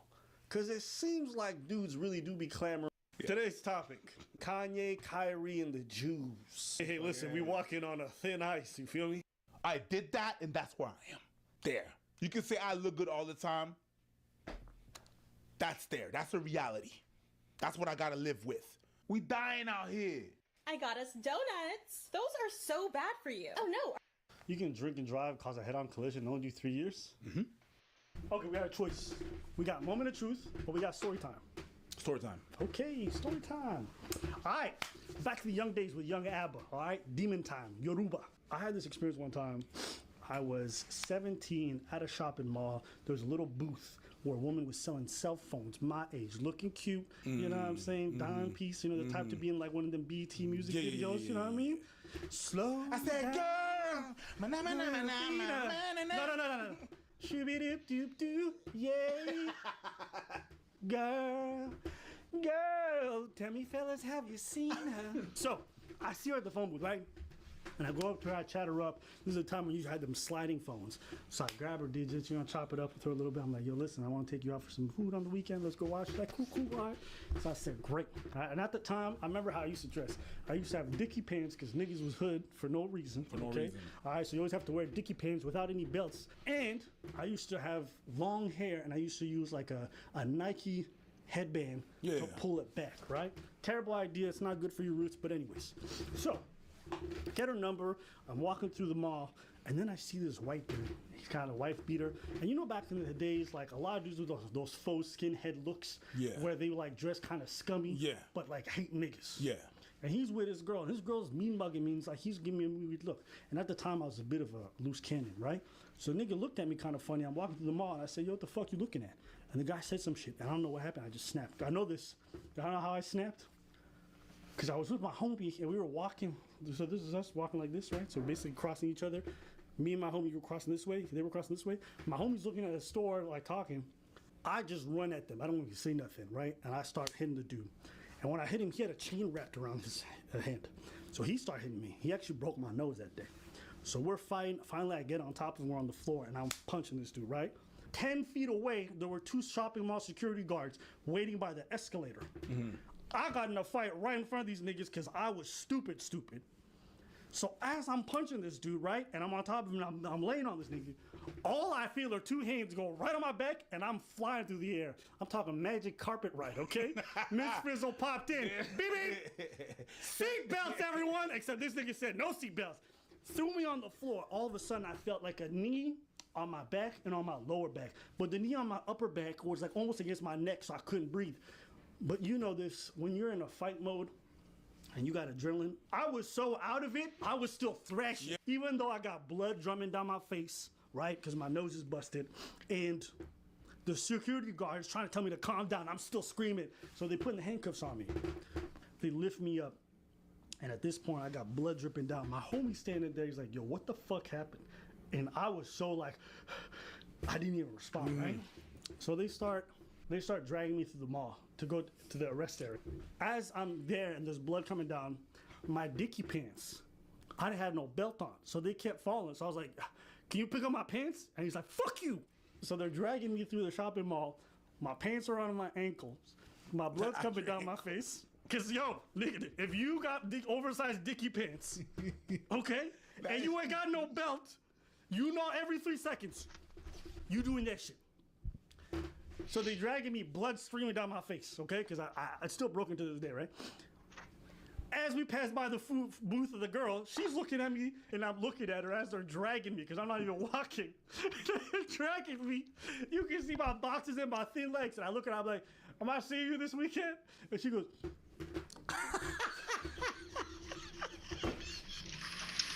10 minutes earlier, I just got her number. Did you call her? I did.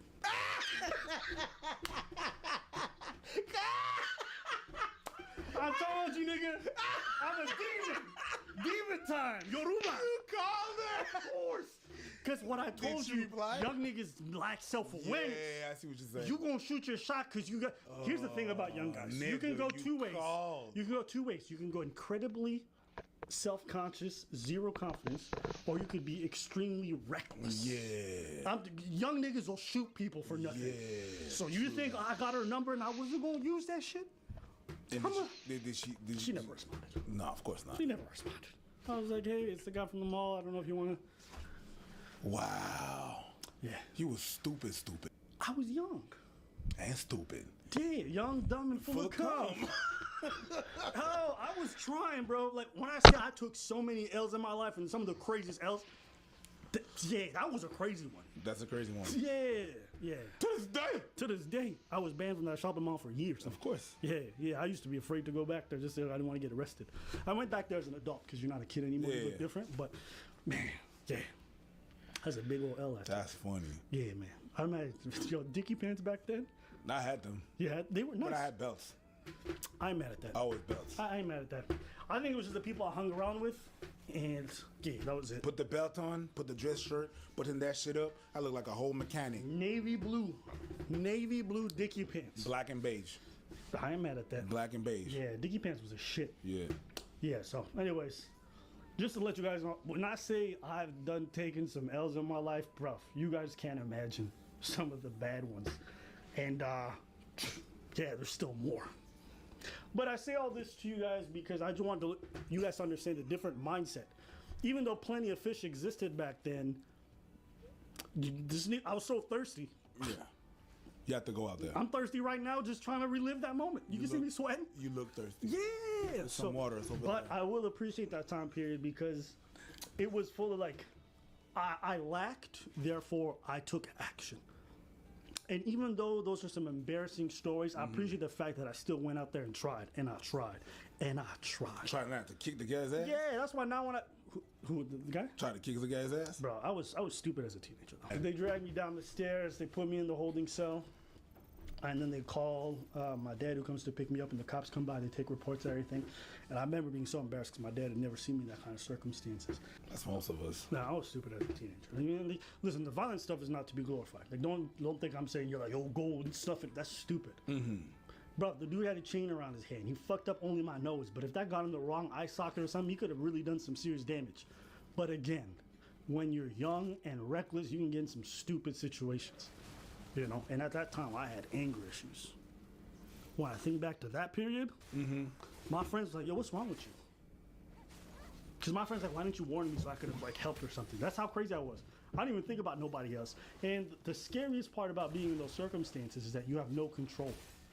That's why I always laugh at people when they're like, yo, why didn't he stop after the third punch? Bro, try telling me to stop. When you try telling me to stop. I couldn't even hear a security guard who had his knee on my neck to stop, and I was still trying to kill. Because like, yo, when you got the testosterone flowing and you got adrenaline in that too, and you got like emotional issues, it can get out of hand super fast. Yeah. When you black out, it's not cute. Yeah. Yeah, so, you know, the violent stuff aside, I think when it comes to the approach things, it's like, it's okay to be embarrassed. It's okay to fuck these things up. But yeah, you know, go out there and shoot your shot, I guess. You still got her number? No, that's an old phone, nigga. That's over 14 years ago? Maybe you petty like that. No. I don't even know what she looked like today. What's her name? I don't remember. Okay. I just took her number and then messaged her once. You think I'm out here like, oh, Anissa? I'm like, I don't know. But anyways, guys, let us know what you guys think in your comments below. We want to hear from you. What do you guys think about that story? What? It's just funny, man. Bro. You just so asked. embarrassing. Yo, I want to get some food. So embarrassing. Even when she get the, oh man, even when she gave you the look, you still called. Yeah. Because I'm like, what do I lose? And at that time, that used to be the time where I didn't know how to take hints. Mm-hmm. So I would message a girl who was clearly not interested in me. And I didn't know that until much later when I reread the logs. You ever reread certain things? Like, damn, what was I thinking when I was messaging? It's like, bro, you just can't read signs, you know? But anyways, let us know what you guys think. You can make fun of anything. Right, but you called it shaming. I want to know why it's shaming. I think, and this is just my suspicion, can't prove it, I think most people subconsciously have a lot of red tape about making fat jokes. Because I don't think you would have kept that energy if I was making short jokes. I don't think you would have kept that energy or had the same reservations if I was making a bunch of other stuff. Would you? So 2 weeks back, we put out a video in regards to some woman who got upset because her date saw her and then did a 180 and left. Yeah. I was supposed to have a first date tonight, and he just unmatched me on Bumble, so I guess we're not going to get drinks anymore. But I thought I would show you guys my outfit, so somebody saw it. And then I remember I was like looking into something that I found out that the news articles were fraudulent and that she did in fact advertise how big she was. And so the dude who turned around and left when he saw her basically wasn't falsely advertised based off the pictures that she claimed she used on her TikTok. No. I got so many comments on this video asking if I was just posting selfies. I have to take my profile to all my friends and be like, is this what I look like? I want to make sure I'm accurately representing myself. I'm not able to just post selfies like thin people. Hell, I even have a beach picture where my stomach's out and you see my rolls. So he knew what he was getting into. I accurately represent myself on dating apps because I have to as a fat woman. So we took down the video, we put out a little community post and said we're going to cover it in a future video. So I thought about it, we talk about it today. And what were your thoughts about the whole situation?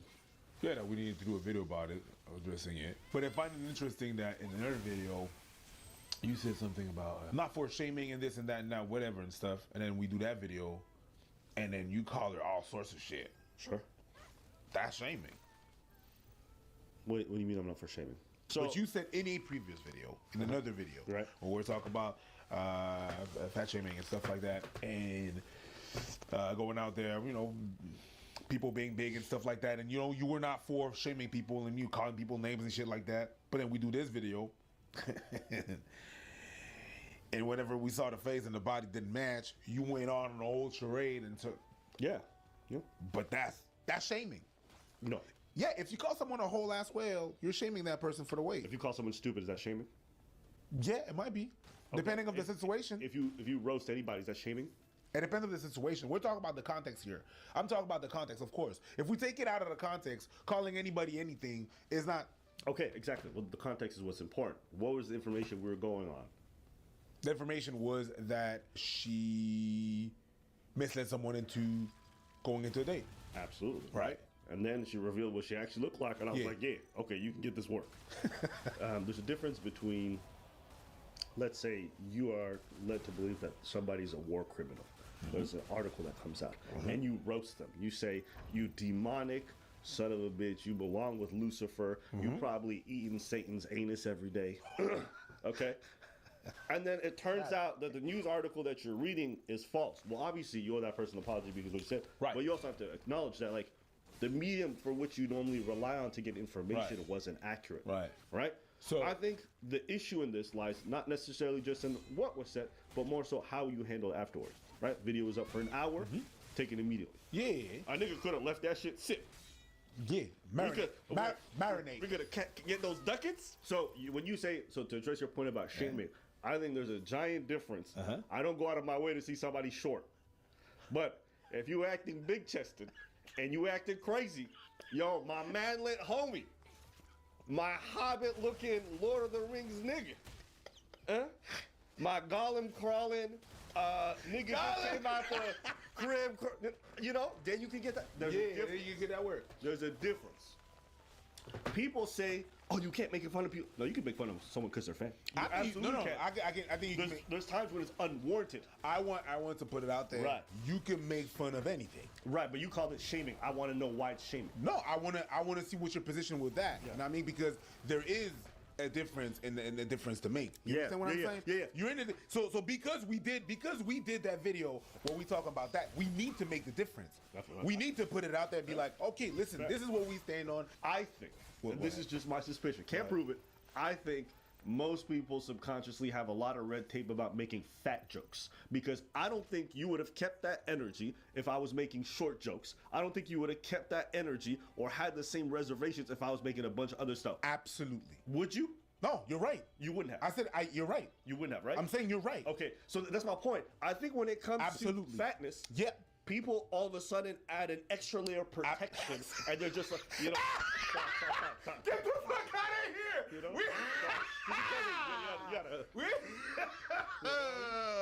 We know what the fuck you did there. You know what I'm saying? And so there is, right? You're right. So you're right. On one hand, I am sorry. Because one, I went at somebody who didn't deserve it. Because, like, how many times have people seen an article or they hear a bunch of news coverage about somebody being a child diddler? Yeah. And people are off making all kinds of wild comments. If it turns out to be not true afterwards, nothing happens. Should they apologize? Absolutely. Yeah. Because the person's name has been disparaged, so you owe them that. Yeah. However, you're going off the information that you have. We're not a news agency, okay? You can't have someone vetting all the news articles to make sure the sources are factual and accurate. Like, no one's doing that. But what we can do, what we do have a responsibility is if it comes to our attention that we are incorrect about something, then you have to address it there. So why do we have it? Where's that disconnect? Not that disconnect. I'm sorry. Let me take that back. Yeah. Why do we have that thing where we feel some kind of way when we talk about fat, but not other people? Because actually, you know what? No. You could probably know. Hold on. Fat woman. Because fat men, we don't give a fuck. No, we don't. You a fat big? You a big dude? Man, you fat. Get your lazy ass. We don't give a fuck about that, right? We don't care if it's a fat dude. If it's a fat lady, oh shit, we gotta be. There's a bunch of men talk. Preach. Get them. Preach. Tell them. Because body positivity ain't for men. It's for no, women. It's not. Let's be clear about one thing. Body positivity. Body positivity. I'm not gonna say it. Body positivity is not for men. It's not a thing that is for men. It's not a thing where men are included. Yes, they make sometimes some efforts, but they're not. Even some very body positive people are like, I don't want to go out with a fat man. Yeah. They say it. Yeah. It's out there. Is that? Yes, a lot of you are gonna be like, hey, but I wouldn't care. Yes, but we're not talking about your exception. Yeah. We're talking about most. And you go out there, motherfucker don't care. And like we were mentioning in that other video, there was a whole beauty pageant about body positivity, and then there was one ripped dude in there. What was that? No, you can't be having one ripped dude wearing swim thick or whatever, and you're ripped like that. It don't connect. So we know that. We know that's a fact. But there's other things like that. Height. You know what I mean? We clown dudes on height. I'm just not sure where it's from and why we do one and not the other. And we don't address it. It's easy, bro. It's just we've convinced society that fat people are to be protected at all costs. They're to be coddled. They're to be treated like, and I'm like, no. At the same time, you don't have to go out of your way to do something. But if someone acting crazy and they can get this roast energy, they can get it on their fatness too. Simple. That's it. But if you're asking me where it comes from, it's because we've made it red tape and taboo in our society to say so. We are. This whole body positivity movement stems from that emotion, where it's like, we're gonna just talk like it's not a problem, and you being, morbidly, it is. You being morbidly obese is a huge problem. Okay, but we're making it so we can't talk. It's a boogeyman. Yeah. The same way you can't talk about certain forms of racism or whatever. This is very similar. And so that's where it comes from. If you go to a certain country and you talk about what's going on there, yeah, certain people aren't gonna like it, but it is what it is. Yeah. So again, this is one of the. I think it's twofold. First, you start off with, we fucked what?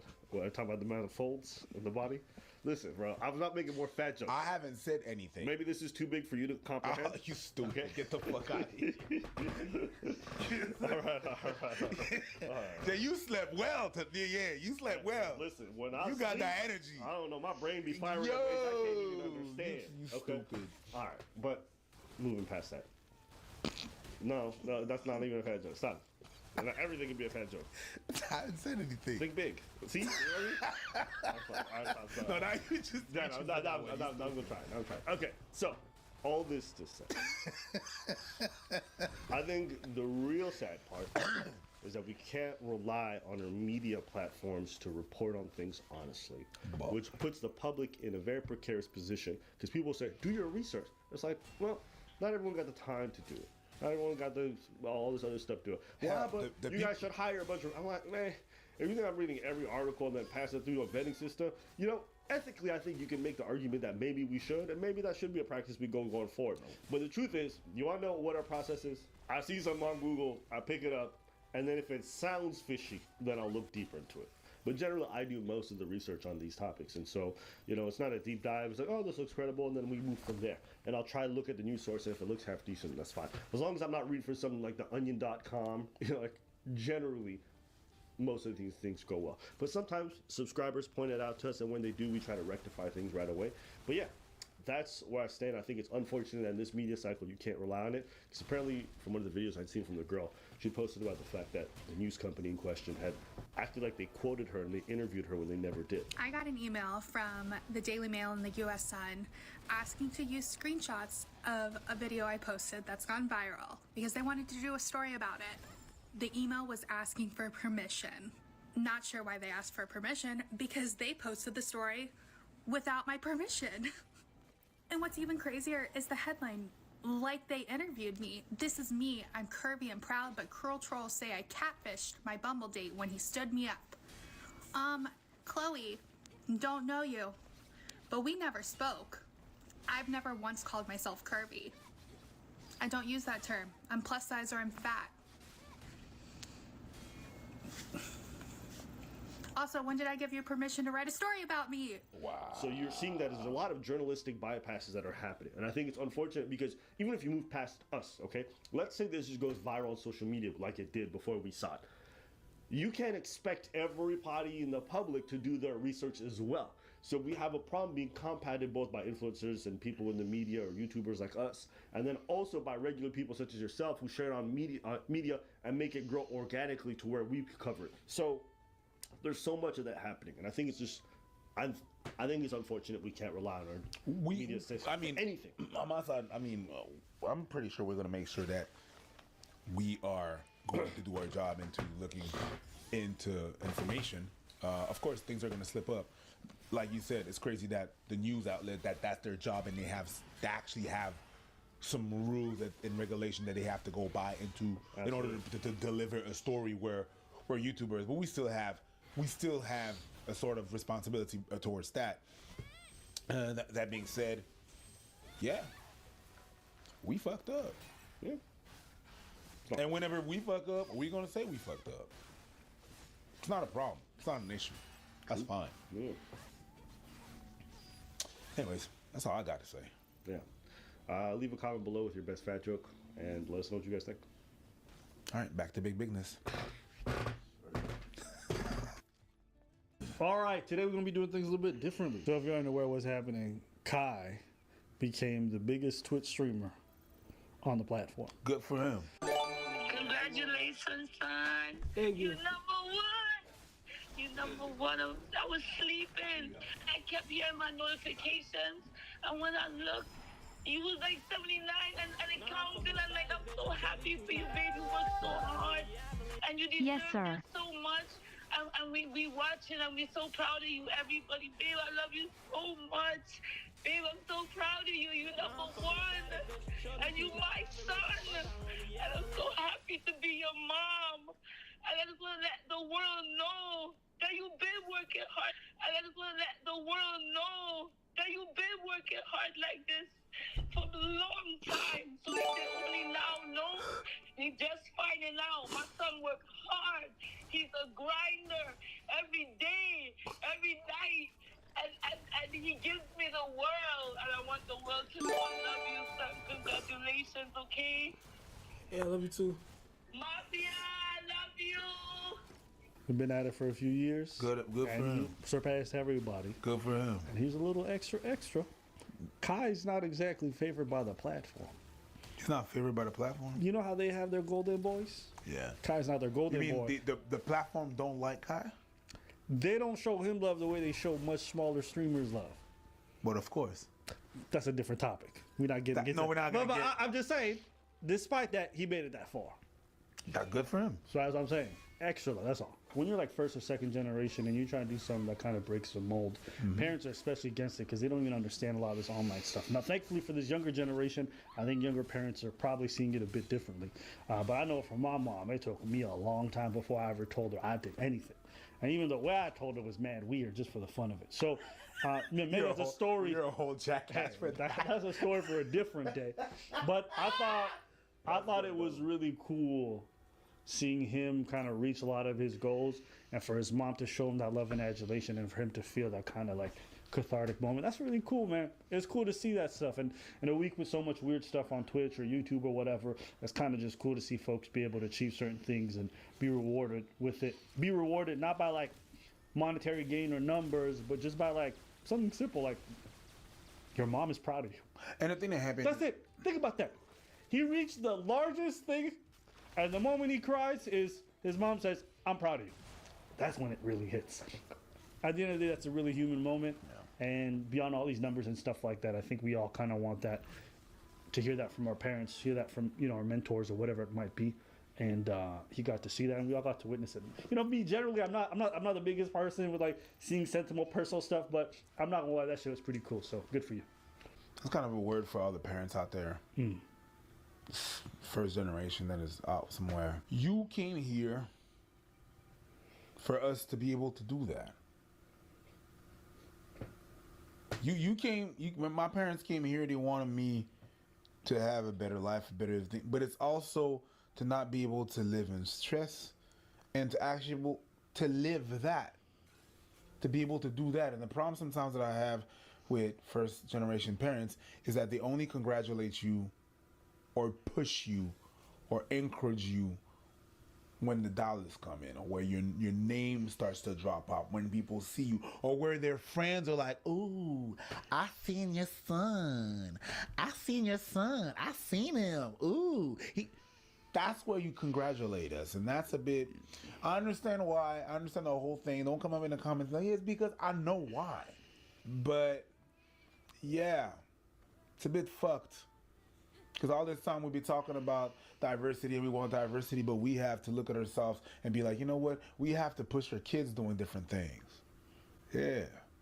Like growing up, I got some of my people, some of my friends, they were doing theater. I know it's not all the first generation parents come in here pushing their kids to do theater. But it's only once you hit and you're big and your name is out there and your last name is there and being said loudly that you're like, "Oh yeah, that's my son." Okay, yeah. But I had to struggle with you to do that. So it's fun that you congratulate. And I'm not saying that's what Kai, his mom, did. I don't know that.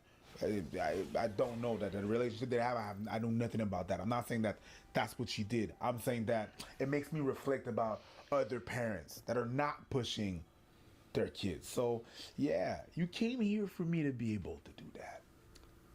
So let me. Yeah. Kai becoming one of the biggest streamers on the platform. Good for you.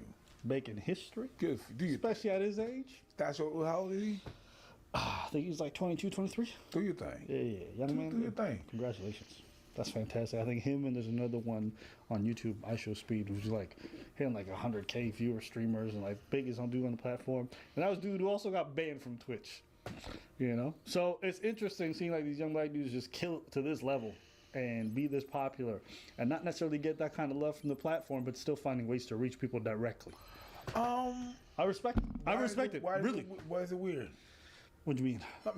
It's not so much the same thing where I'm heading at, because we here don't get recognized, but we killing it, right? Sure. We went over there, got top 10s in Quebec with nowhere to be found, and I kind of feel the sentiment, but like I feel that's a lot of places where it's like, hey, yeah, whatever, you got it. Yeah. The platform doesn't give a fuck that much, you know what I mean? So I don't know. I'll be happy. That's a whole different discussion. That's your word. Hey man. I just want to. Hey man, that's your word. Yeah, that's your word again. Hey man. Hey, listen, congratulations. At the end of the day, that's what really matters. You getting the big old dub. And I remember we covered a video on him a while back where he's doing these pranks, and you know people felt like we were trying to cancel. Listen, I don't want nobody removed off this platform. No, I don't want nobody to lose their voice. I want people to go on and make their money and do whatever they want to do. Who cares? So the same way, maybe we'll be like, I think that's some fuck shit. If you getting your dubs, get them. Get your wins. We want people to strive at the end of the day. Even if we have strong disagreements with people, we don't want them to lose their ability to take care of their family or whatever it might be. So, yeah, good for him. The thing that good for him. And you know what else I'll say? Yeah. It's really cool to see the face of a lot of these platforms change, even though the platform doesn't want it to be that way. It's not, they don't decide. The people are deciding. The people are really like riding with these guys. People are gonna watch whatever the fuck people are gonna watch. Yeah, because recently, like the Sidemen ran like a charity event over out in the UK. IShowSpeed was invited to be part of their soccer charity match. They raised over £1 million for a charity in one day. Stream blew the numbers out the door. But it's dope. It's dope because even though this kid's 18 years old, you know, garnering all this viewership, he goes overseas and he gets just as much, if not more love. Yeah. And so it's cool to see how these folks are making a new wave and taking over the platform, having fun, doing it their way. So, yeah, I don't know. For me, it's just enjoyable to see. The cancel thing, I think, was really just a clickbait thing. And people are also not used to disagreeing with people. They really think that because you disagree with someone, you hate them and you want them out. No, I could disagree with someone. I could think someone's take is super stupid and still be like, do your thing. At the end of the day, he does him. I still think what he did was what it was, and we said what we said, and that's fine. But you get a win, you get a win. That's fine. That's fine with me. You got to get used to disagreeing with people. There's people like, because they're your friends, everything they say is the truth and is right. And because you're friends with them, you got to agree with everything they said. Or else you sound like you're a betrayer. You know, you sound like you're a traitor. Like, oh no, I don't. No, you're supposed to have my back. No, what you did was stupid. Whether you're my friend or you're not my friend. If I think some shit is stupid, is dumb, is retarded, it is what it is. Number of times we worked together. Number of times you told me that shit that I did that's dumb. Stop. And I was like, yeah, you know what? It was dumb. And we kept on going. We kept it moving. Hey man, listen, I just wanted to congratulate you. I didn't want to rehash whole stuff, so I really don't care, to be honest with you. Just shout out. That's it. That's all I got. You go ahead. But yeah, that's pretty much it. That's just what I got from that. People saying that and shit. Doesn't matter. And these platforms, you know, they gotta wake up. They gotta change their definition of what is brand safe and what is not, because these young folks, they don't care. They got a whole different view of the world. And I'm not gonna lie, these young cats, even though they're edgy or they be a little bit wild, they're driving where the viewers want to go. You know, they are what the future looks like. So motherfuckers got to get behind that at some point. That is the future, yeah. Do you know what just got trending the other day because of kids now? An old song by R. Kelly. What's wrong? I don't remember, but they get to decide. Oh. They get to decide. I mean, listen, if they want, kids, you know, they can say whatever they want about their music, but they got some good taste. I mean, R. Kelly a classic. I mean, listen, drip, drip, drip. He in jail. You know what I'm saying? Behind them bars. But listen, congratulations. These young kids know. Listen, I don't care what nobody says. R. Kelly put him behind bars, but I'm going to keep stepping in the name of love. You know what I'm saying? Me and my lady, we going to bump and grind. You feel me? We got to keep the classics alive. Oh, my God. Abba has a lady. I said me and my ladies.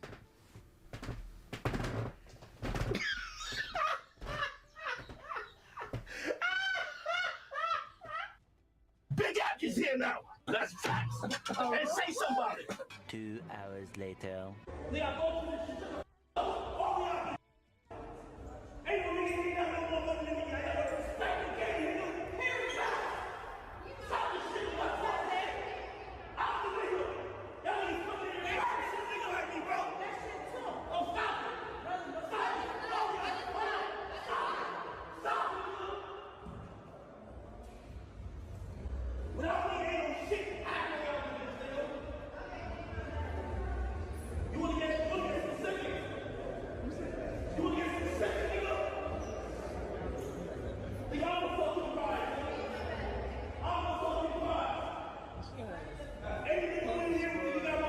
Do you say I'm the prize? Yeah, I'm the prize. I'm the prize. I'm the nigga. I'm the prize. And when did that happen? That happened a little right after the podcast. Really after the podcast? Yeah. Is that all balled up energy that he had to dash on? Big Ack is in the building. I'm the prize. Some tiny little bitch said, "Shut up, stupid." Nigga, I got more testosterone in my pussy than you. Get out, stupid. She knocked his hat off. Shut up, stupid.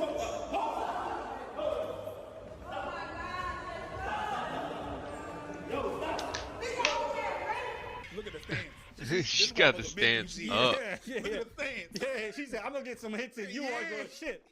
DJ Academic's trying to protect her, but you know what? If you looked at this kerfuffle, you can't tell who's the bitch and who not. No, you can't.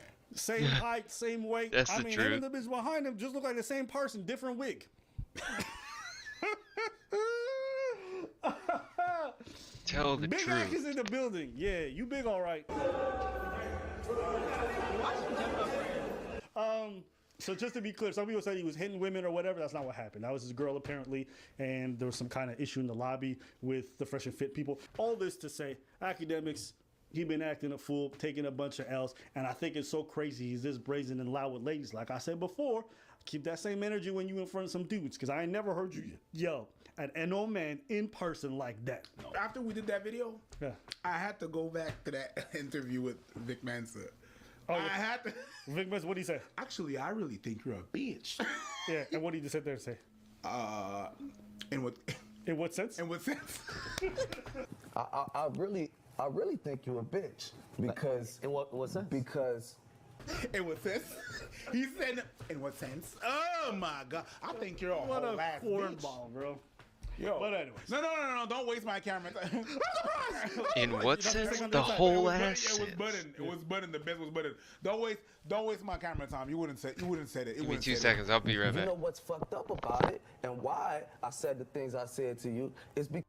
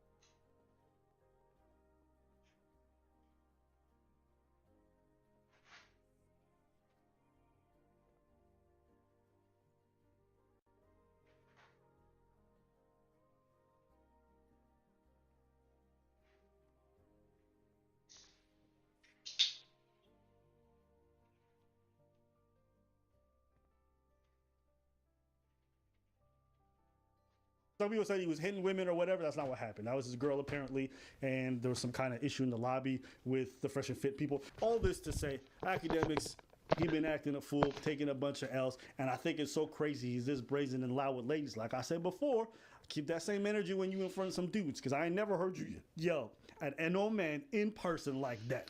After we did that video, I had to go back to that interview with Vic Mensa. Oh, I had to. Vic Mensa, what did he say? Actually, I really think you're a bitch. Yeah, and what did he sit there and say? In what sense? In what sense? I really think you're a bitch because. In what sense? Because. In what sense? He said, in what sense? Oh my God! I think you're a What whole a ass cornball, bro. Yo. But anyways. No, don't waste my camera. I'm surprised. That's what he's saying on the inside. It was button. It was button. The best was button. Don't waste my camera time. You wouldn't say it.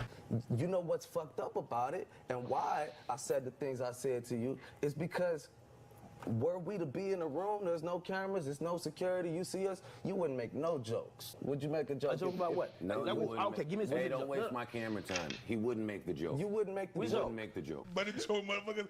That was a great interview. I saw it back again, and I had memories on Live Like People Do. Yo, remember that Kevin Hart skit where he goes up to his room and he starts reminiscing all the stuff he's gonna say to his mom the next time she talks shit? Yeah. What do you do? Yeah. Fuck you, bitch. No, that's not it. No, hold on. Nah, man, motherfucker. No, that's not. Now imagine this is all the niggas that made fun of academics. He got pictures of them on the wall. Yeah. And he just staring at them. Right. You call me fat academics? Fuck you. No, that's not. No, I gotta talk like that girl. In what Fuck you. In what sense? Yeah, hold on. And no, I gotta. Yo, wait, hold on. I gotta calm myself. I'm the prize. No, wait, shit, fuck. Hold on, shit. I'm the prize. Yo, nigga, what? No, nigga, what? Yeah. I'm the prize. Okay. I'm the prize. Why you look like you surprised yourself? Because I did. Wait. I'm the motherfucking prize! Come on. I'm the prize! Big Hack is in the house! Big Hack is... Big Hack! Wait, don't say that. They might think you're fat. Shit. Hack is in... These influencers are sus. Something smells off. And it ain't waffle fries. It's today's sponsor, Scentbird. After you wash yourself, you have to wash your booty, you have to wash your beauty, and then you want to smell good in front of people. You want to prolong that good smell. Well, I got the thing for you, Scentbird. If you don't know what Scentbird is, it's a subscription-based service that allows you to get monthly fragrances sent to your door, so you can always smell fresh. The perfume thing is kind of hard, because you spend a whole lot of money not knowing what perfume you wanna buy and what perfume smells good with you. Sometimes you need to wear it the whole day, and you're not gonna spend $250 on a perfume. Scentbird. They send you different samples of perfume per month, and then not little samples that you have. See, it comes in a cool little case like that. It locks. That's wonderful. But not only that, I can show you the actual amount of perfume that there is in the case. Look at this baby. A lot of perfume for like a month. Oh, this one is good. Today they sent me North Atlantic Right Whale by Sanctuary, Dark Woods, and Mankind Legacy by Kenneth Cole. Boom. Look at this. 3 colors, 3 perfumes. There's even a description in the back. So go down to the link below and use the code AP2 to get 55% off your first month at Scentbird. On us. I'm the prize. Finish. I'm the prize. King Kong, nigga, nigga, me. Alonzo Harris. In that voice, it don't work. I'm the prize, nigga. Imagine all the time you talk about that girl having a deep voice. Why your voice so high? Why your voice so high? Talking like Mickey Mouse up in this bitch. Why is so high? Why is your voice so high? You standing here? I'm the man. It's me. Why you talking shit about women having deep voice? Why is yours so high? Huh? Yo, hitting them falsetto. Let's go. Baby. Yeah. I can spend it on you, baby. When Offset and them showed up, didn't he look like a child lost at the fair looking for his papa? I'm the prize. Do that again.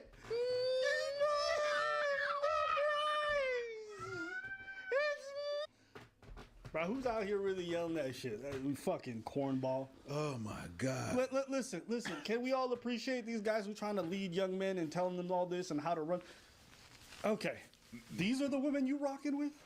These ratchet women? The ones fighting in hotel and apartment lobbies with skimpy ass dress? Hey, you can wear whatever you want. But for high value men who can get the pick of the litter, it seems like you can't stay away from trash. Interesting. All these options, and you can't stay away from the garbaggio. You was climbing on the woman upstairs talking about, you got a fake titties, you got a fake ass. Have you seen your girl? Have you seen the women you've been bagging? Instagram thotties who've been passed around hundreds of thousands of times with tattoos and fake everything. And I don't mind. I just think it's so interesting you came at her for that. But the women you fuck all look like that. And it's okay. Like the girls say, you like what you like. Everybody like what they like. But the fact that you're clowning a motherfucker for the same thing you like, I start to see the pattern here. Hey. And what happened? Hey, it really start to sound like you couldn't get her, and she was not interested. So you try to clown her, but you went 100. I'm not saying 100%, but that sounds like mad sus.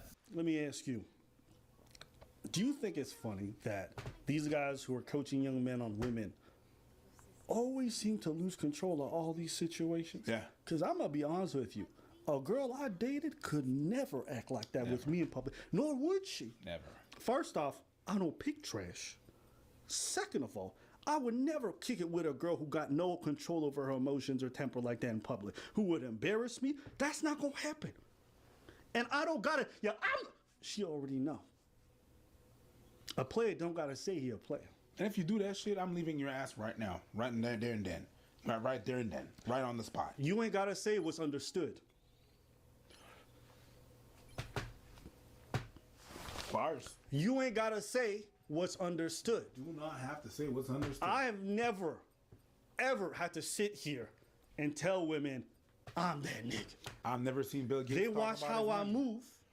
They be around. They see the stuff they already know. I would never think of uttering those words. I'm the prize. Who are you trying to convince? Someone you already got. The only lame foo-foo people who gotta do that shit are folks who ain't really got it like that on the inside. You may have the prize on the outside, but on the inside, you still that lame-ass nerd from high school who never grew up and never really got a sense of confidence. You a cornball, that's what you are. Because all the players I ever grew up with never acted like this with women. If I'm with a girl, unless she my wife, if we just dating, and she out here just trying to fight people, have a good night. You a liability, you gotta go. After me. You gotta go. You out here just starting fights willy-nilly? If I'm not breaking up with you then, I'm breaking up with you later that night. You a liability. No, we're going. I had a girl try to do that to me one time. I know. And it wasn't even that bad. I know. Right? On a first date. Really? We were just walking. Not the one I think that you posted. Her.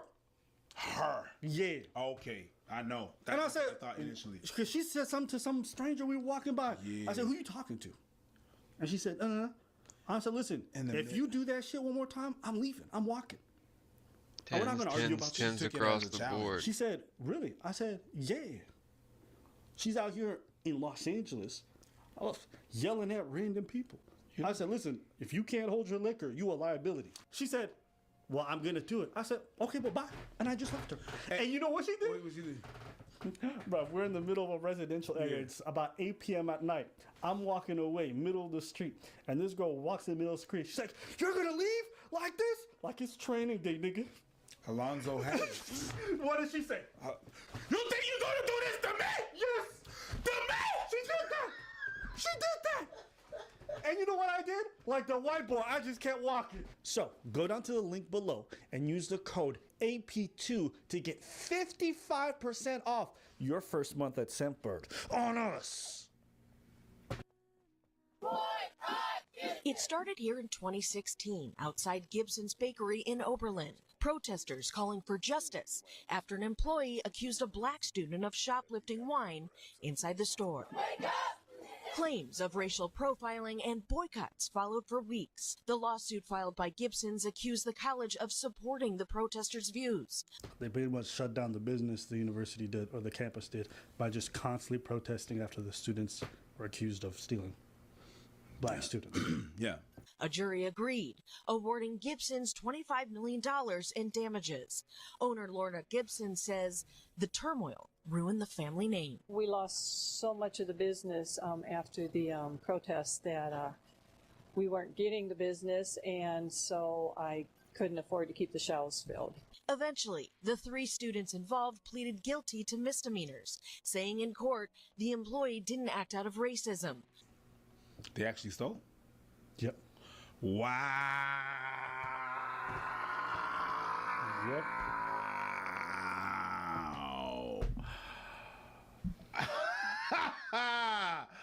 You okay? Yep. Everybody at the protest needs to catch that L, and you better reward that money to Gibson. I'm sorry, but it is what it is. Yeah. It is what it is, and you know what it is. You know what it is. That's what happened when you just go on, and you go on a bandwagon because it fits your narrative, right? But you haven't checked the facts before. You ruin businesses and people's lives and shit. And that's what you do. You're going on a bandwagon because it fits exactly your narrative, what you want to push for. Oh my God, I'm against racism and this and that. Do you know all the facts? Were you there? No? All right, let's look at the facts. What happened? People that will lie, they'll have the opportunity to lie, will lie. That's what this motherfucker told me a couple of years ago. At first I was like, nah, motherfuckers will not. Yeah, motherfuckers will lie. Yeah, you think about it, people will lie. If they need to lie to get their ass out, they will lie. They will. Mm-hmm.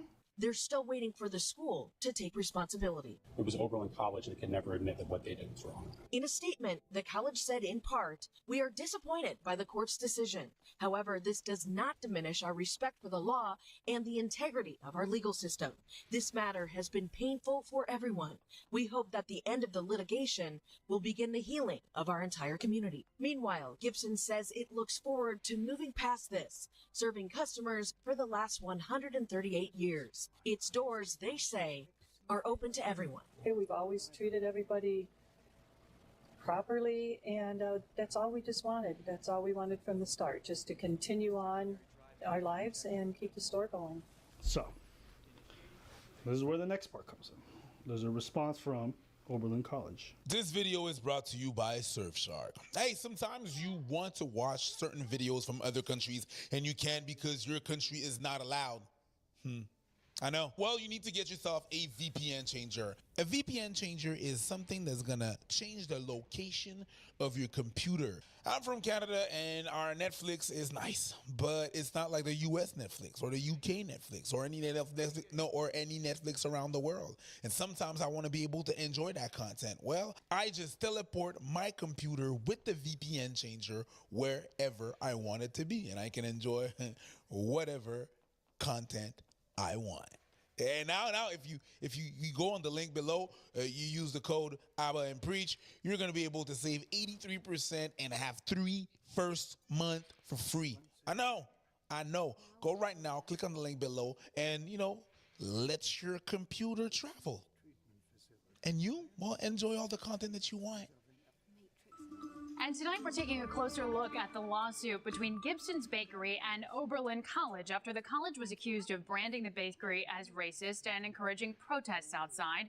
Today, a Lorain County judge reduced the judgment in the case from $44 million to about $25 million.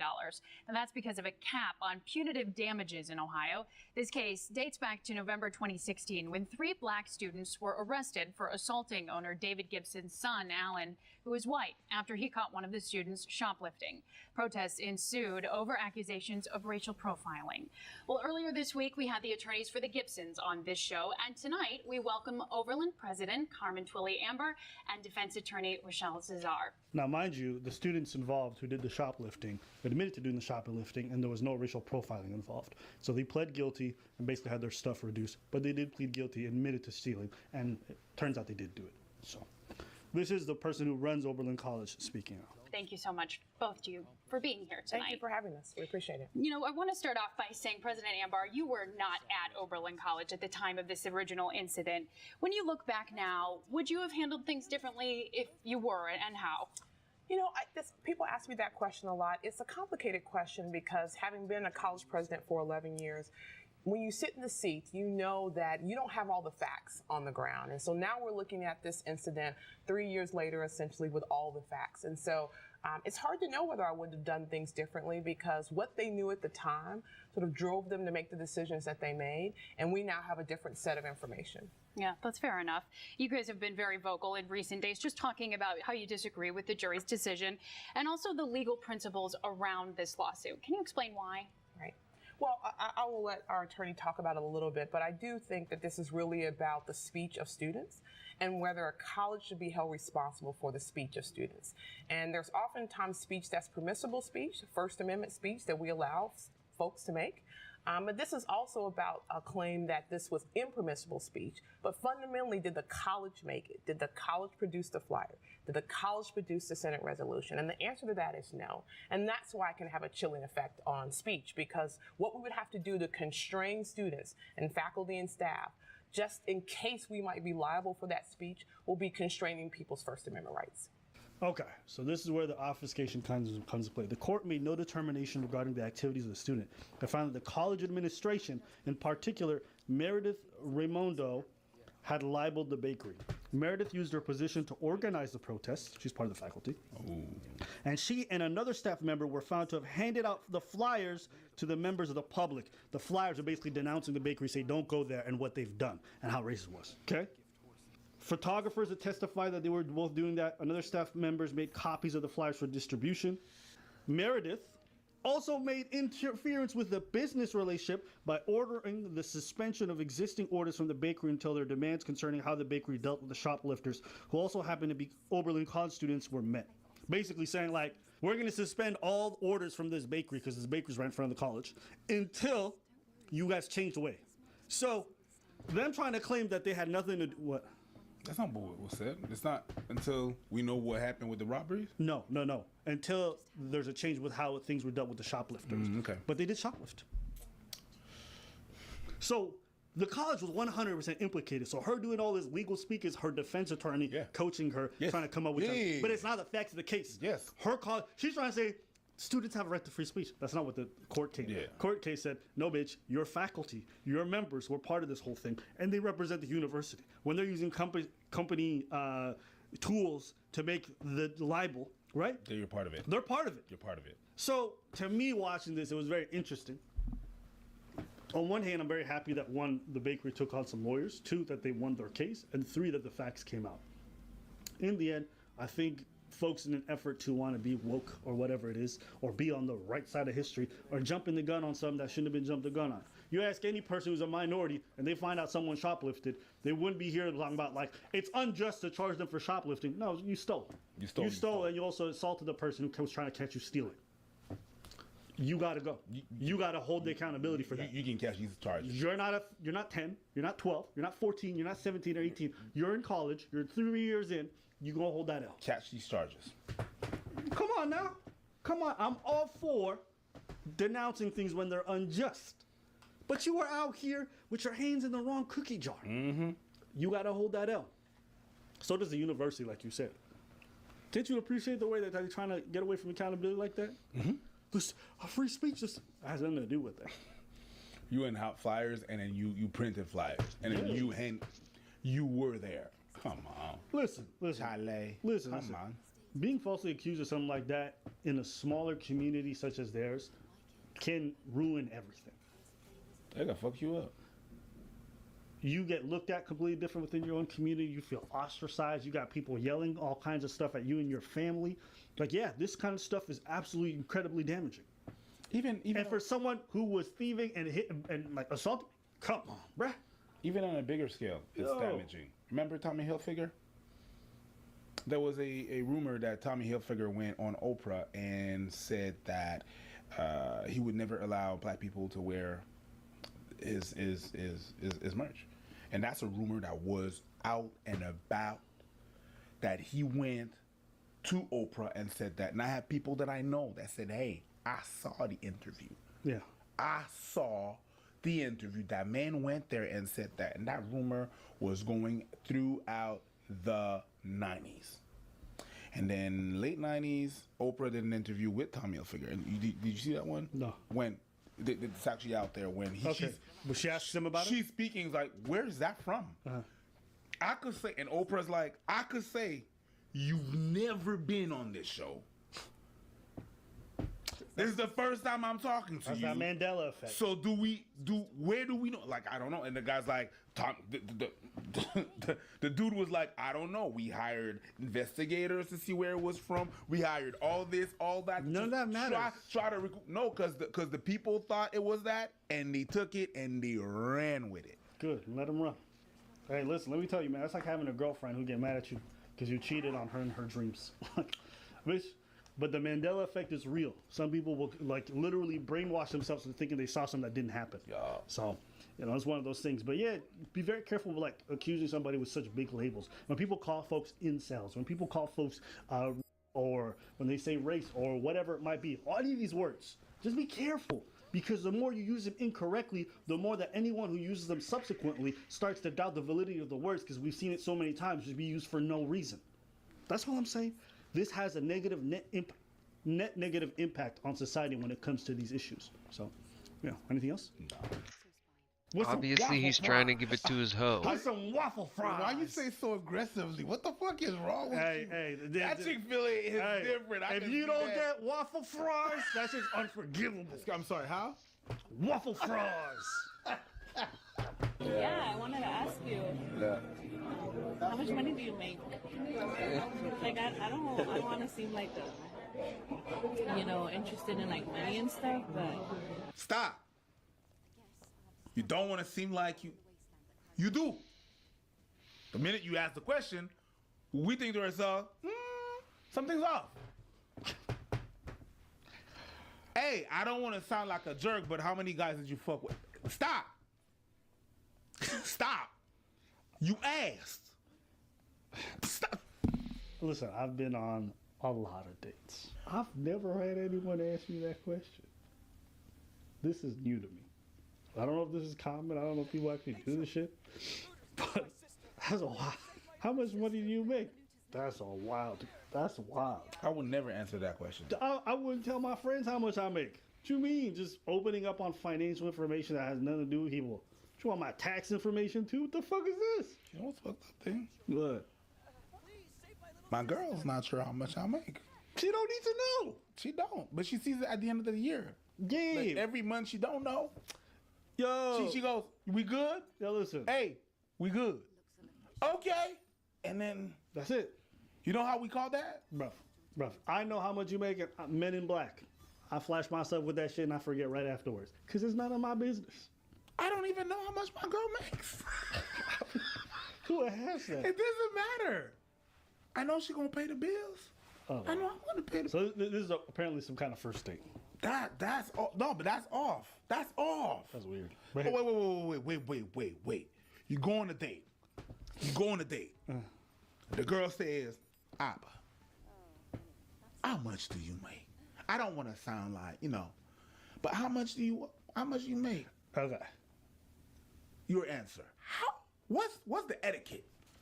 Enlighten me. me, I'll keep it stag. It's none of your business. That's what I would tell her, straight to her face. But I would have a good laugh about it, just because it caught me so off guard. You know what? Like, after you've been on enough dates, sometimes you're like entertained. Like, oh, this bitch is weird. Sure, at least I'll be entertained even if I'm not fucking. You know, like, I'm not gonna lie. I would probably appreciate that. I would appreciate a lot more if she said, listen, I like men with money, so I need to know how much you make. I would find that way more endearing and funny. But this, I'd have a good laugh. I would turn this date into a troll. At this point, as a troll. Yeah. I mean, you gotta play along a little bit. Because you're no longer interested. I already biked over. You know, I put on some cologne. I showed up to the bitch. So if she gonna ask me some crazy question, I'm gonna get my money's worth. Are you gonna ask crazy questions too? Oh yeah. What you gonna ask? Oh man, listen. What color thong you got on?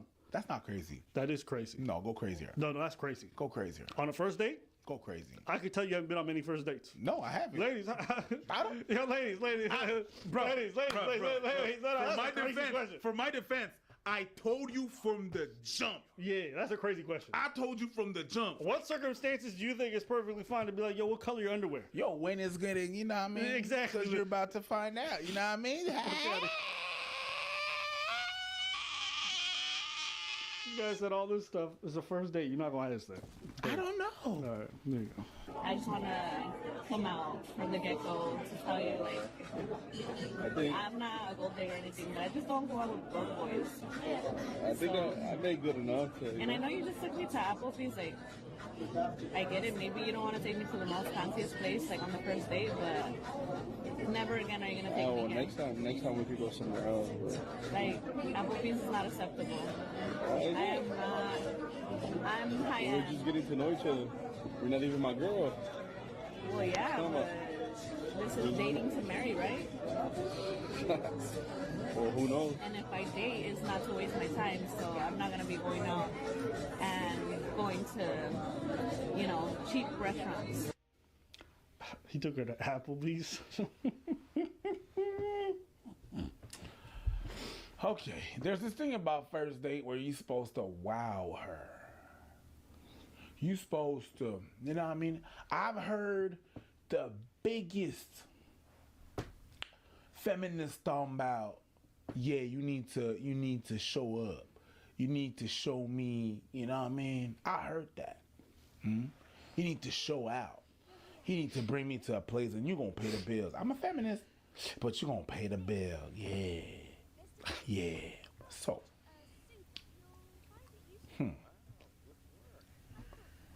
You're never gonna bring me again. I'm never gonna bring you nowhere, period. So go get yourself your rich man and be alone by 50. Go ahead. Go ahead. I don't know how that finishes, but that's fine.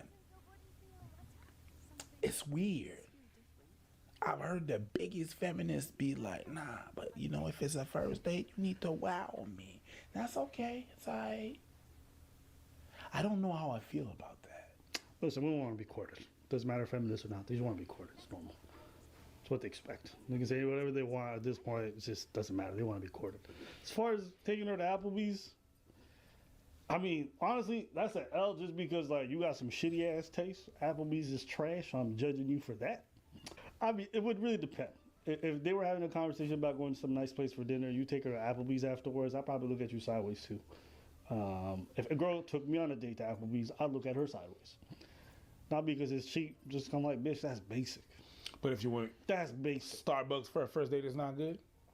If we just going for coffee, that's fine. I could at least accept that because it's just a coffee, like it's nothing. You can grab water, I grab whatever's fine. If you take me out to dinner, making me eat doo-doo, I'm gonna look at you funny. It's like, oh, why don't we go to McDonald's? Because I'm like, I don't eat McDonald's. That's trash. I want you to, yeah, girl, I want you to. No, that's trash. For a date, that's trash. In her defense, that's trash. Applebee's, come on, my nigga, that's trash. Yeah. McDonald's, like, come on, you gotta hold the L for that. It's a Taco Bell. What are we talking about right now? That's not even food. Bunch y'all eat Taco Bell watching right now. I don't care. That's not meat. Them crunch wraps are fire. Okay. The fries was whatever the supreme fries, fire. But every time I ate that shit, I didn't think of moo. I didn't think of cows. That was some meat special. What about Chick-fil-A? Hey, listen, a girl could take me to Chick-fil-A anything. Hey, listen, that's an exception. Give me a classic chicken. Yo, with the Chick-fil-A sauce on the side, because you know a motherfucker got to dip it. And make that bun extra crispy. You already know. With some waffle fries. With some waffle fries. Why you say so aggressively? What the fuck is wrong with you? Hey, that Chick-fil-A is different. If you don't get waffle fries, that's just unforgivable. I'm sorry, how? Waffle fries. That's a throwback. Shout out. This motherfucker said that with the mouth. Waffle fries. The people who know. Okay? But all I'm trying to say is this. This is kind of fire. I'm not. A first date, Applebee's, I'm going to look at you sideways. So I got, in her defense is that. But she's wilding for asking how much this motherfucker makes. If you're not good with the date, just say that. But don't be, you better not be broke or poor. And you know what I didn't like? She said, because I know next time you ain't taking me no place like this again. And in my head, I'm thinking, bitch, how you know this gonna be a next time? I ain't taking you nowhere. I mean, if he took you to Applebee's, you know what it is. You know it is what it is. Next time. Ooh, that's presumptuous, man. Yeah.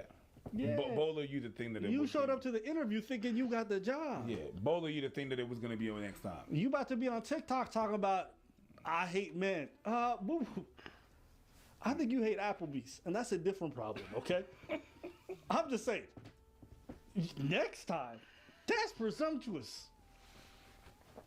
You do not seem like a happy camper. You know what else I noticed? What? Any bitch who says she not a gold digger, but she got nails like hers. I ain't believing nothing. I ain't mad at that. Something about them long nails is just so goddamn nasty. You don't like the clickety clack, bro? Maybe clickety clack, guys. Can we all talk about it? Ain't them nails always so goddamn disgusting? You don't like that? But anyways, click clack, patty whack, give a dog a.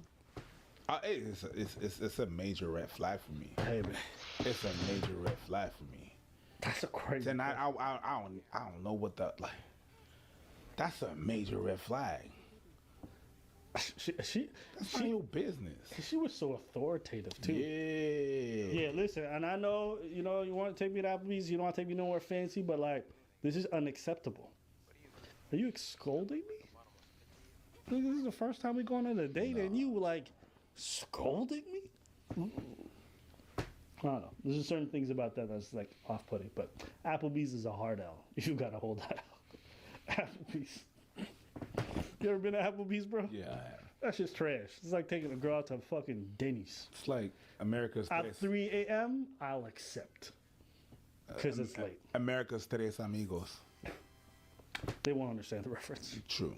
Yeah. But anyways, let us know what you guys think in the comments below. Don't think so. Hey, you got your brother right here. I wanted to call you because I have a crush on you. Oh, okay. I mean, he's not Matthew, right? Oh, whoa! The cringe went. I didn't hear the last part because the cringe was too high. She said, "Oh, okay. You've met Matthew, right?" Yeah. I thought the cringe was bad, and this is Tabarnak, the is see. Oh fuck. Oh shit. And Matthew probably standing across her right now. He doesn't have to. Matthew's her boyfriend, and he dicking her down good. She said, "Listen, like Kumar, I don't need any IT help. Hard mode, let's fucking go." Yeah, your boyfriend, yeah.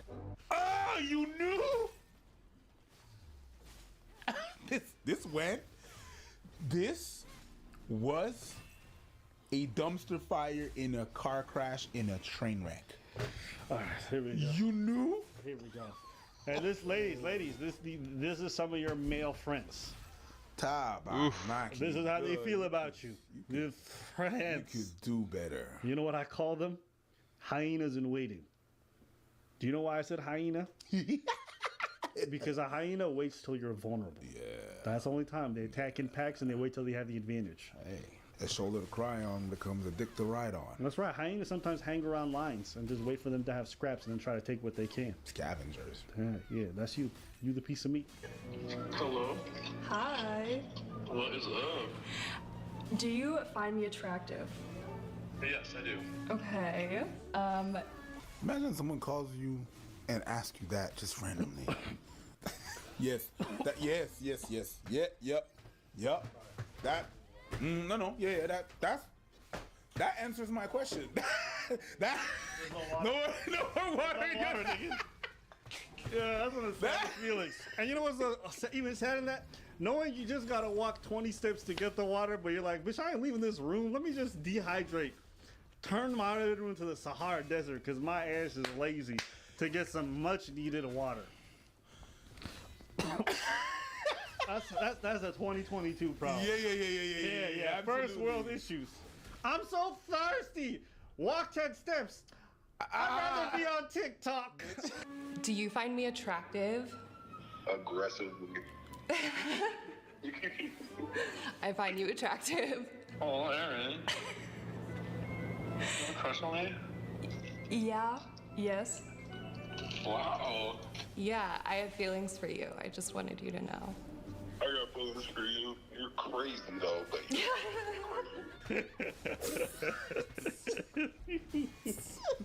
I appreciate you, Badu. And you know the way she laughed? I know.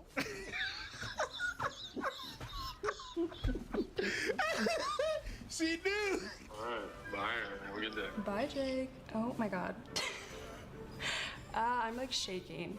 I want you to call your crush and ask you if you find me attractive. Oh my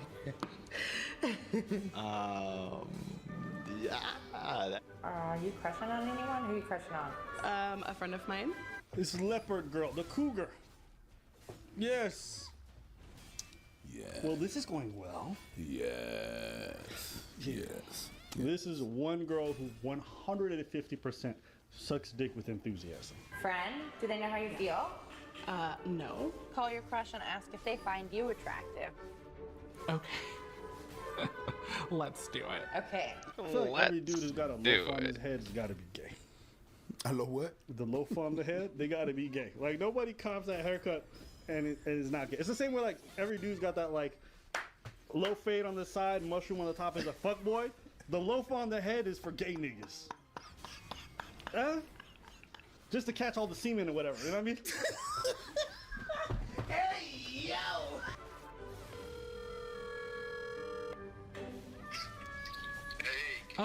Hey. Yeah, I can hear you. I just wanted to call and tell you that I love you. I just called to say how much I care. I have a crush on you and just wondering, are you attracted to me? I don't think so.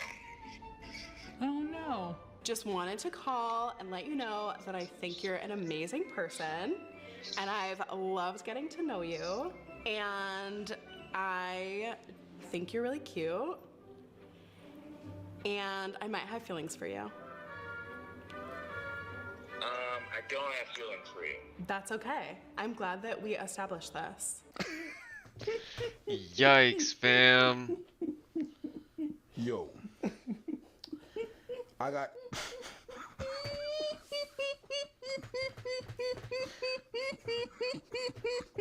Bro, you sound like a hyena, bro.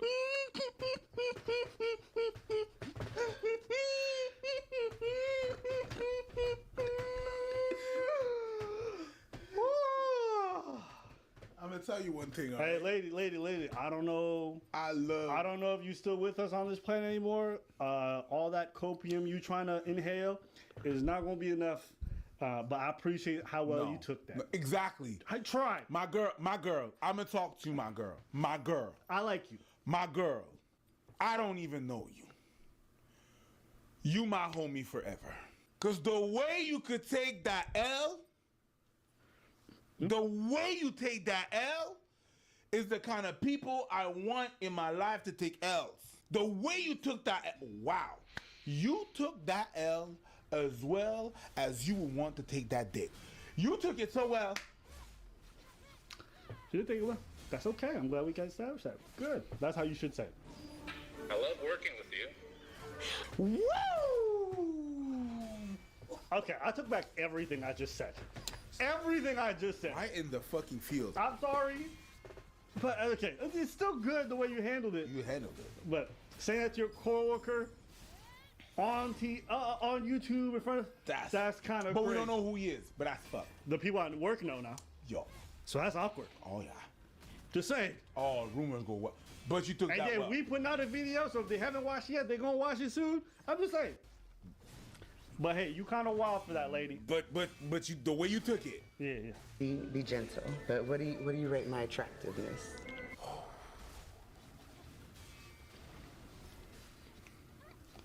Well, on a scale of 1 to frog. How about 9? All right, let me stop. Let me stop. That's bad, Let me bro. stop. Maybe 7. Oh, that's ouch. 7. So like I was saying, on a scale of 1 to frog, I'm just sorry. It just annoys the shit out of me that like, it's like, you average. It's okay. He gave you a generous ass score of 7.5. Kevin? That's generous. Is that you? Ma'am, ma'am, I'm gonna need you to stop it, ma'am. You're average at best. I'm just saying, it's okay. You like? Can I ask y'all a question? Go ahead. What the fuck is wrong with being average? I mean, at some point when I was in school, I was not doing so good. And I couldn't get 90s. I couldn't get 100s. The ADD was off the roof. It was crazy, but it was not diagnosed because it didn't exist at that time. And sometimes I hit a test and I had 75. I'm not failing. Mm-hmm. It's average. And I was happy that that's what I could do. Listen, I studied. I never missed a motherfucking day. I was there for the whole explanation. I studied at night. Then I lost some sleep. There was the test. I showed up before the test early so I could review my notes. I go to the test. I passed the grade. I did all my shit. I got 75. I did my best. That's the best you're gonna get out of me. And what's wrong with that? Sometimes average is good. To be fair, 7.5 is above average. On top of that, I'm just saying. Yeah, I got a motherfucker that goes. Motherfuckers come to me and say, "Preach, you was 6." I'm gonna be like, "Bitch, I didn't ask, but thank you very much." Have you considered like dating me? Have you ever had maybe possibly similar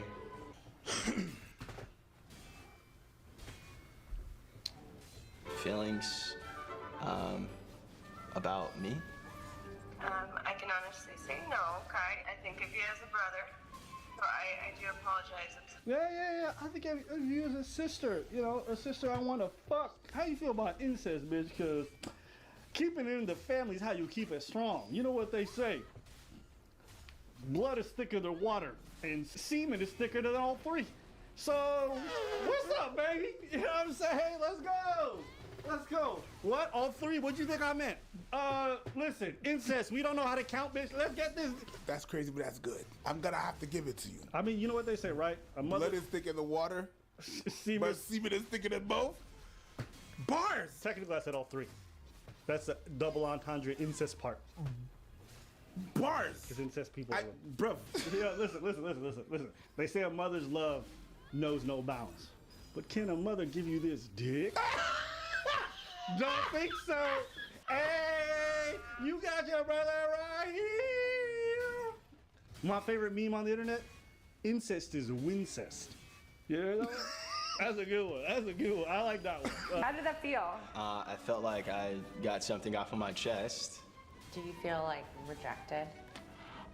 A little bit. I definitely felt a little sting. It just kind of like went off the rails, which is like my love history for sure. I want you to call your crush and ask them, do you find me attractive? Are you single? Yes, notoriously. I remember that girl. She who shall not be rejected? Yeah. Yes. She always wins. You can't ever get rejected if you kill them before they can say no. Heads high, kill out with it now. I was just wondering, you know, truly, not like what you're supposed to say. Do you find me attractive? Yes. That's it? You can't give me more detail? Yes or no question. Yes, I agree. Do you? That's a yes, no. You got the yes? You're not happy with that? Shit. I was just calling to let you know that I have a crush on you and that I think that you are really cute and was wondering if you also liked me or have feelings for me.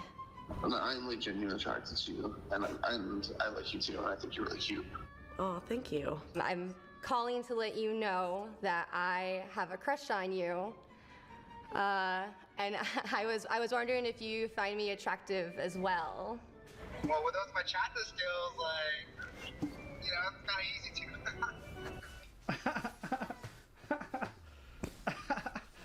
I seen you dancing bachata.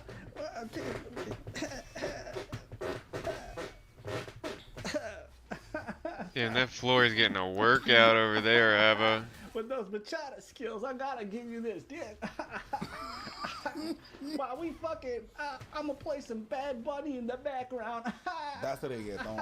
I have nothing to do about that.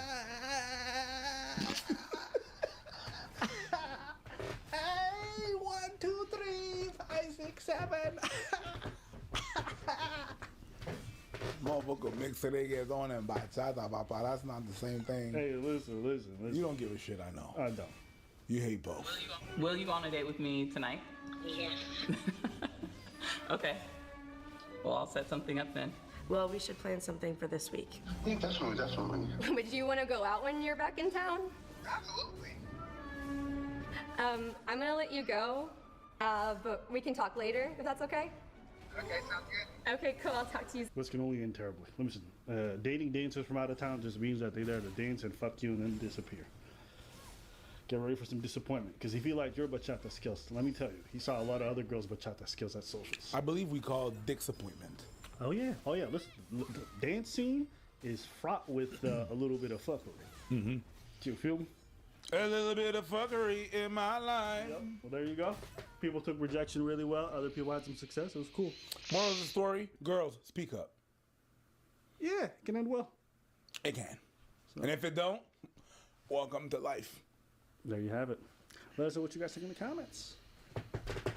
And if you guys are enjoying today's video, be sure to like, comment. You already know how YouTube dealing with us, you know what I mean? Hiding our stuff sometimes. You can help us out by just putting it out in the algorithm. Yeah. Like, comment, do that regularly, hit that bell, all that good stuff. And subscribe. Bye.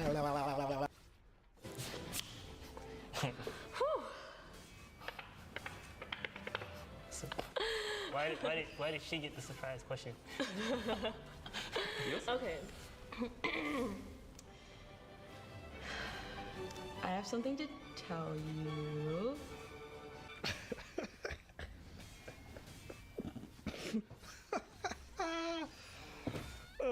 It'd be great if these questions had a twist. Yeah. Like, I have a big crush on you, but I've got a big dick. That's the only thing I had. That's the only thing I had. That's the only thing. I'm sorry. That's the only thing I had. What are you here to do today? I'm here to tell someone I have a crush on them. What's the worst part of being single? You both are single, right? Yeah. Yes. Are any of you guys dating right now? No. The worst part is like when you want to do something and you just like have yourself. Like. Do something like what? Get it. Get it. girl. I think feeling lonely sometimes. Some of the stuff that you want to do, you really got to do it with your partner. Like I ain't trying to hit up my boys to go, you know. Paint and sip. Paint and sip. Okay. Oh, have you ever pictured me naked?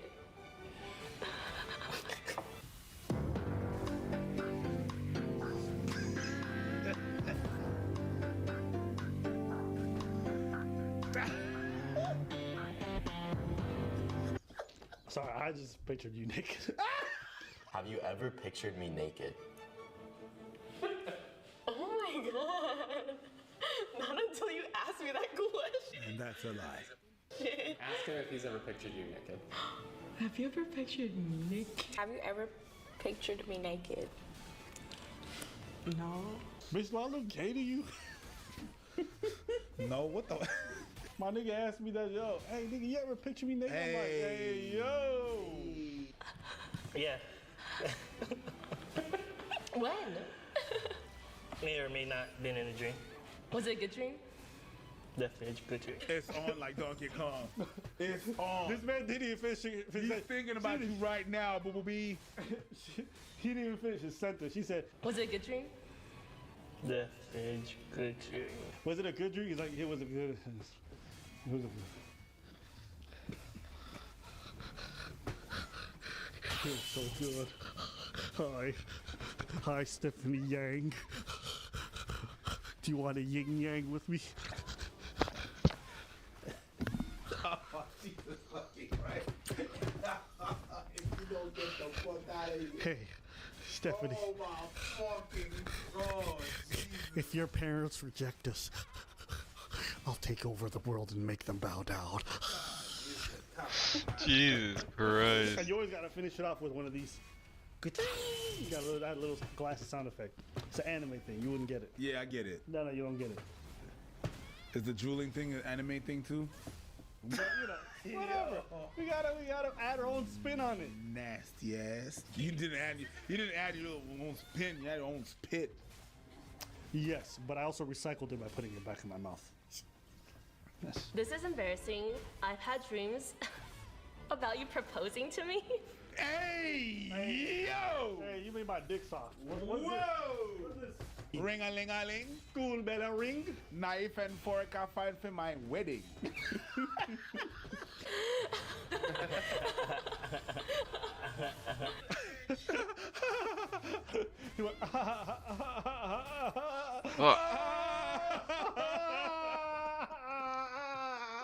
Give me a big whiff. How do I smell? Get over there and smell her armpit. What? Oh, you smell like. Yeah, you gotta get in the armpit. In the armpit? Oh my gosh. Okay. Hey, yo! Hey, man, you know, the Jubilee producer stay being the messiest person on these videos. Like, he's one of those mystery characters who, like, does all the Kingpin shit from the dark.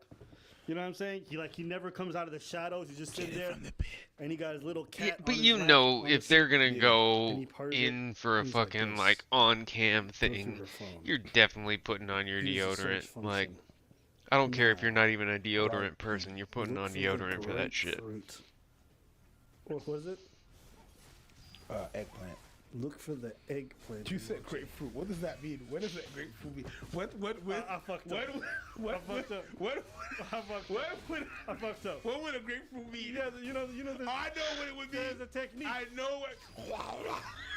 Pause. Suck his just like you said you were gonna do.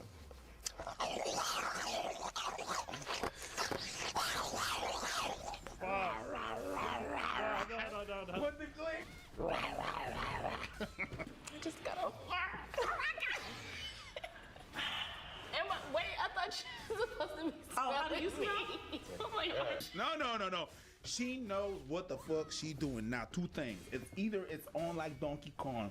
Oh, she taking advantage because she likes the attention. And I've seen girls like that. They not gay. They not gay, but they like the attention of studs and shit. So they roll around and they play to be at OTs like that. Yeah, I've seen that. This girl, when she pulled up with the titties and put it out against her head, she's like, "Oh, my bad," and the girl kind of leaned away, but she like went back and leaned in and went. Like you could see if you watch very carefully. Look, watch. It's like when you say no, but you really want to say yes. Yeah. You saw the way she leaned back in, like, come back here. I'll give it. I'll give you that one. It's not as bad, but. Oh my god. Mine is like naked. Smells good. Dig is hard. Oh, how would you rank yourself in bed? Scale of 1 to 10. I feel like, you know, the scale is not really applicable right here in this He situation. said numbers don't matter. I'd probably say like, honestly, probably like a 2, like pretty low. I respect it. At least you're honest. Yeah. Because most women I know overrate their skills. I don't know. I'm not particularly talented. What's your least favorite and most favorite sex position? Do you want me to like demonstrate?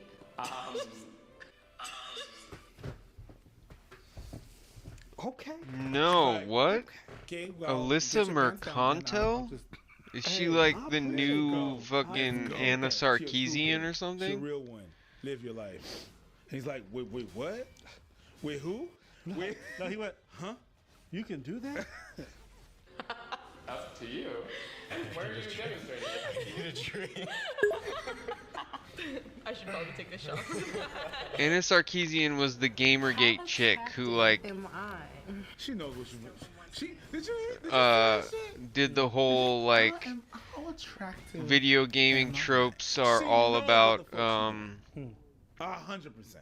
On a scale from 1 to 10. damsel in distress and toxic masculinity. It was like back in 2016. You know what I mean? Like, and she said she was a gaming journalist, but she ripped all of her gameplay footage from like other people online without permission. I have a crush on you.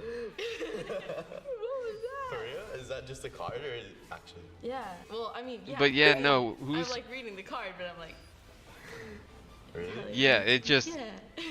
when Do you have you similar mention that there's someone who's like out there running narratives I have a crush on you. while omitting details, that sounds like Anita Sarkeesian. Do you know who Boogie2988 is? Like, he was, like, he had this, like, famous interaction with Anita Sarkeesian. But yeah, no, what are the details? Tell me the details about Some would say this Mercanto I got, bitch. like, feelings for you or whatever. Are you surprised? What you said? What you said? We fucking. Sure, I have feelings for you. And he went,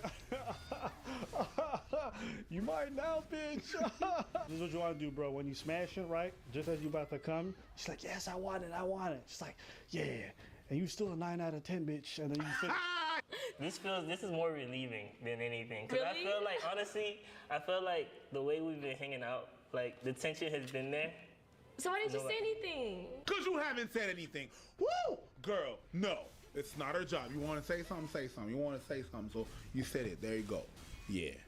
Sorry. I just got PTSD a bit from when I was a kid. Yeah. Remember? Go Because the thing that happened? Let off your chest. I got a little bit of PTSD. That's the thing. So the thing is, you know what I mean? Shit when the motherfucker and everything and stuff. And you know you're an ugly kid, right? Nobody's on your side. You know what I mean? This is not nationwide. You know what I mean? They don't give a fuck about you. Nobody. And you chill. You just being quarters because you don't want to be a fucking creep. And then the minute, my nigga, the second, all right, that you have a girlfriend, they're like, oh shit, you got a girlfriend? Yeah, I had a crush on you, bitch. Oh, fuck. Oh.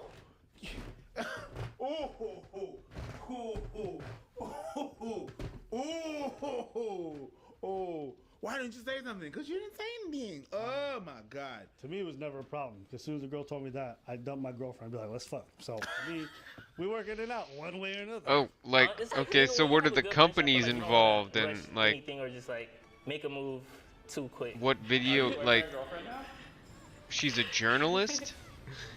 Do you wanna be? Do you want to be what? I don't know why this whole portion is just cringe. What a weird way to ask someone to be your boyfriend. Like the date was fine. You want to be boyfriend, girlfriend?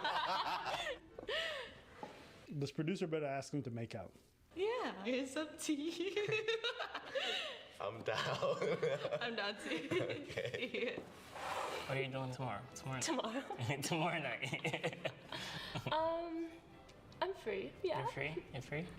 How'd you like to go out tomorrow? Ooh, this motherfucker turned into D'Angelo. What the fuck? How would you like to? Bing, bing, bing. How would you like to? I don't know, maybe. Oh, she works for Kotaku. I thought Kotaku switched to being like a walkthrough company rather than like actual journalism about games. This motherfucker turned into a motherfucker skit. He turned into a whole intro. Yeah, man. You about to get it Hey, this motherfucker's about to bite his lip. Watch. I just wrote a new thing. Whoa! I dare you to kiss me. There you go. This you. Oh, okay. This you. This you. Bing, bing, bing. I'm scared now. Go ahead. I dare you to kiss me. Ooh, my nigga, yeah. If it's me, I'm telling you, stand up, come over here, and I'm grabbing a handful of that ass at the same time. Yeah, I ain't mad at it. I ain't mad at it. You're not trying to be cute? Moving that table out the way. I mean, depends. Moving that table out the way. She got that, oh, I'm a 9 out of 10 energy. Yo, I'm getting a handful of that ass. One more.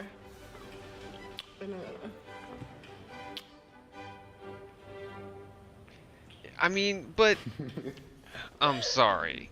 Like, how many people do you know that aren't fucking hypocrites like that? This is magic. I made magic, people. I made magic. I'm amazing. Nobody just sits there and takes it and says, "Oh yeah, I guess I deserve that," when they get a taste of their own medicine. No, she's not. She's from Barbados. Especially not people who are like a big enough piece of shit to like give out some fucking piece of shit energy like that in the first place. You're foul as fuck. You yabba dabba do nigga. Whatever. What's your last name? Don't worry, it won't matter. It'll be underwater anyway. You know what I mean? Yabba dabba do's better than we gonna disappear.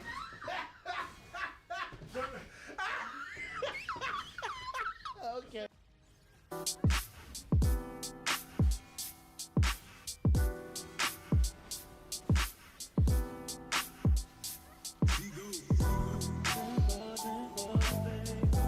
So this thing went viral on TikTok. When you've been going out, when you've gone out for 6 years and he still hasn't proposed, so I'm gonna go waste a good fucking bottle of wine, my G? So, from the... We're at a little Sonic date. This is Derek, everybody, the boyfriend that I've been dating for 6 years and he still hasn't proposed. Anyways, Derek. Oh, you seen the eyes? You seen the eyes? You seen the eyes on the guy? I'm about to dump your ass if you don't stop your bullshit. Go ahead and fuck around and find out. Fuck around and find out. Now you're gonna expose my shit? Ooh, I'd be livid. But Derek, why haven't you proposed to me yet? Because you keep asking. That's why my mama asked me to do my room, I don't fucking do it. But when I get up and want to do it, I do it. Keep asking that shit, I won't do it. Go ahead. Just haven't gotten around to it yet.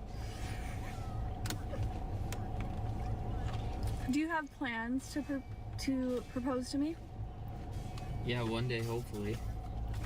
Can we be a little serious? Come on, you're not hangry anymore. You just ate. He's trying to quit chewing, so he's been a little on edge lately. Cause you failed. Oh my god. Whoa. Oh my god. Oh my god. He's a bit on edge because I'm about to post this shit online.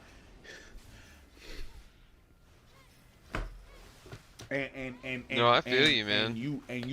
And you don't see how that's not Link fine. me the petition. I'll get on You that don't see shit. how that's not okay. You know what I don't get? I do get it. I just think it's really fucking stupid. Go ahead.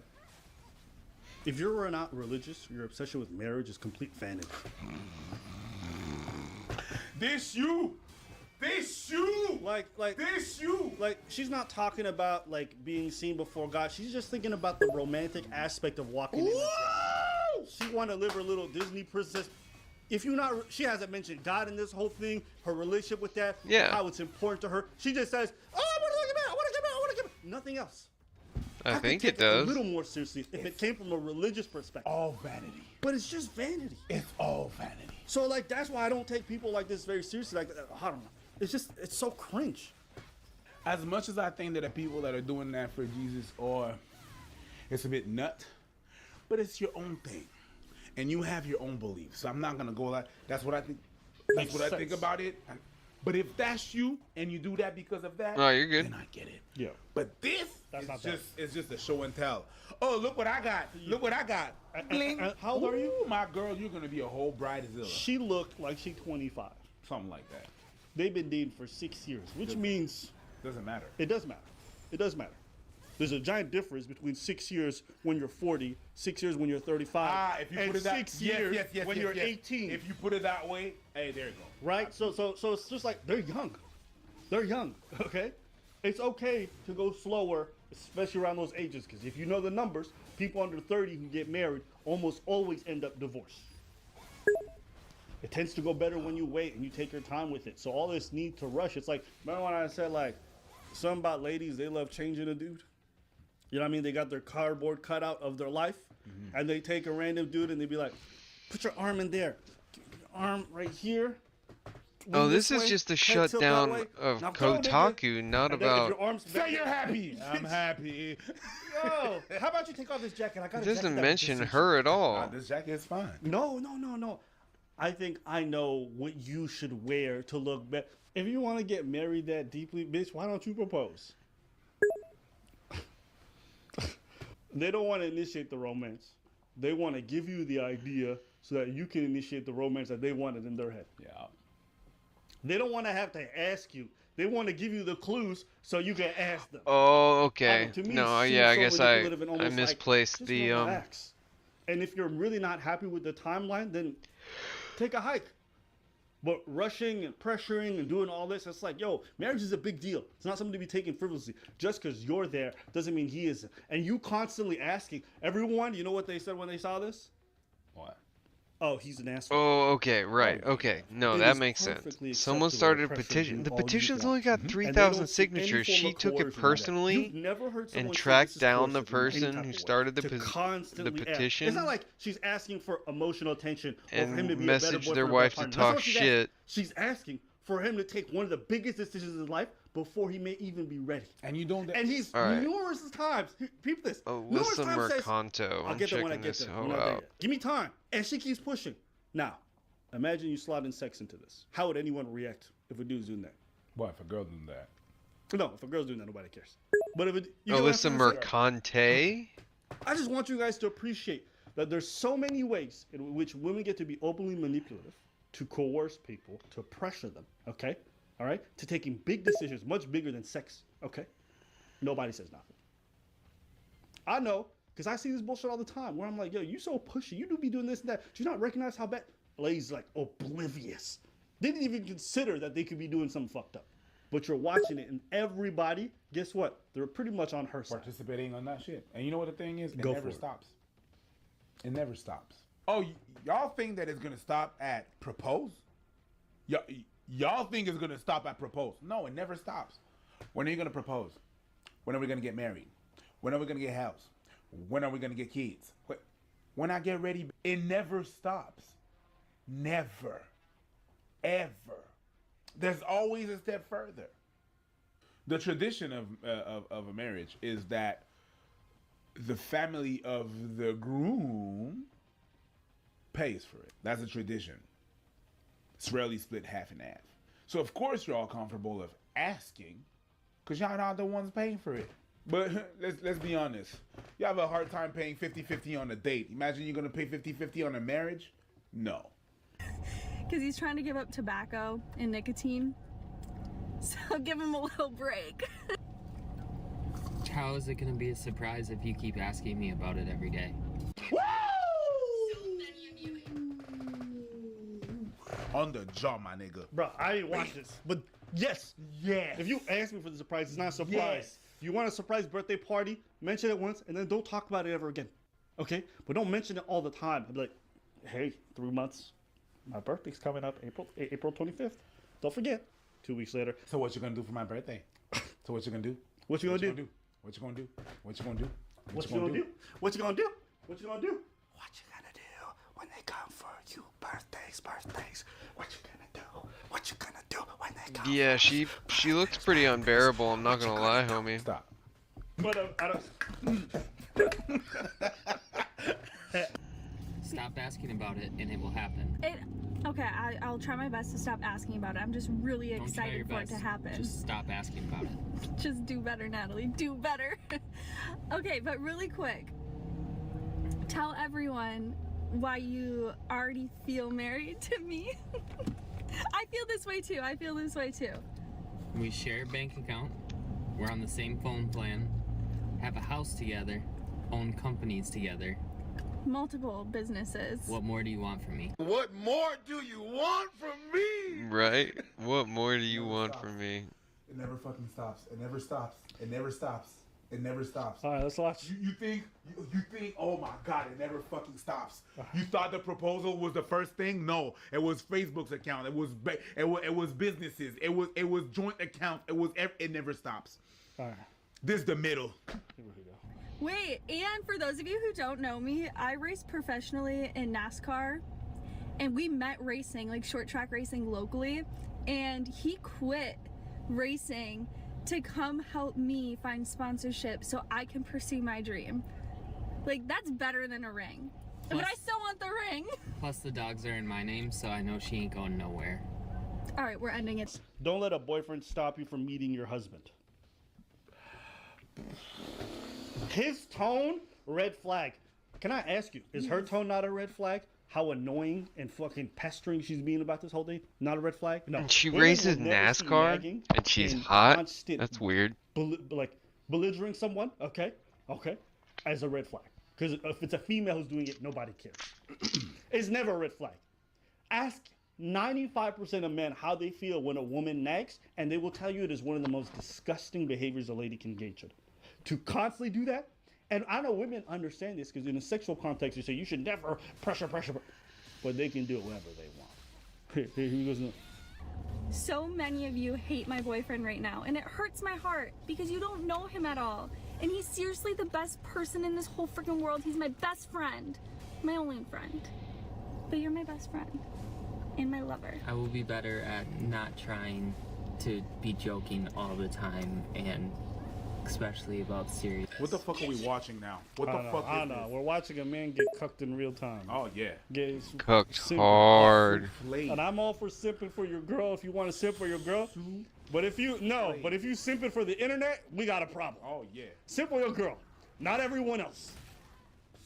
That's crazy. Fuck me, bro. This man got cucked by the internet. The internet said, yo, watch your tone, bitch. Yo. And he came back the next, I'll make sure that I will not be so joking because you guys hate me. Yeah. Whoa. Yeah. Honey, you don't realize the way this Put social that foot media. in your mouth. Yo. Yeah. He was totally joking in the video of us when I asked him if he's ever gonna propose to me. And you guys just don't know him and don't know how he jokes I am around. gonna propose to this girl. You are my one and only. Man looked like he reading from a teleprompter in an ISIS video, bro. Right? Where's the balaclava? Dad, there's a gun. The Taliban treats me so well. They're good. Listen, Mom, Dad, I know you guys are people of faith, but let me tell you about the one true God. Say that shit. Allah. Yeah. He's changed my life. And now I'm ready to give my head in service of his great cause. MashaAllah. He still dies. Yeah. He still dies at the end. I'm gonna say it. Look at, we're responding to, he just is waiting to meet the right one. So that's what we're responding to. I met the right one. I knew since day one. and I will propose to you. When you first saw me when I was 14 and you were 18, is that when you knew? You know what? Whoa! Yo. You know what? You know what I wish deep down in my soul? I wish that when she said, when we gonna get married, I wish in the back of his head, he's like, man, I can't wait to go and get a blowjob from Cindy tonight. Fuck this whore. I need her for the money, but this bitch is annoying as hell. I got 2 more years of this siphon as much money, and then I'll marry Cindy the moment I break up with this bitch, and I'll post it on Facebook, and I'll tag her in it, and I'll say, it feels so great when you find real love. Oh, petty. I wish that's how detestable this woman is. Sabotaging this shit. Annoying as hell. Did she just say, when you saw me when you were 18 and I was 14? Yeah. Is that what did you see that shit? Oh my days. That's a whole ass sabotage, bruh. Oh my days, so annoying. Just kidding.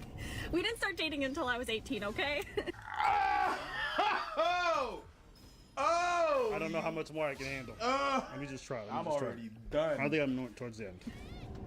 You know the entire fucking internet said, oh my god, he groomed you, girlfriend, and he won't propose? Okay. This is what pisses me off. Why are you trying to convince the internet? I have to say to you what I said to the other girl. Bitch, are you dating Instagram? Are you dating TikTok? Are you in a relationship with someone in the metaverse? The people that... Why are you trying to convince random people who have nothing to do with your relationship about your validity of your relationship? And why are you making your boyfriend drag into your bullshit too? You know why? Why? Mental health. This is one time where you can use that. This is a problem. This is a problem. She got a bunch of videos saying how great he is and how amazing he is. This mental health. Someone said something that's real true. Said red flags where? This man gave up his career so she can pursue hers, and he's been supporting her ever since, and they share everything together. Y'all are too hung up on a piece of paper. Facts. If you think about it, the real commitment isn't the piece of paper or the ring. The real commitment is the actions. Meaning, he gave up his career to support hers. They got all their stuff joined together, that he's living with her, that he's done all those steps. That's the real commitment. You know what this is? Go ahead. This is the equivalent of the love languages. You just understand, give me a ring. That's what you understand. You only understand when someone says, I love you. You don't understand when someone cares for you, brings you coffee, quits their own fucking career to help yours. All those things are, no. The only thing you understand is that fairy thing. When you're a princess and shit. That's the only thing you understand. You don't understand the rest that he did. I still want you to say I love you. Yeah. You bring me this, you bring me that, you do this for me, you do that, you cook, you clean, you I want a ring. But I still want a ring. That would be the top. You think it's the top, it's never the top. He looks to like me when I'm about to put in my 2 weeks notice. And yet, months later, they still got there. TikToks and they're still working well together.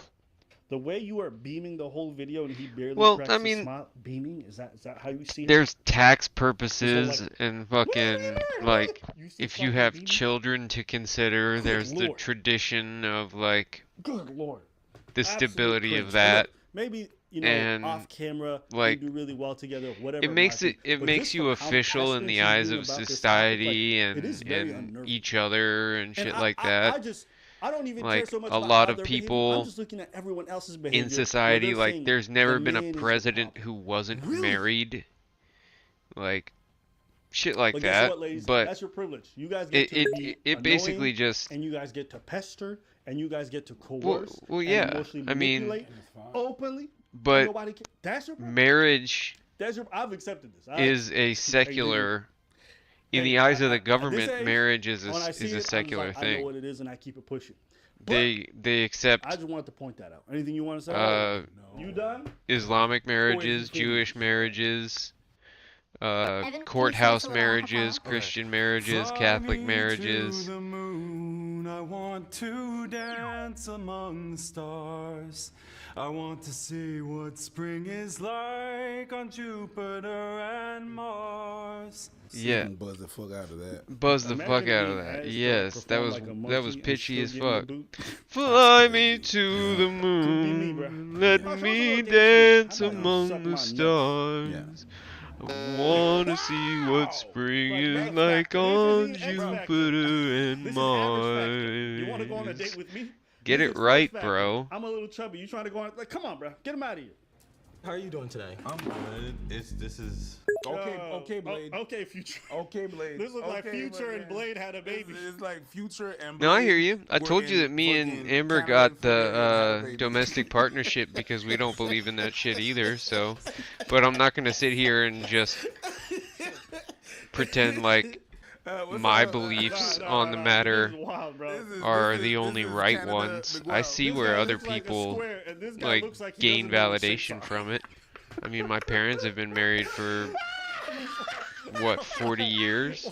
So One person's geometry, one's just like, ooh, I'm vibing. Like, it's so different. I'm good. This is nerve-wracking. Yeah, same. There's nothing to be nervous about. There's everything to be nervous about. Yeah, true. Bro, that hairdo is killing me, bro. They look like the loafer thing that I got in my. It really do. You imagine instead of using a loofah, my man's just like this. Hey, babe, come here. Let me wash your back. But it's good hair. It's good hair. Them glasses are triggering the fuck out of me. Yeah. Anyway, my name is Cease. I'm Quavion. Nice to meet you. Nice to meet you too. I love your outfit. Thank you. Right, Honestly, well- I feel like yours a lot more. I literally... want to take these off, but I smoked a lot of weed. Stop. Come on. This is gay as hell. Yeah, whoa. are you like? It is a sickness.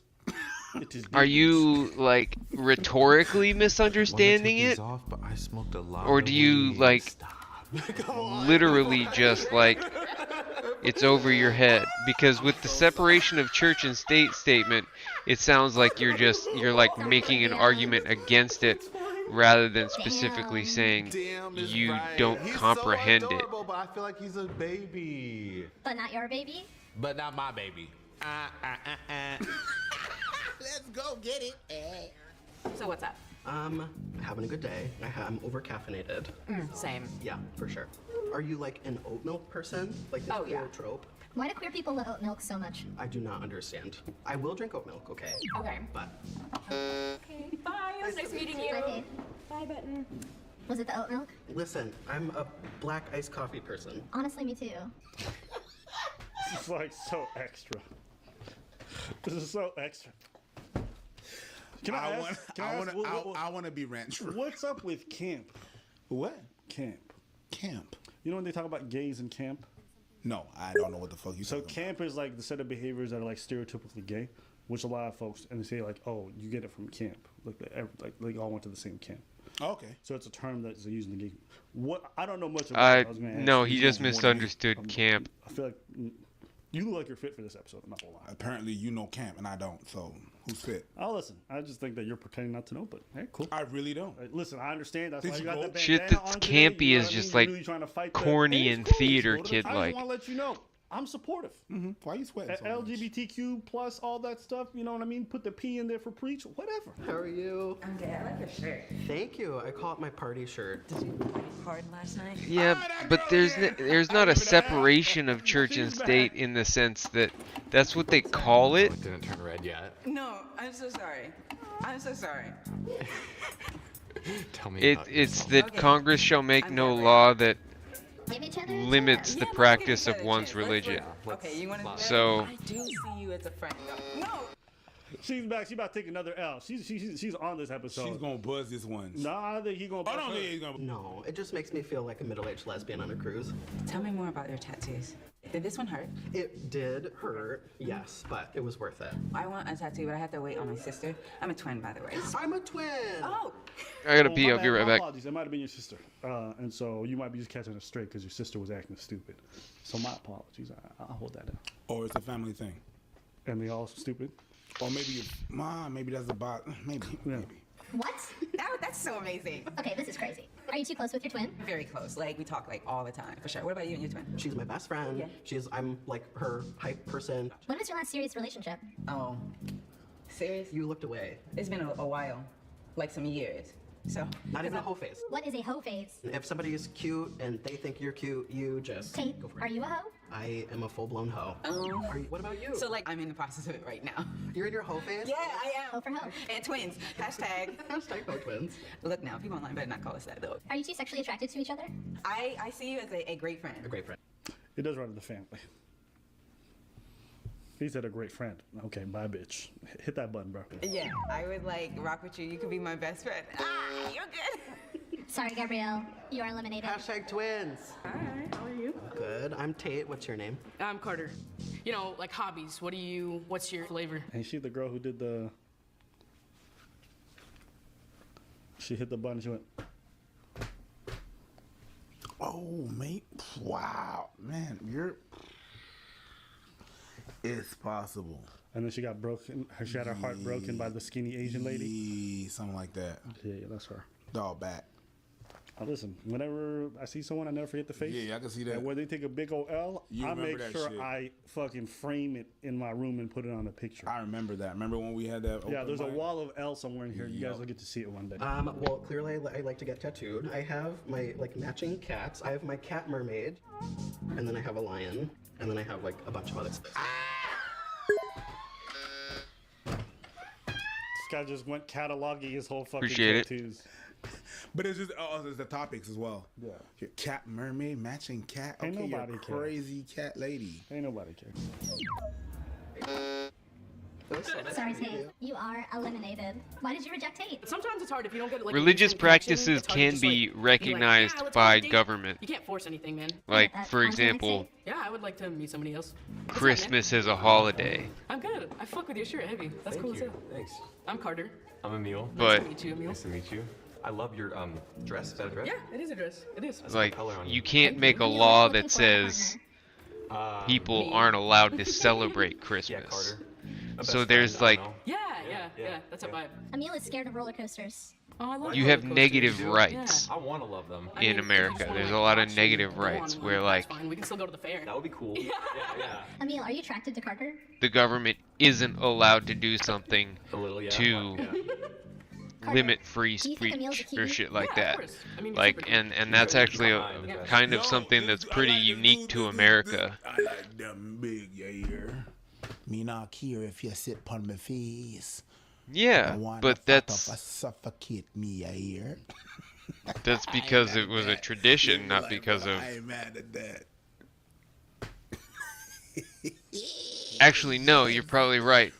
The reason gay marriage wasn't allowed was just because If you have no sense of humor and if you don't it think I'm was funny, then we're just probably not gonna get along. not anybody's idea of what marriage was, and it was very I backwards. think it would be cute, but I don't- It was I don't really go on dates at all, so non-traditional, any kind of date is and the people were backwards, and the tradition was that marriage was between a man and a woman for the sake of procreation, and Cause look at me. Do I look like marriage became This dude like an he looks like he just got institution done taking off his long Joker before makeup. Christianity or any of the For some reason, there's, like, a big religions smudge on the that other- governed Yeah, our and traditions some about him just seem a little bit in unstable. He was a America, dude with the in weed. our Yeah, yeah, yeah, 200-something-year-old country. I like where this is going. Feel the sparks. Marriage was a thing before Christ, Turn even, red one more time. as and if neither of you hit as a me, way I think we've got a to second date on our hand. protect a woman Emil, Carter. because she needed the Congratulations. man You have won the to battle. like provide support throughout pregnancy and the rearing of the children. And so when He's dangerous, but I'm in a marriage sex with him. evolved to involve like So, shout outs to him. tax Great to see breaks a big girl win and every now and then. custody and I like don't think there's any build of neck rights that's to gonna visit fuck people that. in Shout-outs to them. jail Just and for hospitals amazing and lad. shit like that. Shout outs to you. Then Let us know what you guys think in the gay comments people below. who over the last This is a 100 years have been more and more accepted in society and out and proud, This is a video captured by a student finally at Trafalgar High were School able to showing petition a the teacher government instructing the class on how to use a to sock. say that The this teacher has been idea documented on that several marriage is occasions of between what a people man and a describe as woman very large is prosthetic bullshit breasts with and is protruding rooted nipples in that are clearly seen through religion. form-fitting clothes. The teacher's That's appearance has been why the subject of reports they from were the able New to York get it Post and overturned network news in the by States. Students tell CHCH that this is a constant topic in class. The entire school. by the Like, Supreme Court. Every single class that I'm in, the You know? teacher is like Because it hip-hop. was a Like, religious she- thing. It's yeah, I don't know, like, and obviously And, the teachers have no say over because it. it was a religious thing, that I'll be walking in the a hallways religious and doctrine that stated I'll see marriage was her between a walking man and a around. woman, It's just- that it's it kinda was discomforting overturned. to be in a school environment with So, The Halton District School Board says they're your not taking any separation of action church and against the state teacher, argument saying they want to create a is safe proven learning out by the environment fact that and, gay quote, marriage is legal ensure now. a safe and inclusive environment for all students, staff, and the community. A safe and inclusive environment for all That's right. That's right. That's right. I tried. I tried. See what I'm getting at? Bro, I tried. I really. Yeah, I really tried. I really tried. You're the reason I laughed, because I wasn't about to laugh, and then you started laughing. I tried too. Tried. I was good. I was good. I was good. I was doing a good job. Let's watch. I didn't want to laugh. Regardless of their race, age, ability, sex, gender identity, gender expression, sexual orientation, ethnicity, religion, cultural observance, socioeconomic circumstances, or body type or size. Adding that quote, gender identity and gender expression are protected grounds under the Ontario Human Rights Code, a statement that students say contradicts the school's own dress code that they have to follow. That's exactly where I was about to go. That's exactly where I was about to go in. What? No, I got Students you. know how to show nipple? Not nipples, but the girls, I'm pretty Cookie sure they ice can't wear cream certain cake types or of an ice- skirts because a it's gonna cookie be cake? too revealing, right? Then one hand Oh. above the knee, not So is that a high, cookie right? cake, Oh, she was or wearing is it in an one of the videos. ice cream It's cake? ridiculous. I think it violates the dress code completely, and it's completely inappropriate. The thing is, in the dress code for HCSB, like, it says you need to wear opaque clothing. There are pictures even of the teacher where you can completely see her nipples, even the color of, like, you can see the color, you can see the shape. It's ridiculous. And it's very distracting for students. Not like a good Oh, thing for damn, that sounds 13-year-old, dang. 14-year-old kids to look at and stuff. So I think teachers should have to wear a business casual outfit, be presentable and professional in the workplace. These are what, 13, 14-year-olds? Talking about business casual. Hey, Bro, I listen. tell you what, when I was 13, 14, I didn't know what the fuck business casual was. But Business casual is where I thought my mom made money. Listen, this is interesting. Because whatever you want to say, shout out to these kids for being able to not only present themselves super well on TV coherently, but also to sound far more mature Sounds and good. reasonable than most of the adults involved. yes. That's super impressive. Yeah. So first off, I always shit on young people, but goddamn, Shout out to them. Shout they out, doing their thing. Shout out to them. Okay? Because I was not expecting all that. So, you sent me this, and I didn't really get into it. No. So tell me what your thoughts are. I'm just gonna go basically on the dress code thing. It's outlandish, outrageous. It's out there, okay. And then I believe the teachers should follow the dress code as much as the kids. If there's a dress code, there's a dress code for everybody, okay. Not no privilege and stuff like that. You hear me? That's what I believe. I'm not gonna go on the identity and stuff like that. And I don't know the teacher. I don't know what. I don't know. It is doing a disservice to trans people, and it shows to me. It shows a different light. But then again, who am I? Them girls, damn sugar. Thank you. No worries. So you went on the sensible point, which is the fashion, right? I'm solely gonna it's talk. fine. Oh, you going That's in? fine. I'll go on the other point. This is a sickness. It is deviant, therefore we don't want it. Why is it deviant? Listen, you want to transition? That's fine, okay. But there's nowhere in the female anatomy that I've ever seen triple G titties drooping past the Listen, and those are prosthetics on top of that, you lose me. That's a choice. You lose me. That's an you absolute, lose me. yeah. Okay, you're not telling me you transitioning all of a sudden. Yeah, you that's gotta what we walk do around with prosthetic, Publix. Penis, We which, basically extends past your knee. There's literally just eat no what's on school BOGO. that would ever let a teacher walk around with a prosthetic dick past his knee. Yes. Walking around like this. This is a sickness. We don't want it. That's a valid point. No. That's a valid point. Listen. You want to bring up trans stuff? If this person would have transitioned, nobody would have said nothing. Bro, that has nothing to do with trans stuff. I don't. How about this? I don't even care if they're trans stuff. If this was a cis woman walking around with that, with nipples showing and everything, I'd have the same idea. If a cis woman was wearing like prosthetic, whatever, no, you lose me. That has nothing. Listen, and this is the interesting. Don't be confused. This is the interesting. Don't be confused. When it comes to a lot of these new policies that they're of inclusivity, this is the next logical step. This is the next logical step. And so I'm not totally mad at the school board. You want to know why? Because according to the ideology that they're told to adopt, right, which is be inclusive of everything, this is the next logical step. Guys. And I'm excited. I can't wait to see what kind of freak show we're going to see, because this is a freak show. I'm not talking about transits. This has nothing to do with that. This is just a freak show. Do not be confused. Yeah, this is a freak show. Do not be confused by the allure of this. No. This has nothing to do with trans. Yeah, listen.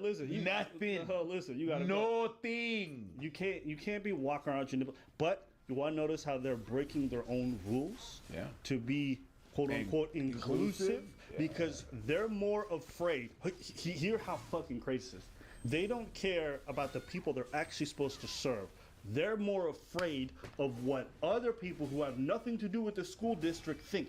The parents are against this, the students against this, the school board doesn't care because they're afraid of what would happen if it came out that they were against these. So for one teacher, they're willing to violate and disrupt entire classroom schools, okay? For who? For people on Twitter.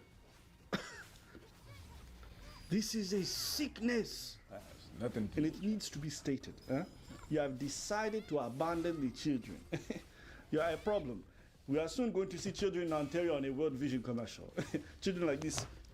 I've seen too many nipples, my friends. It was so big. It's not she even, wore her skirt above her knees. It's not even flying. Where is the business? Nipples flying. Just made the wrong decision. I would tell you. Listen, it's just a no for me. I would tell you this: if I was a kid, what? And I don't want to give no ideas to nobody, but if I was a kid, I'd be like, "Oh, is that how we play it? Yeah." Shit, did you get stomach bleeding? That's what we doing? I will walk in the street with prosthetic dick, prosthetic nips, prosthetic everything. That's what we doing. It's not what we doing, but that's what they wanted. That's what we doing. That's what we doing now. That's what we doing now. No, I woke up one day, I went to school, and this what we were doing. That's what we doing. We doing this. I would walk with prosthetic everything. Schlong down my fucking ankle and stuff. You hear? Absolutely. Listen, I think the audience is gonna agree with us. This is ridiculous. I don't have to spend too much time on this, but take a walk. Get the fuck up out of here. Please. Get the fuck up out of here. And again, shout out to the kids. Yeah. Shout out to the kids. Eloquated themselves beautifully. Yeah, you gotta tell them. 13 going on 25. Yeah. Impressive. 25. The way they talk. 32. I know a bunch of 19-year-olds my day who are half retarded, couldn't say half this. 32. Shout out to them. Going on 32. They look like they make a lot of TikTok videos with political people. A whole pension plan up in this bitch. Yo. They 13 with a 401k. Well, we don't have that in. I want to ask you just quickly, the film director Olivia Wilde has a new movie out, which is based on you, this insane man. It can happen, like if you have an ulcer, it can exacerbate it. Incel being these weirdo loner men who are despicable in many ways. Is that you? Are you the intellectual hero to these people? Sure, why not? You know, cry about a Jordan people Peterson. Have been after me for a long time because I've been speaking to disaffected young men. You know, what a terrible thing to do that is.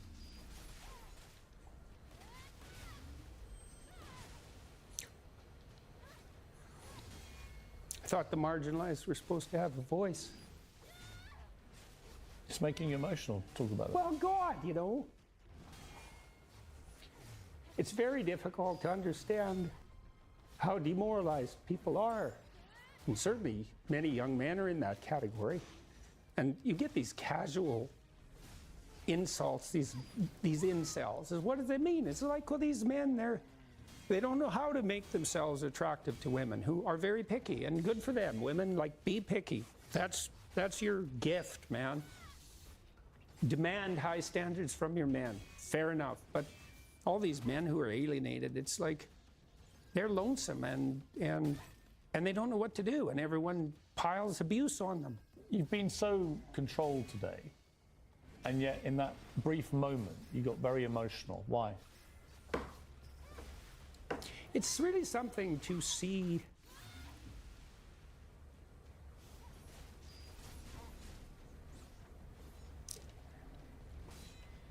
constantly how many people are dying for a lack of an encouraging word.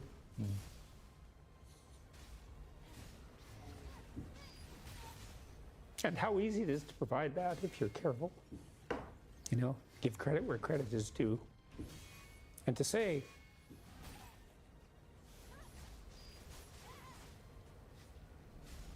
you're a net force for good if you want to be. Do you believe you're a net force for good? Net? Yes. In all the details? Probably not. You know, no one's perfect. So people make their mistakes as they stumble uphill. Jordan's been a fascinating interview. Thank you very much. That's It's Tylenol so with funny codeine, that we right? live in a world where every feminist and their girlfriends talk about men do this, men need to show more emotion. Dude starts crying about how sad and lonely men are, and women are like, you fucking loser. See? See? See? This is what I've always known to be true since I was a young man. All this talk about feminists are for young men, it's lies. It's a cap. I swear to God. It's a cap. I swear to God. Why would you need men's rights activists? You guys are seeing it right now. I swear to God, You're that shit seeing it right about wanting to be more vulnerable and seeing feelings, I swear to God, y'all don't really want it. No. Y'all don't really want it because time to time, whenever that happens, y'all weaponize that bitch. Yeah. Trust. Y'all weaponize that bitch. Sorry, keep on going. So what are your thoughts?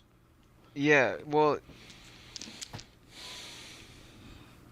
I would, what worked for me, I got prescribed hydrocodone, and tramadol when I got really bad road rash. You have to be able to listen. When I was like 23. So a lot of things come to and my tramadol is mind. like I a don't even know what synthetic to opiate, and hydrocodone is begin, just like I'm gonna say this. an You have to be able to an understand. You have opioid. to be able to listen. And the is tramadol not worked what we're way better actually. So I'm not talking about us. I'm talking about society in general. if you It's if funny you whenever ever we find ask yourself and in we that situation talk again, about- just tell them we the always talk Tylenol about 3 sucks and the tramadol is better. Tolerance. We always talk about tolerance, and people need to be tolerant. We need No, to be tolerant. 'cause but the people that are talking to the people that it's they really- deem not it's way more tolerant mellow, are not being like, tolerant themselves. So you become The hydrocodone would make me throw up and like get loopy and shit, and the tramadol was just gotta be like tolerant. it would knock out the pain. I can't tolerate and that. You shouldn't be. not Why do really you- why does he fuck even- me up. Why does he even have a platform? So if I want to tackle some shit that I don't understand, or that's wrong, we need to have a discussion about it to understand where it's from. Maybe there's something in there. I don't know. Maybe there's something in Yeah, there. you that got we're it, man. missing. Whenever we talk about burning the witch, you know the era where we used to burn the witch? That era never really stopped. The type of witch we was burning changed. So, see him cry like that, I can understand, because it's like you really, those people that hurt you, you really want to hurt them. So you try to compare them to the worst thing possible just to get at them. You couldn't get at them intellectually, so you're going to get at them with name calling and shit. and being called like a fascist and this and that when you're just trying to comprehend. And in order to comprehend, you're gonna have to break some. Comprehend. In order to comprehend and to eat the omelet of knowledge, you're gonna need to break those eggshells, and it's gonna cause a bunch of problems and shit. You're gonna have the courage to break that shell. And in doing all that, because you're just trying to comprehend, you're being called all those kinds of names and stuff like that. I can understand. Sometimes, even in my own community, I can't. Sometimes I shut the fuck up. I shut up about, but guys, let's just think about that person kind of has a point because, oh my God, you Uncle Tom, you this and that. You can't even talk. You can't even have a discourse. And I understand why people don't let you talk. They're hurt. They're hurt, so they can't. It's all fucking trauma that's talking. At the same time that I understand that there's trauma, but I also understand that it's not working. You can't talk to someone like that. You cannot talk with someone that has trauma like that. Leave it alone. At some point you shut down. If you keep on talking because you're trying to do the right thing, it's gonna hurt you. Yeah, definitely a high quality problem there. It's gonna lose its efficiency at some point. So I understand where he's from. I understand why he's crying. I understand all of that. We've lost this conversation. I don't even think that we ever had it, but we lost this conversation that we in the society. The key thing to understand each other, and a conversation not to prove a point or to win an argument, but just to understand each other. I can disagree with you and just still understand where you're coming from, and just that. But we're not there yet. That's what I think. What do you think? Yeah, so I've never really cared for Jordan Peterson's like politics, but I've always enjoyed a lot of his like psychology related lectures and stuff. I watched like a lot of those, and they're very interesting for me. He said something there that I thought was interesting when he posed the question of being the king of incels. I thought the marginalized were supposed to have a voice, and it's weird. But speak on it. Even the title involuntary celibate, meaning like I don't want this, but it is where I'm at. They really do feel helpless. Now, we can argue that it's of their own decisions. You can argue for some folks it's a choice or they're making bad decisions. You can make a lot of those arguments. But I'm just telling you what they think in their own head. They think they are a victim of circumstances. And whether you believe that or not, what is true is that they are suffering. Now, how they manifest that suffering, be it in terms of insane rhetoric against women or whatever it might be, that is not something we should accept. But there should be a certain level of sympathy for understanding that these are just tremendously lonely individuals who are suffering. I don't look at women who are approaching the age of 40 crying because they can't find somebody and then think, well, good. I think that's incredibly sad. When you got these moms crying that they still need to lean on their parents in the ages of 40 because like they haven't made it, I don't think that's great. No, that's sad. And if people want to work with these people to help them make better choices or to help them understand these things better, I'm all for it. At the end of the day, irrespective of whether or not their decisions got them to where they're at or not, what is true, is for what's good for a society as a whole, if we can change people's mindset to some degree, if we can make people make better choices in life, that's good for everyone. Because guess what? Disaffected, lonely people are not good for society as a whole. Because those are the people that you can radicalize. Those are the people that you can turn violent, okay?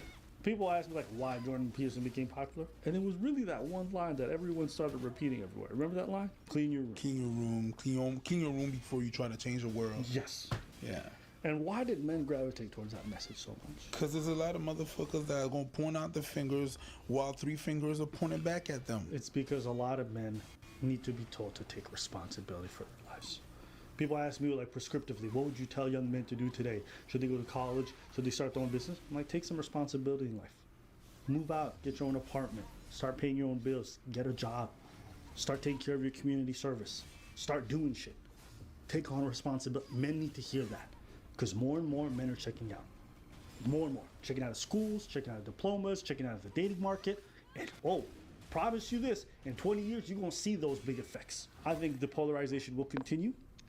And I think those who claim to be for the disenfranchised aren't willing to admit that young men are the disenfranchised in a lot of ways, and they don't care to. Just the other day, when he talked with me, she was like, you know what I just learned recently? I was like, what? She's like, apparently dudes kill themselves a lot. I was like, yeah, we do it way more after. Recently, this happened last week, this conversation. So, they don't know. Most of them don't care. And they pretend they do because it's the right thing to say from a PR standpoint. None of their policies, none of the stuff that they support, or even the rhetoric online indicates that. The amount of women who say like, oh yeah, I care. Men are trash right afterwards. Oh yes, best believe I heard of that. Yeah. Oh, I care about men. Then why is it that the pinned post on your Twitter page is men are trash? And it's fine, and it's actually fine that you don't care about everything. It's fine. It's fine because, boo-boo, you got your own shit to worry about. But if you got your own shit up to worry about, and it's fine that you don't care, let other people care. And that's the reason why there's some things like that happening. Because some of y'all really don't care. The problem is that some of y'all don't care and claim that you do when you really don't. I also think that the term incel, like, I don't even know if people know what it means. Because I've been called an incel. I'm like, bitch, how am I an incel when I'm inside a bitch right now? We've been called everything. So well, you think that women's standards are too high. That don't mean that. Well, I told you that already. Yeah. The minute there's a word, that shit is like the the new invention. They're the Maple Leafs, right? I think you told me you support the Maple Leafs. Jamaican seasoning, like they just sprinkled that new word. You're that. We've been called everything in the same sentence. Opposites. Or was it the Vancouver Canucks? I don't know. I fucked that up. Yeah. So, this is a final update in the Adam Levine saga. Part 3. There's a part 3. And I gotta say there's a part 3 for one reason only. For what? So, remember what I was telling you about when we had that conversation towards the end about... Okay, quick recap. If you aren't aware, Adam Levine was out here apparently messaging everybody in their DMs, telling them how hot and beautiful they are. Some people feel like that's cheating. Me personally, I just think he's being very complimentary and positive. Shout outs to Adam. Out here spreading that body positivity. Hey, bitch, you hot as fuck. Who doesn't feel better about their body when they hear that from Adam? Okay, good man.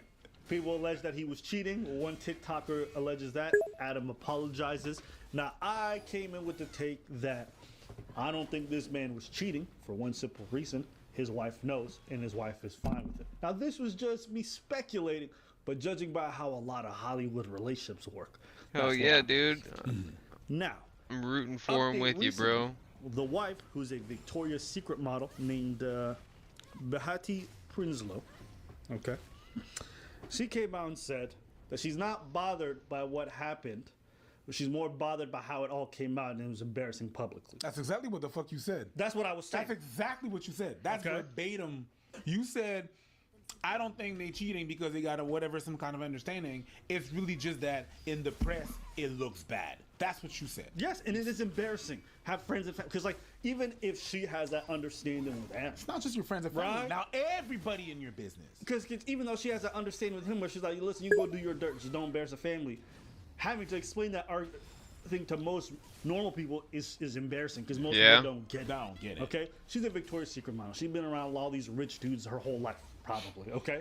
Or her professional life. So she knows what it is. Okay? So when she's marrying one, I'm pretty sure she's under no illusion about what it's like. They got 2 kids together. They're expecting their third. They're just trying to work through it. They got no issues. And he wanted to name their third kid a lot of times when we see these cheating scandals, it is what Kevin Samuels used to speak about. One of the Instagram models he was banging. It's a scandal for y'all. we know how it works. It's a scandal for, like, man, you work in go for it. Tell them. You work in hotels. You see enough shit that you're like, it'd be like that. Tell them. Well, we're not filmed, but we had a Grand Prix here. And I worked in a hotel where people used to stay at. What kind of people? Well, drivers. Parties going on. I mean, it'd be like, you like, oh, your wife is coming tomorrow, and Room service. Here's a.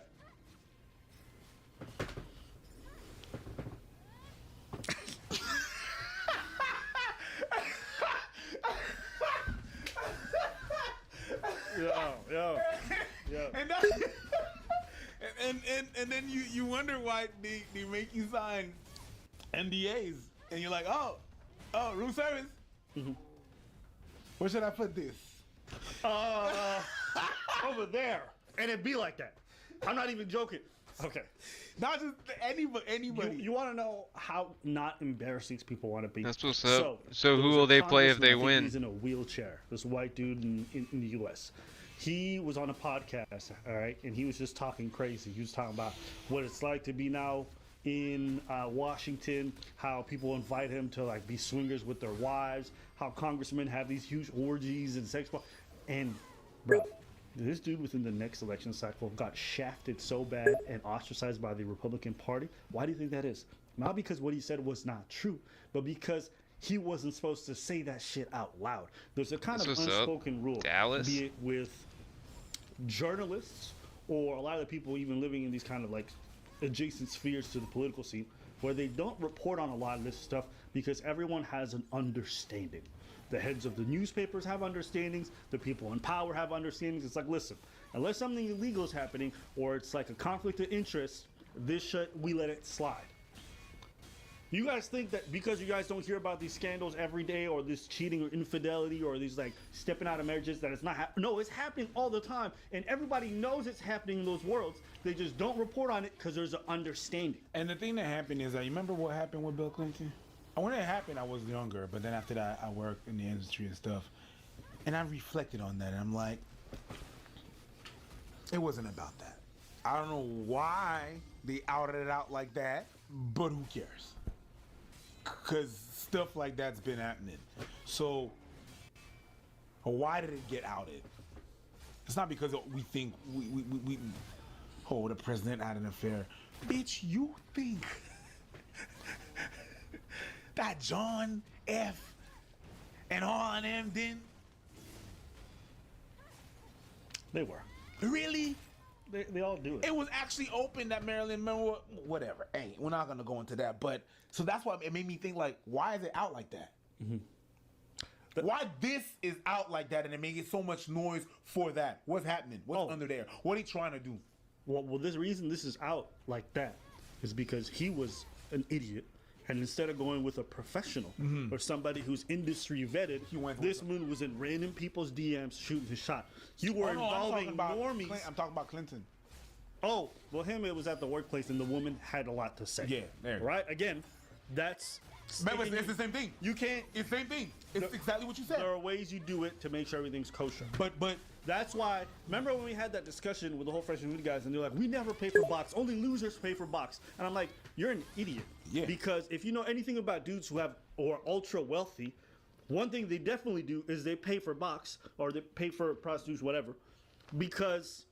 they don't want what's happening to Adam Levine. Backup goalie coming through in the clutch, The reason why some athletes get outed every time they get outed as cheaters, you want to know why? It's because they're stepping out of their marriage, not with a professional, but with a regular ass person. When Paul George had his, he decided to take pics and send it to some random broad, and then it got outed. Everyone everywhere out there. You haven't heard a peep from Paul George, but it's not because this dude's not out here doing fuckery. It's because he's learned his lesson, and now he has a professional service. I was talking about in the last video how athletes all use a professional provider to set them up with women, and they just toss the same women around from guy to guy. So bring it all back. Basically, and if your argument is, well, these guys don't need to pay to get box. No, they don't. They pay for the other service, the hush service. To grab your shit, shut the fuck up, and leave. There you go. Yeah, I don't have to pay for box. I'm paying for something else. So that's how they do it. That's how they have to do it. Or you go the Chris Brown route, where you get a bunch of women thrown into a van. They come by your place. You know where they're going. It's not like throwing like traffic. Okay, I was like, where are you going? My brother played roller and ice hockey they sign when NDAs, they have all we their were kids. I confiscated, went to all and his then it's fucking games. Basically a fest. Yes. Now you might be wondering, that's disgusting. Why would I? I don't Hey, watch listen, hockey now. Have you seen Chris Brown He and I fans? went A lot of them would to jump at the chance. I've seen back women when say we they were read- still they'll cool. accept getting beaten up. If it Him, means me, and my you beat dad that shit went up. to You feel me? a So minor I'm just league saying, hockey game I just in, laughed because it was bars. in Atlanta, I just like probably It's another 8-10 world. years ago. That was It's dope another as world. fuck. I don't think people. So that's why when I hear folks talk about, Damn it, my ear starting to really itch. I don't know why. In private jets, but I don't care about that. I know you don't care. That's why it's not for you. That's Yeah, why it was, you weren't it was invited. back when okay, it's another world. back That's when what I I'm trying to still tell you. drank. It is. It's crazy. Okay, none of these people that you think are faithful. My are brother's faithful. None of still. them. Actually, used I to think he's believe sober that now as too. well, But and then I met the yeah, industry person who sets up a lot of these dudes. He's drinking like, this beers client, this and- client. I said, nigga, who? Nigga, what? shouting But I at thought the he ice loved and Jesus. shit. He We had a says great yes time. on weekdays. I said, oh shit. Guess it's Satan on Sundays. So it's a different world. That's what I'm trying to say. That's all I'm trying to say. And that's why I'm saying it's none of your business, because it's not. Yeah. None. Yeah. Of y'all business, because y'all move differently, and that's okay. It's alright as long as it's not illegal. But it's really that. It's really that. And That's such bullshit. If someone wants to start things and ruin you, whatever, whatnot, they're gonna try to do it. Yeah. Yeah. It's like that whole Kevin Hart scandal happened, and then everybody went, oh, I can't believe it. It's like, he cheated on his first wife, then cheated on the second one. But if you're honest, you already know he was doing a whole lot more the entire time. It's just that he had a family-friendly image, and that needs to be maintained. So when he got messy, it caused a lot of problems. That's it. Money. The people who get involved with these athletes and these celebrities and these politicians know what it is. They're doing it for a quick check. The athletes and all of them know what it is, and the wives know what it is. They either have a "don't tell me, I don't want to see it" policy, or they're like, keep me in private, but don't make sure any shame brings up. That's it. It's an arrangement. Yep. And so that's why whenever I hear people talk about love and then they point to celebrities like Beyonce and Jay-Z and all of them, let me tell you, if you think those people are faithful, you are fucking delusional. Don't hold any of these relationships that you see in the public sphere on a pedestal. It's all fluff and images for social media. That's all it is. Hey, I want that Will and Jada look. Bitch, I hope you're ready to go bald. It's alopecia. No, bitch, you just bald. Stop. Fuck out of here. Fuck out of here, bro. For years. Bro. For years. Yeah. Is there anything you want to say on this topic of cheating and all this stuff? No. Hey, listen. If you look long enough, there's a lot of info out there. There's a lot. Yep. I love you, black man. I love you, black man. I love you, black man. I love you, black man. I love you, black man. I love you, black man. I love you, black man. I love you, black man. I love you, black man. I love you, black man. I love you, black man. I love you, black man. I love you, black man. I love you, black man. Black man, I love you. Do you feel loved? You want to fight? We like tank tops. We like Instagram likes. And we smashing your check. We are light skinned. And we I love you, black man. I love you, black man. I love you, black man. I love you, black man. I love you, black man. I love you, black man. I love you, black man. I love you, black man. I love you, black man. I love you, black man. I love you, black man. I love you, black man. I love you, black man. I love you, black man. I love you, black man. I love you, black man. I love you, black man. I love you, black man. I love. That's not what they meant when they said Black Lives Matter. You motherfuckers try to sit on our face. We can't breathe. Stop. Stop. That's foul. Man, I'm just That's foul. That's foul. I'm just saying, bro. That's foul. Flag on the play. I'm not That's even gonna lie. That's foul. I'm not even gonna lie, bro. The other day I was on Pornhub and I was playing this video, and as the dude was busting on the white girl's face, he said, "Black Lives Matter." Black Lives Matter. Oh my goodness. Not gonna lie, that shit made me laugh pretty hard. Yeah, it made you laugh pretty hard. I mean, pause. I'm not gonna be here all SJW and act like my erection was lost, because that did not happen. You know, Sean King somewhere was like, "Oh, the way your penis stood is the way you haven't been standing up for black women." Like, yeah, I'm not doing all that, but I won't lie, that shit's kind of fun. You can spray it with white stuff. Black Lives Matter. I was like, whoa, that's wild. I don't know That's what it pretty is. great. It's cringe. Yeah, that's what I know. Try to put it in words. Well, what bothers you? Mental health. I'm sticking by that. What, you think they got mental issues? It's not as deep as, let's say, an illness, but there's something. What? Attention seeking. Attention seeking is not mental health. It depends to what degree. You think everybody who's on TikTok attention seeking has got mental health issues? It depends to what degree. The degree of what you're doing. The girl that was showing a poom poom, attention seeking, mental health. It depends on the degree. I'm not saying everybody's on there. That's off. I'm not. Anyways, I'm gonna go back to my earlier statement. I'm not a psychologist. I don't know. That's fucking cringe. That's what I know. Okay, well, since you brought up, I'm gonna say this. I feel like people use the mental health label for too many things. Like sometimes people just engage in shitty behavior. True. It's not due to some kind of mental deficiency. True. People being attention seeking is not a mental health disorder. True. You're right. You know, You're right. No. You're right. No, this is just fucking cringe behavior. That's virtue signaling. You're right. That's what I'm saying. I'm gonna go back to my earlier statement. Fucking cringe. Here's a hypothetical. I would rather someone say they hate me than say this. Absolutely. Why is that? That's what I've been trying to ruminate on. Why would I prefer somebody who fucking detests me than someone who does this cringe shit? I believe that when someone's like, I hate you, it feels more real than this. Okay. Maybe it's, I can understand that, you know, I can understand that that's me. I can understand that where black people has been in the world, that I can understand that. I can understand people hating me, and I'm like, okay, that's fair. I understand I can avoid that. Already, it's probably a me thing. And already the fact that I have a problem with compliments, genuine compliments I have a problem with. And that's a me problem. Mental health. That's a me problem. It's not a mental issue. It's not an illness, but it's like, you know, PTSD and this and that. So it's mental, whatever, okay? Whatever. So genuine compliments I have a problem with. When it's like that, it just reinforces why I have a problem with genuine compliments. The reason I have a genuine compliment is because I have a PTSD from when I was a kid. Everything was a joke. I was bullied. I was this and that. And whenever some people showed me love, it was often to not psych. Remember the psych thing? The psych era? I lived through that.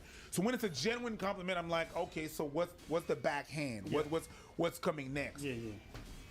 And that, because whenever someone gives me a compliment, I think it's not. I think it's just an attack is coming afterwards. The PTSD is coming out with a backhand. Like I always expect the worst, right? Yeah. That's when it's a genuine compliment. When it's that, I already know it's fake. Right. And now I'm living, and I'm like, yo, you, okay, you play like that. Yeah. Okay, that's a game to you. Yeah.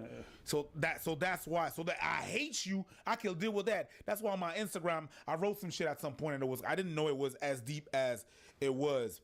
Right? I didn't know it was that deep, but it actually was. Because I said something like, and I said something in a video, and then I put it on my Instagram, and it was, I could take a punch better than I could take a hug. Okay. And that's why, because I could deal with that.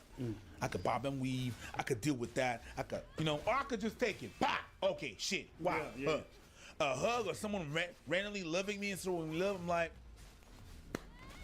what you trying to do? Was this a punch? I know what it's for. I know what the use is. I know what it is. I know that. Or maybe a punch is your love language. No, it's not. And if it is, stop. Stop. Don't do that. Don't do that. Stop it. Don't. I didn't even do it for real. Don't do that. Okay? But I could deal with a punch. A hug, I don't know where you can get. You can't trick me with a punch. You punch me, I know where to stand. It's aggression. I know what to do. I know what's the mode. You could use a hug or you could use affection to get some shit. Yeah, I get what you're saying. Yeah. So when you do it like that, I know it's not real, and then it kind of pisses me off. So if you wanted me to put it in words, that's what it is. I always said this. I always knew where I stand with like folks who are on that end of the spectrum. So if they say I hate you, I'm like, cool. I'm kind of used to that. Like I know where you stand. It's always been the people closer to me politically that always made me feel a little uneasy. And that's what this reminded me of. Oh yes, black people were here. So, I don't think so, bitch. I don't think so. White liberals and shit. I don't think so. I don't believe you. Something about how quickly you locked the doors when I was walking by your car. Yeah. Something about it just didn't feel right. Yeah. What's it saying? Maybe I'm wrong, but that's what this reminds me of. It's overt. And also, just something funny about seeing like the black voices and the white voice people dubbed over it. So cringe. But hey, you know, Lyrical old. blackface. Maybe I'm just too old. The whole TikTok trends, a lot of them just make me cringe. But maybe y'all didn't feel that. Okay? But if any black man is showing you love because you did this, I guarantee you it's because they trying to get some pussy. That's it. They trying to get some pussy. Listen, when we see a white girl and she says, "Oh my God, I love basketball," niggas is like, "Yeah, we like white girls too." That's what they thinking. That's it. When you like, "Oh my God, I'm gonna do some volunteerism in Africa," all right, niggas is thinking like, "Yeah, we like some white pussy too." That's what they thinking. So, just in case some black people showed you love for this cringe, just know what it's for. I'm gonna be back on tomorrow. That's all. You get some sleep too, alright, Hollow Man? Listen, if you guys enjoyed today's video, let us know how much you love black men. Please put in the comments. If you love black men, good night, bro. In the comments. That's it. Imagine all the people in the comments, they just write, "I love you, black man," and it starts a whole other trend. And they're like, "Yo, stop doing that shit." Yeah, if you guys want to go on other YouTubers' channel and just write, "I love you, black man." Yo. Imagine. Okay, hold on. Imagine. That's gonna be our follow